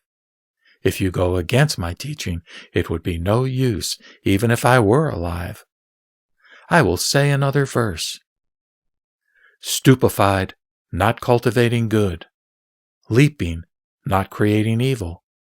Serene, eradicating knowledge. Vast, the mind unattached. When the master finished saying this verse, he sat upright until the third watch of the night. Suddenly he announced to his followers, "I am going." And peacefully he went. At the time, a strange fragrance filled the room. A white rainbow touched the earth. Trees in the forest changed to white, and the birds and animals cried out. In the 11th month, the officials of the three prefectures, Guangzhou, Shaochao, and Xinchao, the monks and the lay people, argued over who was to receive the master's body.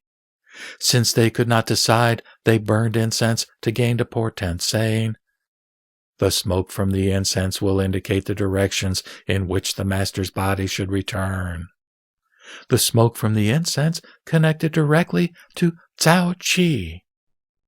On the 13th day of the 11th month, the master's casket and the robe and bowl he had transmitted were returned to Cao Qi. In the 7th month of the next year, the casket was opened, and the disciple Fang Pian spread incense paste on the master's remains. Remembering the prediction about taking of the head, they lacquered the master's neck with metal sheets and placed it in his stupa.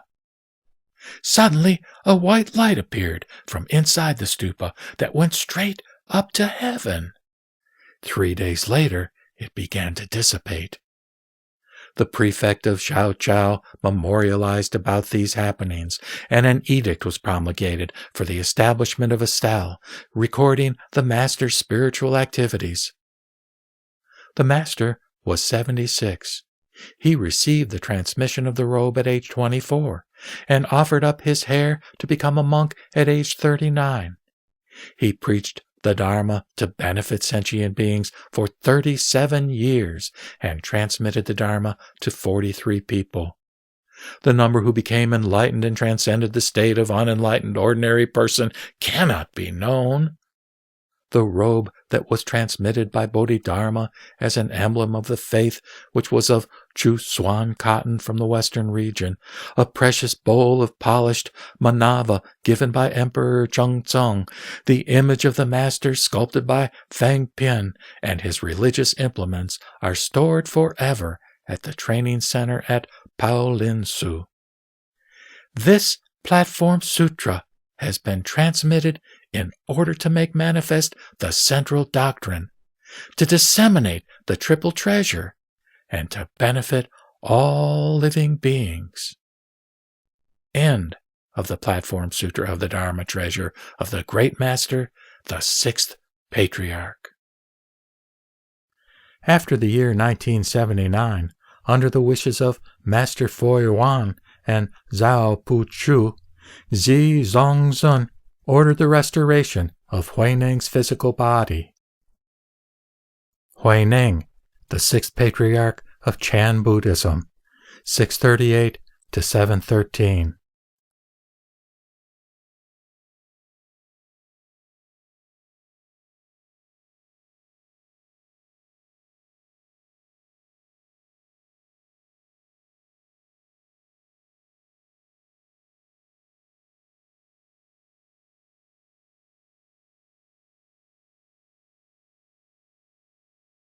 The Platform Sutra of the 6th Patriarch, also known as Platform Sutra of the Dharma Treasure of the Great Master, the 6th Patriarch. Preface by the Bhikshu Tai of Kuyun. Translated from Chinese into English by John R. McCrae. Empty and mysterious is the wondrous way, and inconceivable, forgetting words and attaining the meaning, in the end enlightened and wise. Therefore, the world-honored one shared his seat before the stupa of many suns, and held up the flower at the assembly on Vulture Peak. Like fire gives fire, mind is sealed with mind. The 4 sevens of the Western transmission, that is, the 28 Indian patriarchs, came down to Bodhidharma, who came east to this land to point directly at the minds of men, so that they might see the nature and achieve Buddhahood. There was Great Master Hui Ko, who, in the beginning, became enlightened upon hearing Bodhidharma's words, and at the end bowed 3 times and attained the marrow of Bodhidharma's teaching. Receiving the robe and succeeding to the Patriarch Bodhidharma, he opened forth the correct doctrine. In 3 transmissions, the teaching arrived at Hung Jen of Huang Mei. Although there were 700 eminent monks within the assembly, the only one appropriate to receive the transmission was the layman of the pestle, that is, Huineng. With a single verse, the robe was transmitted, and he became the 6th patriarch. Escaping south for more than 10 years, one morning at the encounter of neither the wind nor the banner moving, did he touch and open Ying Tsung's correct eye of the Dharma. Thus did the layman cut his hair and ascend the ordination platform. This was in response to the prediction of Gunabhadra. Huineng opened forth the East Mountain teaching, and Lord Wei ordered the Chan monk Fa Hai to record his words. They are titled Platform Sutra of the Dharma Treasure. Great Master Huineng finally went to Cao Chi for the first time in the 5th year, and he preached the Dharma for 37 years. Beyond recording is the number of those who were enriched by the taste of the sweet dew of his teaching, who entered the sagely and transcended the ordinary.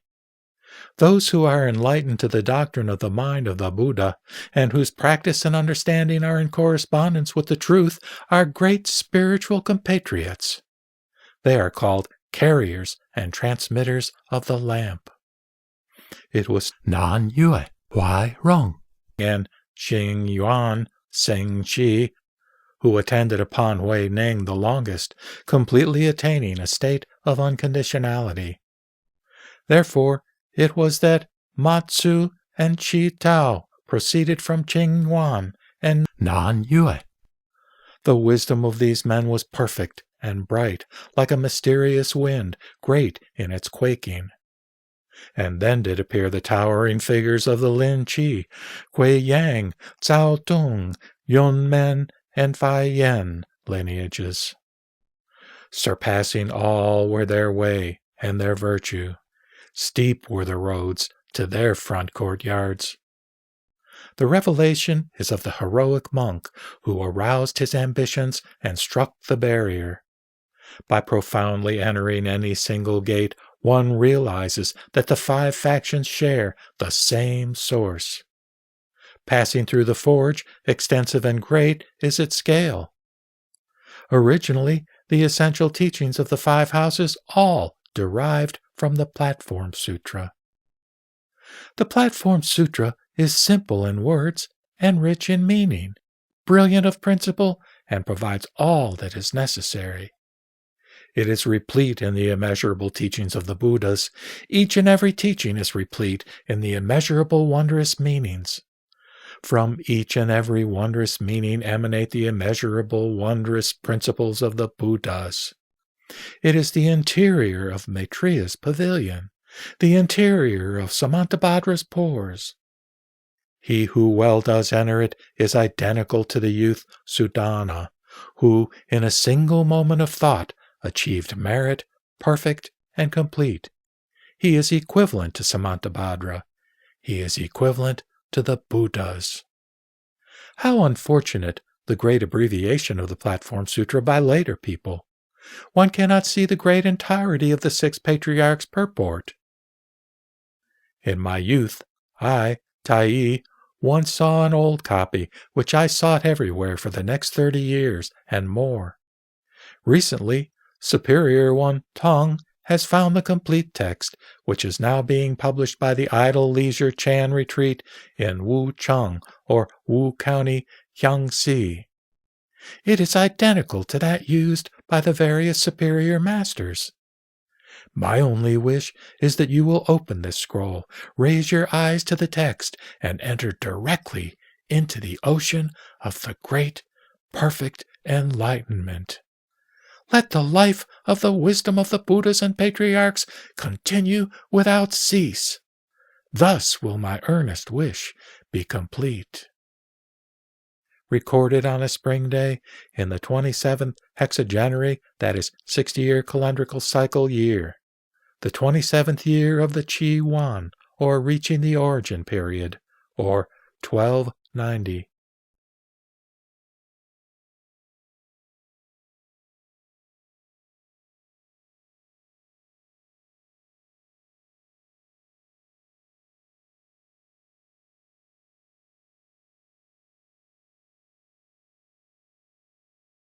The Platform Sutra of the Sixth Patriarch. Encomium by Qi Song, Great Master Ming Chiao of the Song. To praise is to announce, to open up the sutra and widely announce. The Platform Sutra is that by which a perfected man revealed his mind. Perfected man refers to the Sixth Patriarch, just as in the text. What mind? The wondrous mind transmitted by the Buddhas. How great this mind! The initial source of all transformations, yet it remains ever pure. Whether ordinary person or sage, whether hidden or revealed, there is nowhere that it does not exist of itself. The sage is said to be wise, that is, brilliant, and the ordinary person is said to be deluded, that is, obscure. Deluded is to be transformed into ignorance, and wise is to return to original wisdom.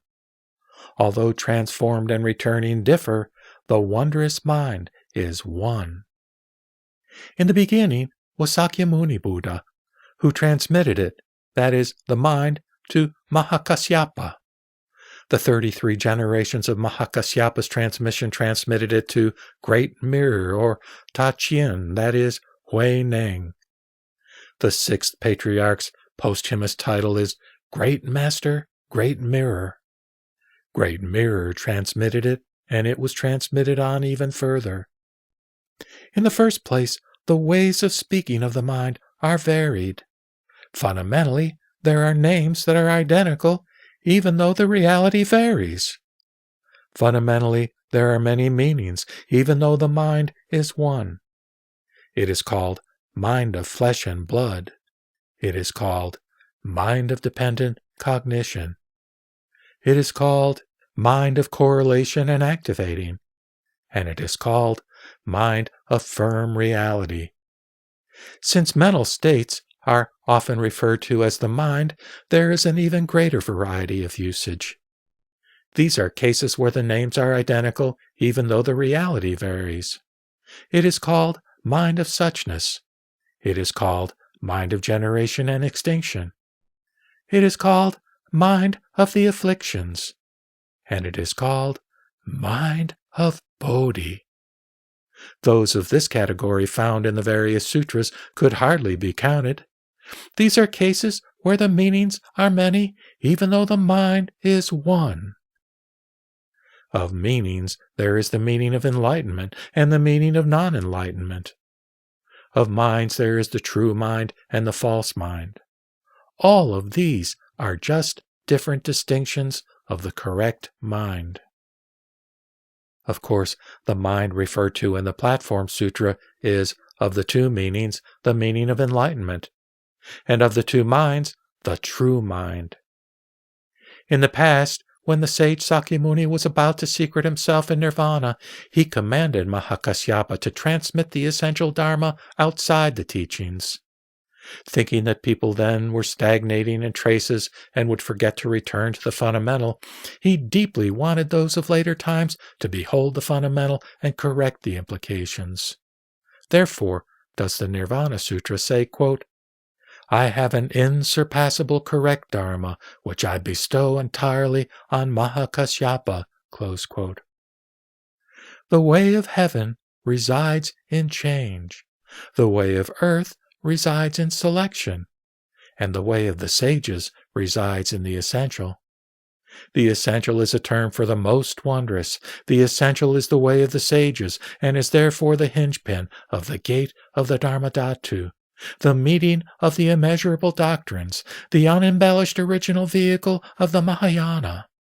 How could the lotus not but say, quote, "You should understand that the wondrous Dharma is the essential secret of the Buddhas," close quote. How could the Flower Garland Sutra not but say, quote, "With a bit of expedient means, quickly does one achieve Bodhi," close quote. The essential, then, how great is its benefit in the way of the sages.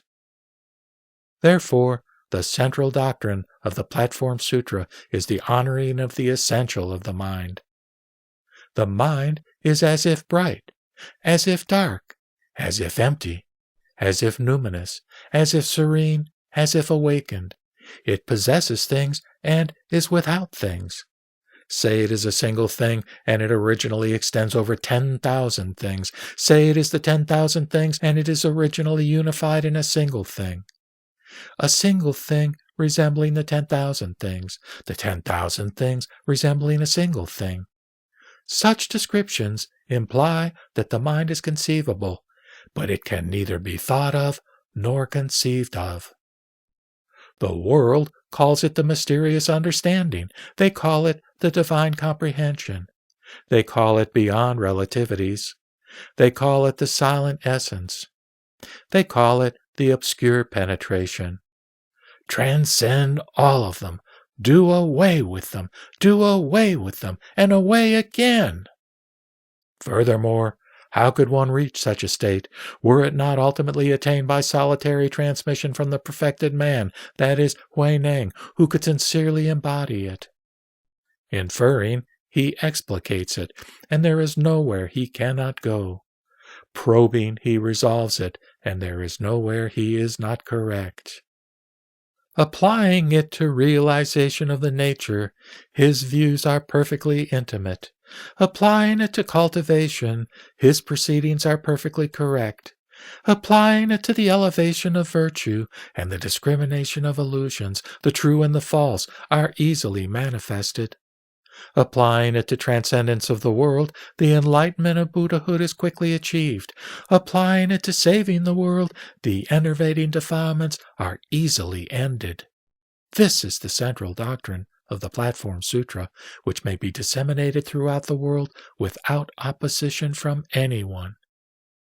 Those who say the dictum, quote, "The mind is Buddha," is shallow, do not know the extent of their own minds. It is as if they were to measure the earth with a broken auger and call the earth shallow. It is as if they were to probe heaven through a hole in the back corner of a roof and call heaven small. How could heaven and earth be so? Therefore, although the masters of the 100 houses may be a little better than this, they are not like the perfection of the Platform Sutra. The perfected man, that is Huineng, penetrates and permeates it, and his determination of the truth is seen to be in accord with the Scriptures. The perfected man transforms and penetrates it, being unembodied in names, that is words, and inscrutable. Therefore, there is moral and meaning in Huineng's manifest preaching. There is no beginning or end of his secret preaching. Those whose natural abilities are sharp will attain it profoundly. Those whose natural abilities are dull will attain it shallowly. Could it be described? Could it be expressed? If one were constrained to approximate it, then it is equivalent to the perfect and sudden teaching, the supreme vehicle, the pure chant of the Tathagata, the correct doctrine of the Bodhisattva's storehouse. Those who discuss it call it the learning of the mystery, and is this not exactly the case? The world refers to it as a school, and is this not appropriate? When the Platform Sutra says meditation and wisdom are fundamental, it is because these are the beginning of one's progress to enlightenment, or Tao, the way. Meditation is tranquility, and wisdom is illumination. Illuminating, one contemplates. Tranquil, one pacifies. Pacifying the mind, one understands the mind. contemplating the way, one may speak of the way. The samadhi of the single practice is a term for one characteristic of the Dharma Dhatu. Although the 10,000 forms of good are said to be different, they are all within the single practice. The formless as the essence is to honor the great precepts. Non-thought is the doctrine, is to honor the great meditation. Non-abiding is the fundamental, is to honor the great wisdom. Precepts, meditation, and wisdom constitute the way, penetrated by the three vehicles. The wondrous mind is the great source of precepts, meditation, and wisdom. With the single wondrous mind, one unifies the three dharmas. Therefore, it is called great. The formless precepts are to constrain one so as to definitely attain correct realization.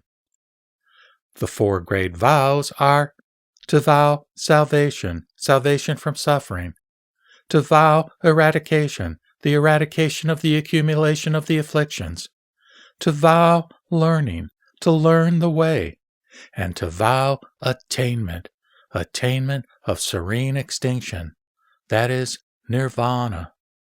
Extinction is without anything that is extinguished, and therefore there is nothing that is not extinguished. Enlightenment is without anything one is enlightened to, and therefore there is nothing that is not saved. The formless repentances are to repent that which is not to be repented.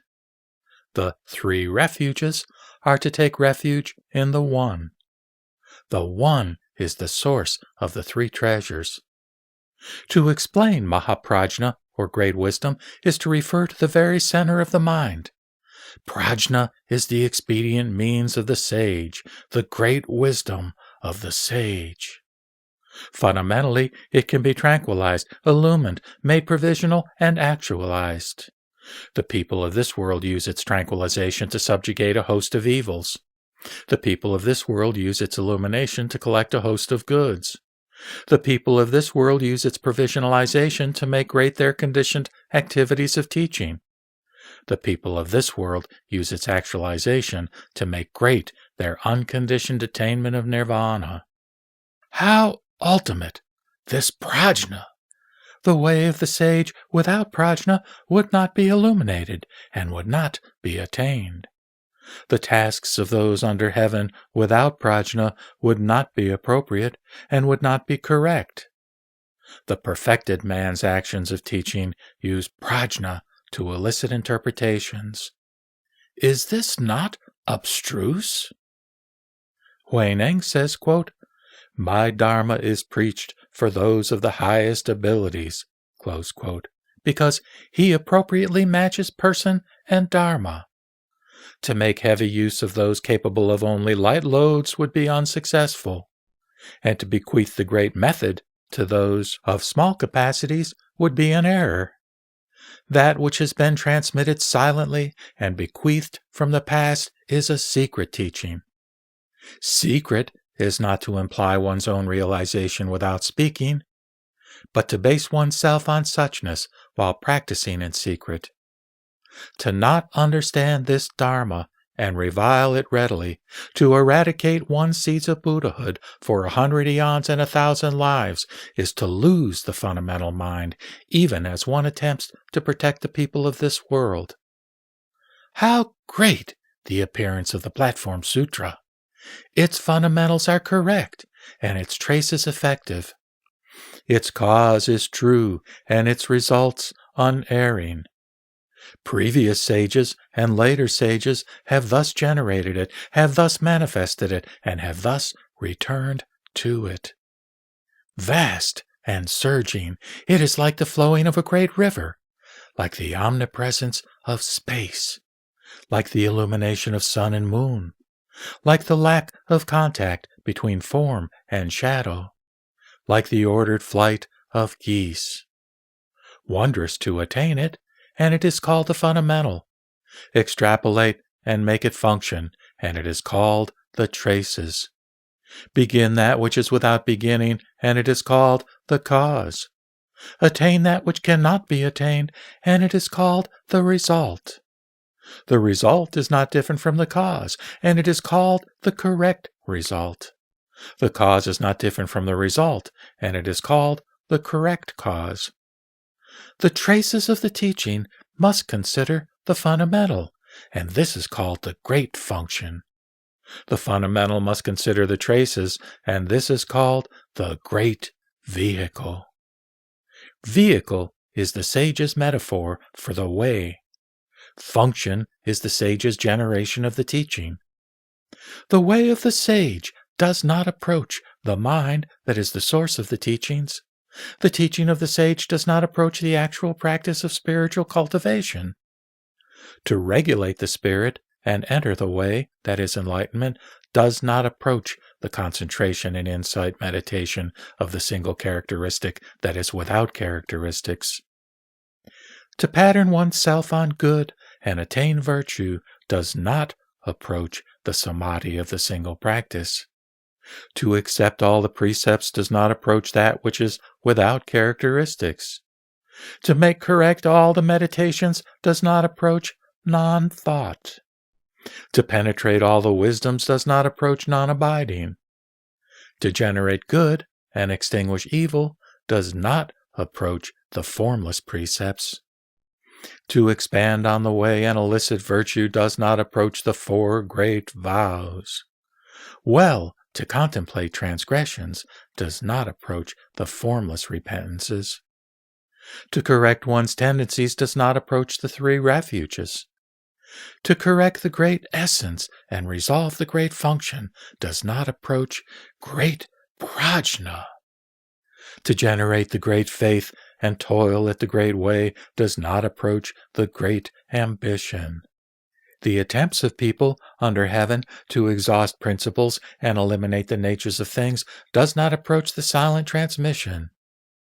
To want one's mind to be without transgressions is not better than to not revile Buddhism. To make meditation and wisdom the beginning is the foundation of the way. The samadhi of the single characteristic is the origin of virtue. The central doctrine of no mind is the expression of emancipation. The fundamental of non-abiding is the expression of prajñā, and the essence of the formless is the expression of the Dharmakaya. The formless precepts are the utmost of the precepts. The four great vows are the zenith of vows, and the formless repentances are the ultimate among repentances. The precepts of the triple refuge are to take refuge in ultimate truth. Great wisdom is the great model for the ordinary person and sage. What is preached for those of highest abilities is the straightforward teaching. The silent transmission is the ultimate of transmissions. To constrain against revilement of Buddhism is the appropriate task of the precepts. The wondrous mind is not formed through cultivation, nor is it illumined through enlightenment. It is formed fundamentally. Those who are deluded as to wisdom, that is, illumination, return to wisdom and are thereby enlightened. Those who have turned their backs on its formation return to that formation and therefore cultivate the mind. It is cultivated through non-cultivation, and hence it is called correct cultivation. It is illumined through non-illumination, and hence it is called correct enlightenment. The perfected man was reticent and did not reveal the grandeur of his deportment, but he formed virtue and performed practices that were luxuriant throughout the world. The perfected man was decrepit and seemed unable to maintain any teaching, but his way is manifest everywhere under heaven. Presumably, he cultivated with correct cultivation and was enlightened with correct enlightenment. In this regard, there are those who say, there is no cultivation and no enlightenment, no cause and no result, boring away at trivia and vying to offer their own explanations. Such people are mistaken as to the teachings of the perfected man. They abandon the precepts, meditation, and wisdom, and hence necessarily drift off into murky space, and there is nothing I can do about them. How utterly unfortunate those sentient beings who inundate their minds and float along with their consciousness and action driving each other, following the various directions, with no stop from the very beginning. They become phenomena. They become forms. They are born along with humans and the myriad things, rampant throughout the heaven and earth. So numerous they could never be counted. Those who attain human form are truly only 1 in 100 million, and those who as humans are able to become enlightened are virtually nil. The sage, Sakyamuni, pondered this and generated a great variety of teachings, but there are still those under heaven who have not attained wisdom. The sage, in order to save such as these, used many methods to heal them, but there are still those under heaven who have not awoken. The clever have disrupted themselves with wisdom, the fools have hung themselves with stupidity, and the average people have beclouded themselves in blankness. They are moved to respond to things, becoming happy at them and angry at them, sad about them and pleased about them, and their impediments increase by the myriad. Like those walking in the dark of night, they know not where they go. Hearing the words of the sage, they speculate upon them and become aggrieved by them, as if they are trying to look afar through a fog. They talk about being and talk about non-being. They talk about not being and talk about not non-being. And then they talk about being again and talk about non-being again. But they only become more obscured by their improper views, and until the end of their days they never understand. The ocean is what it is because there is water, and the fish and dragons who live and die in the ocean do not see the water. The way is what it is because of the mind, and such persons speak of the way all the time, but never see the mind. How sad! The mind is fundamentally subtle and wondrous, abstruse and remote, difficult to illuminate and difficult to reach. Thus, it is not easy to understand.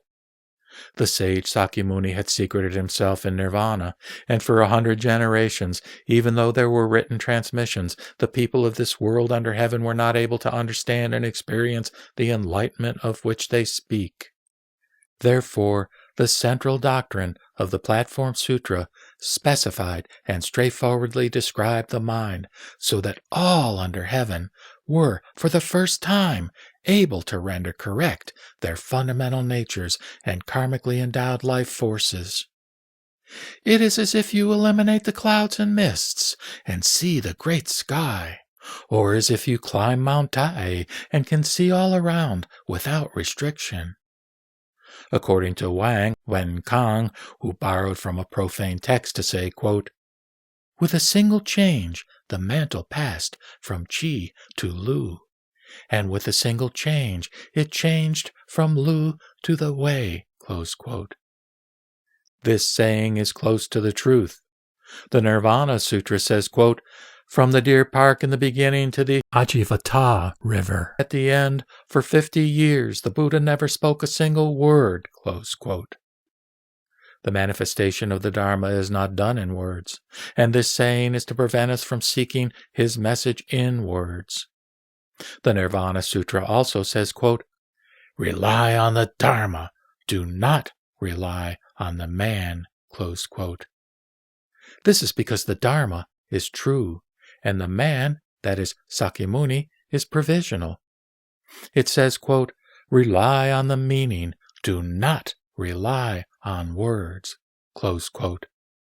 This is because the meanings are real and the words provisional. It says, quote, "Rely on wisdom, do not rely on knowledge." Close quote. This is because wisdom is the ultimate and knowledge is false. It says, quote, "Rely on sutras that are comprehensive in meaning. Do not rely on sutras that are not comprehensive in meaning." This is because sutras that are comprehensive in meaning exhaust the principles of things. And the Bodhisattva Mahakasyapa said, quote, "This is the preaching of the great nirvana," close quote, meaning that his own preaching was identical to that of the Buddha in the sutra. As the sage Sakyamuni said, quote, "These four persons, that is, the four reliances, have appeared in the world to maintain and protect the correct Dharma, and you should realize them as such," close quote. Since the Buddha said you should realize them as such, the perfected man, Huineng, extrapolated from the fundamental to correct the derivative. Because Kasyapa said, "My preaching is the same as the Buddha's in the sutra," the perfected man's preaching of a sutra is identical to a sutra.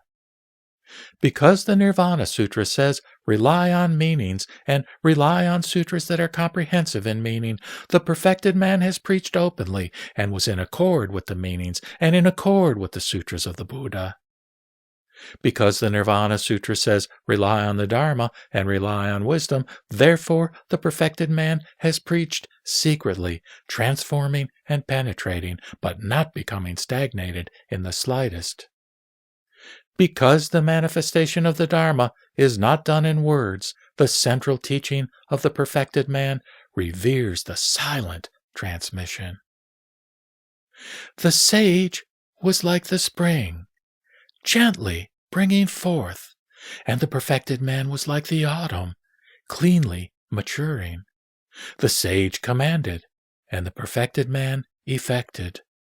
The perfected man is therefore the one great in marvelous virtue and outstanding heroism of the school of the sage.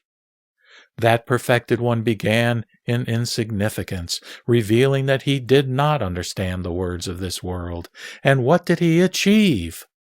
With only a single preaching, he revealed the way and saved the world, quite identically to the achievements of the great sage.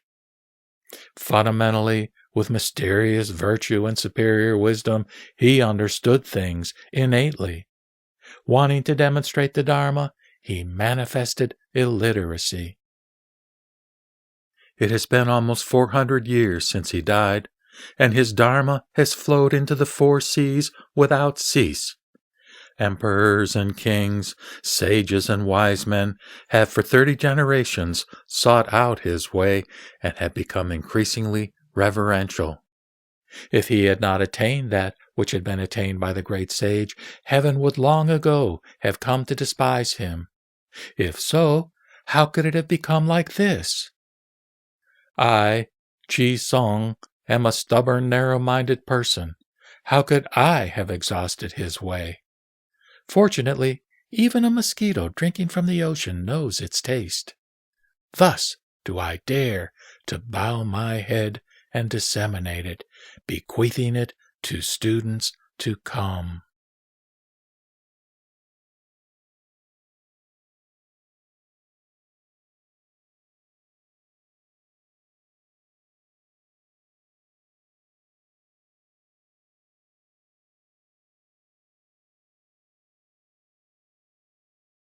The Platform Sutra of the Sixth Patriarch.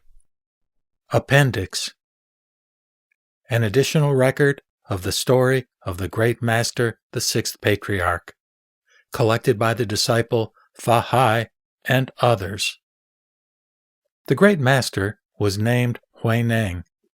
His father was of the Lu family and had the posthumous name Xing Tao.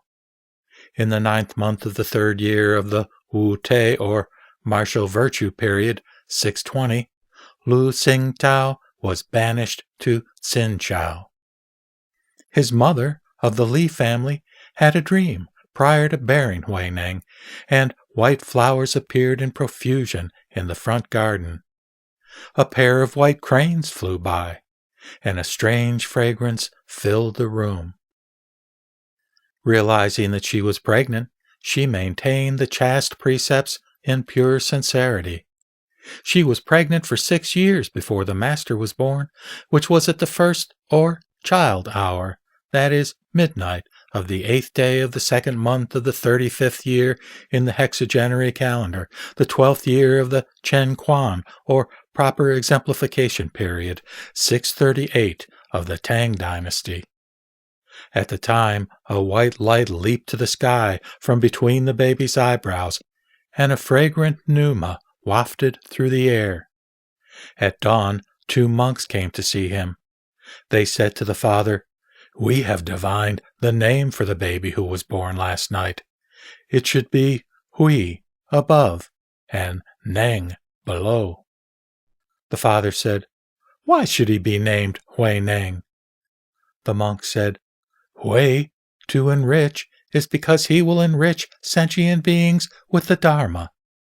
Neng, or capable, is because he is capable of performing the task of the Buddhas." Saying this, they left. It is not known where they went. The master did not drink mother's milk, but was anointed with sweet dew by the gods at night. When he was 3, his father died and was buried next to the house. Huineng's mother maintained her will, that is, did not remarry, and brought up their son, who cut firewood to support his mother as he grew older. At age 24, Huineng heard the Diamond Sutra and had a moment of understanding. He went to Huang Mei to consult with and do obeisance to the 5th Patriarch, who appreciated his abilities, transmitted the robe and dharma to him, and had him receive the position of Patriarch. The time was the 58th hexagenary year, the 1st year of the Lung Shou, or Dragon Fiat period, 661. Returning south, Huineng hid himself until the 8th day of the 1st month of the 13th hexagenary year, the 1st year of the Yi Feng, or Phoenix of Righteousness period, 676, when he met Dharma Master Yin Tsung. After discoursing upon the profound mystery, Yin Tsung became enlightened to the master's doctrine. On the 15th day of the month, there was a great meeting of the fourfold congregation, and Yin Tsung gave the master tonsure. On the 8th day of the 2nd month, various famous worthies were assembled for the bequest of the full precepts. Vinaya Master Chi Kuang of the Western capital, or Chang'an, was the preceptor. Vinaya Master Hui Ching of Suchao was the officiant. Vinaya Master Tong Ying of Qingchao was the instructor. Vinaya Master Jitara of Central India was the explicant, and Tripitaka Master Mita of Western country was the validator. The ordination platform had a stele erected by Tripitaka Master Gunabhadra of the Sangh, which said, quote, "In the future, a bodhisattva in human form will receive the precepts here." Close quote. Also, in the 1st year of the Ten Chen, or Heavenly Oversight period, 502, Tripitaka Master Prajñā Chandra came from Western India by boat and planted a cutting of the Bodhi tree from India next to the platform. He also predicted, quote, 170 years from now, a bodhisattva in human form will open forth the superior vehicle under this tree and save innumerable beings. He will be the Dharma chief of the seal of the truly transmitted mind of the Buddha. Close quote.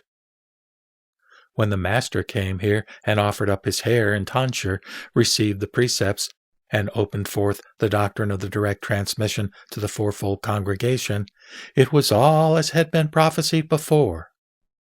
It is 175 years from the 19th hexagenary year, the 1st year of the Chen period, or 502 of the Liang, until the 13th hexagenary year, the 1st year of the Yi Feng period, or 676 of the Tang. In the spring of the following year, the master left the assembly at Fat Seng Su in Guangzhou and returned to Paolin Su. Yin Tsung and over 1,000 people, both monks and lay people, saw him off. He went directly to Cao Chi. At the time, Vinaya Master Tong Ying of Qingchao and several hundred students remained in Guangzhou, practicing according to the master's teachings. When the master arrived at Paolin Su in Shaoqi, he saw that the buildings were small and unable to accommodate his congregation. Wanting to enlarge the monastery, he visited the local figure Chen Ya-xin and said, "This old monk would like to receive from you enough room for my sitting mat. May I?" Ya-xin said, "How big is your reverence's sitting mat?" Huineng showed him the sitting mat, and Ya-xin agreed. Huineng then spread out his mat so that it completely covered all of Shaoqi. The 4 heavenly kings appeared and sat down so as to protect the 4 directions. The present monastery grounds include the ridges of the heavenly kings, which are named on account of this. Ya-xin said, "I know that the power of your reverence's Dharma is great, but the grave of my ancestor is also here. Some day, when you build your stupa, I beseech you to leave the grave there. I also wish to donate all of this to make it a precious domain of the Dharma forever. However, this earth is a mountain range to which come living dragons and white elephants. You may level heaven, but just do not level the earth." Later, when they built the monastery, they followed what he had said completely. The master roamed over the superior locations of mountains and water within the monastery grounds, and then rested. Monastery buildings were constructed in 13 locations, which are now called the Huakuoyan, or flower fruit chapels. These are registered as belonging to the monastery. As to the Paolin Training Center, when Tripitaka Master Prajñā of the Western Country came from the Southern Ocean and was passing by the mouth of Tsao Creek or Tsao Chi, he scooped up some water and drank it, realized how unusual was its beautiful fragrance, and said to his followers, "This water is no different from the water of Western India. At the source of this stream, there must certainly be a superior location suitable for a monastery." Close quote. They followed the current up to its source, which was surrounded by mountains and water on all 4 sides, with peaks and crags, strange and excellent. Prajñā sighed. "This is like Mount Paolin or Ratnavana in Western India." He said to the people living in Sauhao village, "You should build a monastery on this mountain. 170 years from now, the unsurpassable Dharma treasure will be disseminated here. Those who attain enlightenment will be like a forest, so it would be appropriate to call it Paolin, or Treasure Grove Monastery." At the time, the governor of Shaoqiao, Ho Ching-chong, reported what Prajñā had said in a memorial, and the throne granted his request and bestowed a name plaque for Paolin Su, written in the imperial hand and making the monastery a pure palace of the Dharma. It was unveiled in the 3rd year of the Tianqian period, or 504. In front of the monastery's Buddha hall was a deep pool, where a dragon constantly went in and out, deforming the trees.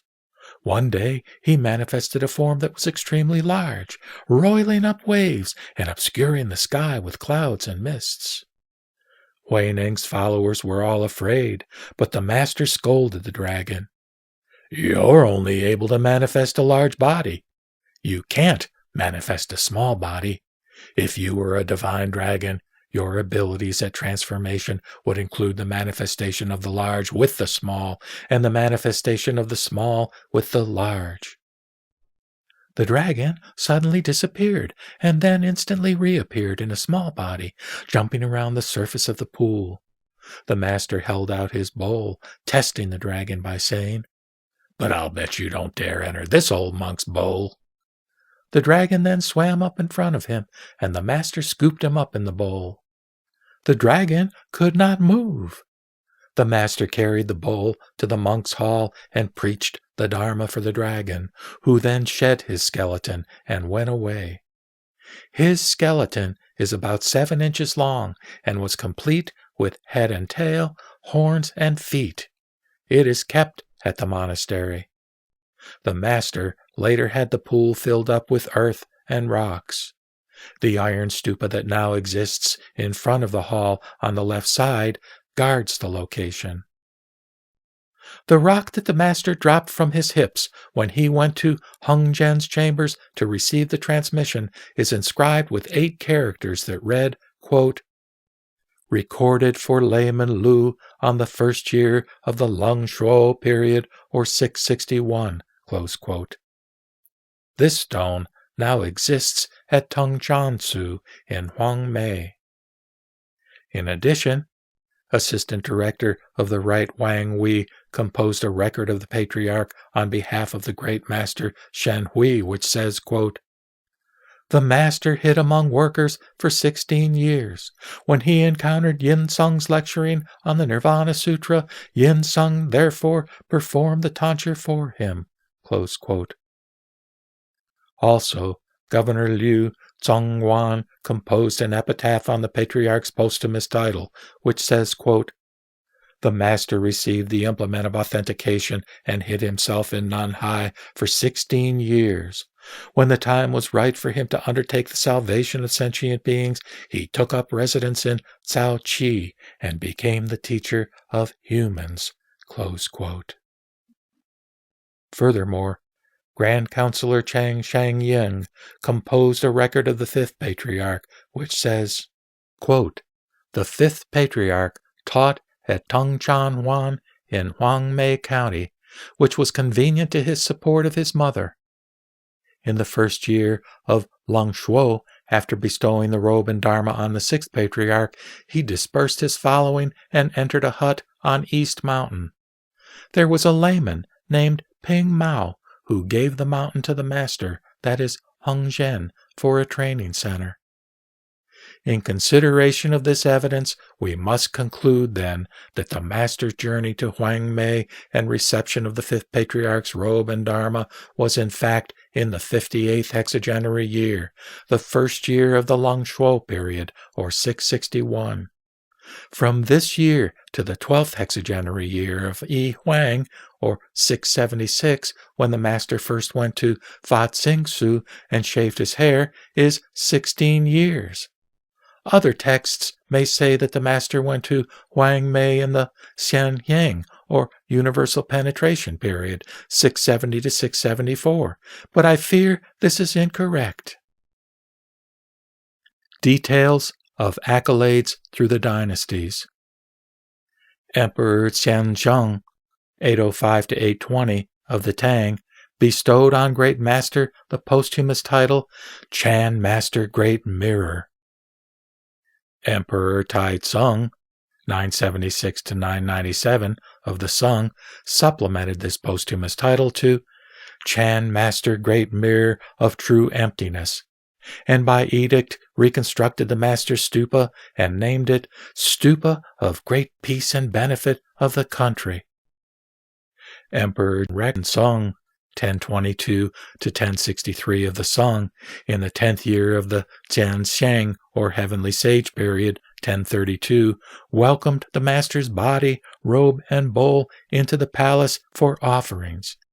He supplemented the posthumous title to Chan Master Great Mirror of True Emptiness and Universal Enlightenment. Emperor Shenzong, 1067 to 1085 of the Song, supplemented the posthumous title to Chan Master Great Mirror of True Emptiness and Universal Enlightenment and Perfect Wisdom. All of these details are found in the epitaph and record of Yen Shu Wan Xin. Epitaph on the bequest of the posthumous title Chan Master Great Mirror by Liu Zhongwan. The military commissioner Ma Tsung, Lord of Fufeng, inquired in detail about the events of the 3 years in Lingnan where a Buddhist became the 6th Patriarch. Since no title had been granted, he enumerated these details to the emperor, who, in an edict, granted the posthumous title Chan Master Great Mirror. The sixth Patriarch stupa was called Stupa of Numinous Illumination.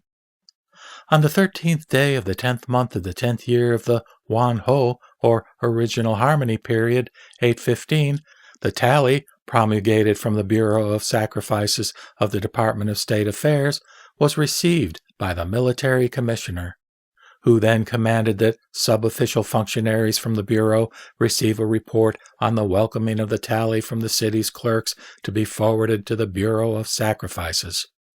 The report read, in part, quote, "So many banners and canopies, bells and drums were placed on the mountain that its size increased and the valleys were filled. 10,000 people gathered together as if to hear the gods and demons. At that time there were more than 1,000 scholars present, all of whom danced for joy in vigorous excitation, as if the Master Huineng were alive again. Then again they felt pain and cried in fond remembrance as if the Master had just died." Close quote. Therefore, I, Liu Chengwan, say, living beings are naturally inclined to fighting, robbing, and killing. Disaster is our fundamental lot. Obstruction and resistance the licentious flow of samsara. Thus, there is nothing better than to return to the beginning. Confucius was without great position, but in death his words have been maintained in the world. Then again, Yang Chu, Mo Ti, the Yellow Emperor, and Lao Tzu have become increasingly heterogeneous, their areas of expertise rent asunder. Last to appear was our Buddha Sakyamuni, who, reasoning, transcended and returned to the source, and who must be called the one who lived in serenity. Emperor Wu of the Liang enjoyed performing conditioned works of merit. Master Bodhidharma scolded him, and the technique of emptiness became increasingly apparent. The sixth-fold transmission arrived at Great Mirror, that is, Huineng. Initially, Great Mirror labored hard at his task of hulling rice, but when he once heard the words of Shen Xu's verse, his own words were rare and trenchant. The Master Heng Zhen's enlightened functioning responded, and at last Huineng received the implements of authentication. He hid himself in Nanhai, and no one heard of him. Then, after 16 years, the time was right for him to undertake the salvation of sentient beings, so he took up residence in Cao Chi and became the teacher of humans. Those who assembled to study under him numbered 1,000. Huineng's way took the unconditioned as being, the empty void as the real, and the vast and unbounded as the refuge. He taught people first with essentialistic goodness, ultimately to point out that essentialistic goodness did not depend on weeding and hoeing. Fundamentally, it is serene. Emperor Chengzong heard of his fame and dispatched an emissary who invited him twice to court, but he was unable to go. The emperor took his words as the technique of the mind. His teaching is extant in its entirety and is now disseminated everywhere under heaven. All that which is called Chan has its origins at Cao Chi. Great Master, Great Mirror, departed this world 106 years ago, having extensively instilled his teaching in an extensive following. His well-known successors number a few over 10, but I cannot list their names here. Now, for the first time, the emperor has been informed of his achievements, and he has attained a great posthumous title. Bounteously, he aided our way. Could he not but receive such an accolade? When Lord Ma Tsung of Fu Feng first stood before the court, he was strong in Confucian learning. He has been governor of Guangzhou, or Kung County, Guangxi, and protector of Annan, and the great man and barbarians from India in the west have come over the ocean on their ships to hear his commands. They all accept the public virtue, receiving banners of effulgent and regulating their hailbirds. After Ma Tsung of Fufeng arrived to overlook the southern oceans, those who have joined our country are as numerous as the trees of a forest. They do not murder, nor are they angry. The people are filled with awe and do not speak bluntly. In truth, well does the refulgence of his administrative success illuminate the virtuous Ma Tsung of Fufeng. The brilliant procession for Great Mirror was not like that for a lord, but it is fitting that he be the elder of the people, and it is simple to make him a rock beneath the foundation of the national welfare. Your emissary proceeded there to pay respect with this accolade, which reads, Bodhidharma, advancing ceaselessly, transmitted the mind of the Buddha's sayings, and the sixfold succession was bestowed on Great Mirror for oversight. Laboring diligently in single-minded silence, he ultimately grasped the profound and wrapped himself in the implements of authentication, that is, the robe and bowl, going to his southward haven. His way at Sao Chi here bequeathed, whether combined with great or humble, its stature is not raised. The transmission, recounted in its entirety, is for the way but praise. Born with essentialistic goodness, in beings innate, crazily rushing, racing in the extreme, a myriad of modes of existence, not thinking and increasingly chaotic, not realizing and increasingly mistaken, through the Master's internal mirroring, all is attained in the fundamental. If one does not plant roots, one will not cultivate seedlings. If the one within is melded without, one will possess pure brilliance in the extreme. Emperor Chongzong enjoined that word be sent to the court. In the shadows assisting the salvation of kings, the humble person free and easy. 106 years have passed with title unrecorded, but through Lord Fu Feng the Son of Heaven was now informed.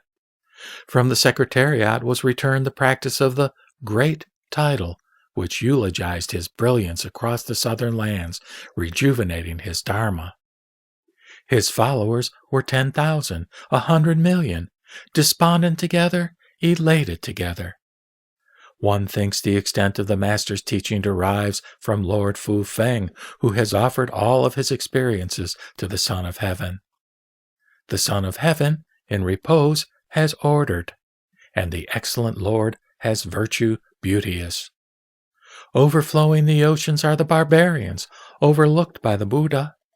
The Master Huineng has transmitted his teaching with benevolence, and with benevolence has Lord Fu Feng administered. With greetings resolute, let this continue forever without cease. Epitaph for Chan Master Great Mirror, along with the inscription on the Buddha's robe, both of which were compiled by Liu Yutzi. On a certain month and day in the 10th year of the Huan Ho period, or 815, an edict delivered praise on Huineng of Cao Chi, the 6th Patriarch, bestowing the posthumous title Great Mirror. In truth, Ma Tsung, governor of Guangzhou, had enumerated the details of Huineng's career in a memorial, which was followed by the emperor. Revering the way and honoring names revert identically to the same good and do not differ in the disparate teaching, that is, Buddhism. With a single word of praise, both Chinese and barbarians are extremely moved, attaining that for which they had appealed. Lord Ma Tsung of Fufeng venerated Huineng's accomplishments, and with respect was the first to record them for posterity, and then consulted with literati. Now Lord Liu Zhongwan of Ho Tung, governor of Liu Chao, has composed an earlier epitaph. 3 years later, the monk Tao Lin led his followers here from Cao Qi, saying they wished to erect a second epitaph. This was the desire of Huineng's students.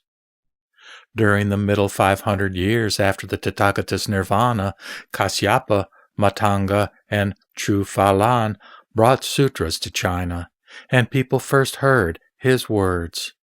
This was like seeing sunrise through layered darkness. During the next 500 years, Bodhidharma brought the Dharma to China, and people first transmitted the Buddha's mind. This was like seeing the gleaming sun on a dark morning. From Bodhidharma, the sixfold transmission reached Great Mirror, and, like wish-bestowing pearls strung together, there was neither identity nor difference from one to the other. What is referred to in this world as the true doctrine, also known as the sudden teaching, was initially brought by Bodhidharma along with the Buddha's robe, which is transmitted by the enlightened as a seal of the truth. The robe has reached Great Mirror and will no longer be transmitted.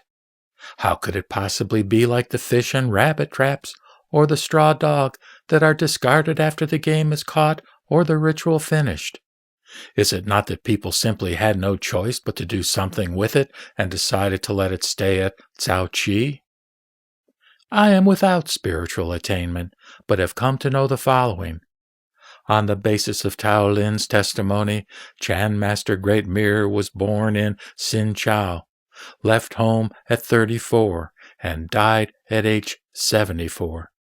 After 106 years, he received a posthumous title. Initially, it was at East Mountain in Chichao that he received the prophecy of future enlightenment from the fifth Patriarch, then returned to the south. Emperor Chengzong sent a palace worthy who repeatedly invited Huineng to court, but he did not accept the invitation. The palace worthy then submitted Huineng's words to the throne, which reverentially put them into practice. The inscription reads, "The birth of the perfected man was unlike any other. Identical to people was his form, transcending the human was his wisdom. In this southern outskirt of civilization where insects wriggle did descend to be born one of exceptional greatness. His father, the sky, and his mother, the earth. Alone did he take his form from the primal pneuma. At a single word he was suddenly enlightened without treading even the first stage of the Bodhisattva path. With the transmission from the fifth master, who bestowed the precious implements, that is, the robe and bowl, sitting in meditation at Tao Qi, the world called it the Southern School. Students came here like the inexorable flowing of water to the east. Drinking of the wondrous medicine, they heal their deafness and dumbness. Summoned but unable to proceed to court, he was allowed to become a hero of the Dharma. The time of the Buddha is remote, and his words have accumulated to 100 million. Attaching themselves to emptiness and grasping being, everyone races toward his realm, the Western Paradise. I, Huineng, have established a snare for truth, which has been triggered in this southern country. Cultivating without cultivation, attaining without attainment, this teaching can cause students to return to their natural awareness. As when dark and obscure, one lifts one's eyes to the pole star. Attaining it naturally, ultimately it cannot be transmitted. Transmitted by mouth and passed by hand. To hand down the robe would be to be obstructed by being. The robe is stored in the hall of emptiness. To attain it is to have it bestowed by heaven. Inscription on the robe of the Buddha, with introduction, compiled by Liu Yutzi. I have written the second epitaph for Huineng of Cao Qi on behalf of the monk Tao Lin. Thinking that I might explain the meaning of the sixth patriarch not transmitting his robe, I have composed this inscription on the robe of the Buddha. When the Buddha's words are not practiced, the Buddha's robe is the subject of argumentation. Suddenly close but honoring the remote, our feelings toward ancient and contemporary are eternally the same. The birth of Confucius was in a place not even a village, but after the dream offering, his teachings have lasted for 1,000 years. As I recall, in the past there was Emperor Wu of the Liang, who was like a crazed elephant. Bodhidharma, in order to save the people of this world, came and became the Medicine King. Because his words did not heal, he moved elsewhere on behalf of living things, as if holding the matching tally and returning to the barrier. When the people do not know the officials, they look on their carriages and are afraid. When lay people do not know the Buddha, they consider his robe as something to be honored. A robe of disintegrating colors. The way is not in this. It is precious because it proves the enlightenment of Huineng. The sixth patriarch was not prominent, and his origins were obscure. He returned to the wolf-infested wilds, traveling far to live among the cretinous imbeciles of the far south. If he had not the implements of authentication, how would sentient beings have taken refuge in him? This was to open the gate of expedient means, not to transmit the robe as an end in itself. What has a beginning must have an end. How could the transmission of the robe not cease? Things must revert to nothingness. How could one long rely on a robe? If prior to the end one knows the end, its use is inexhaustible. Our way is imperishable. How could it include a robe?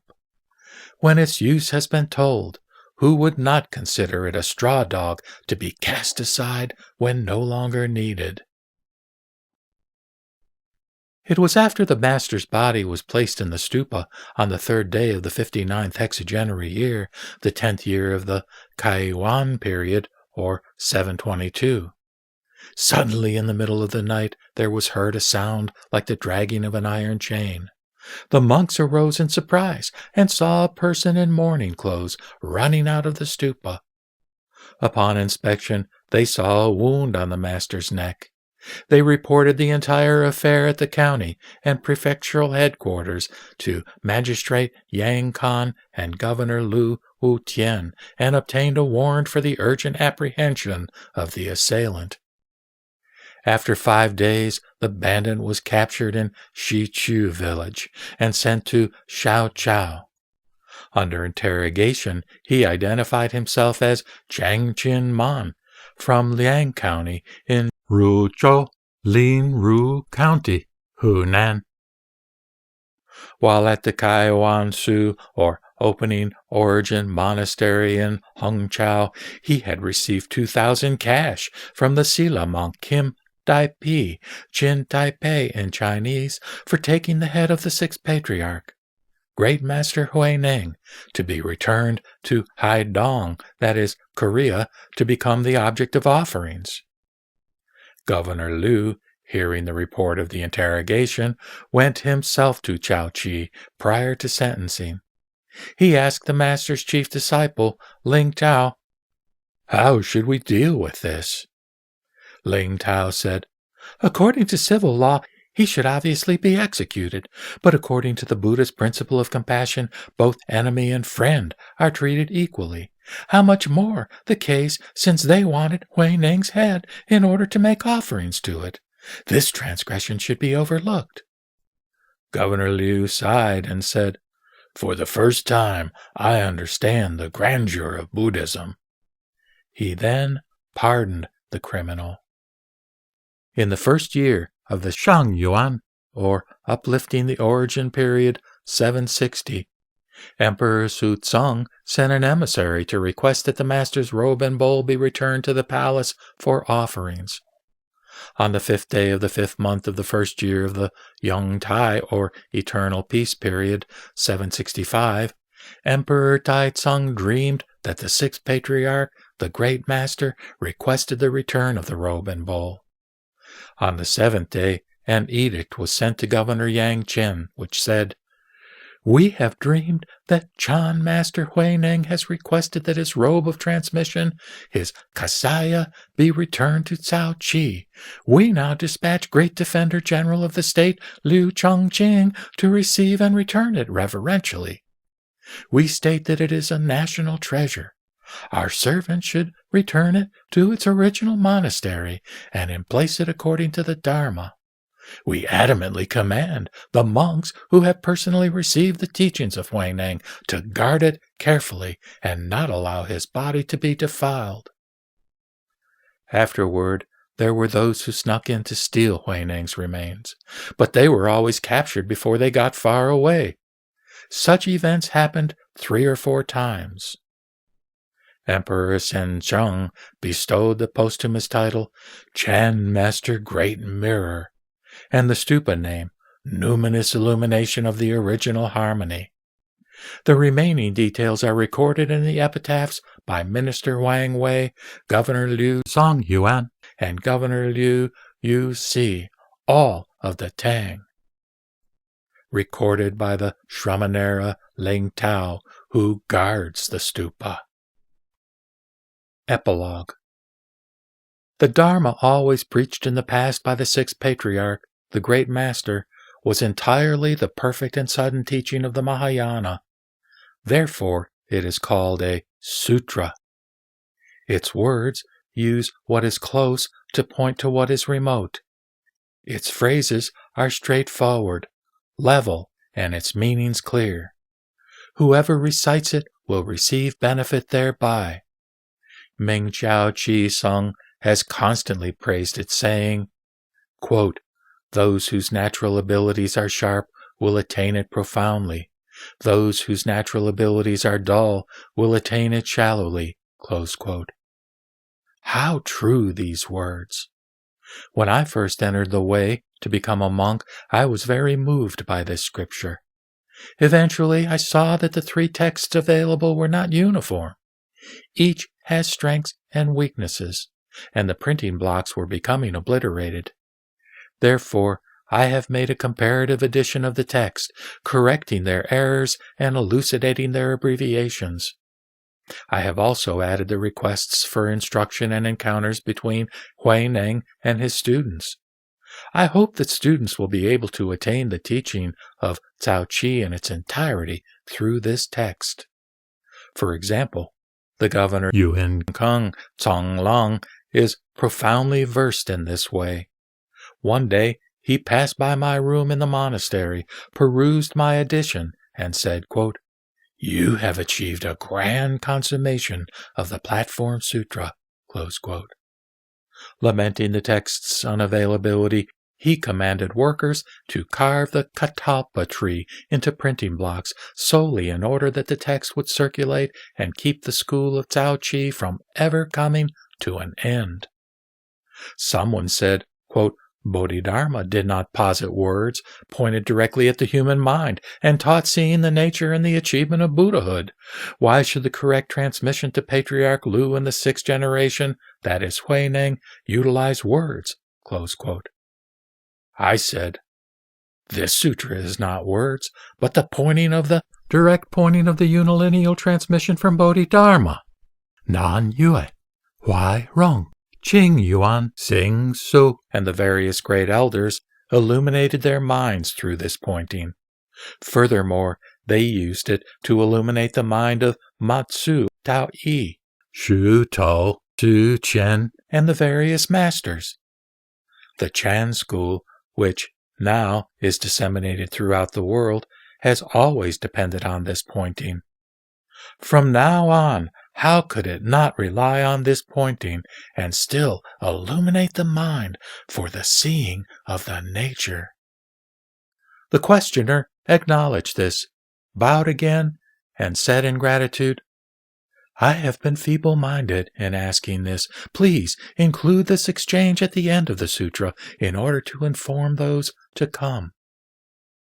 Epilogue by Shi Chung Pao of Nanhai, summer of the 28th hexagenary year, the 28th year of the Qi Yuan, or ultimate origin, or reaching the origin, period of the Yuan Dynasty, 1291.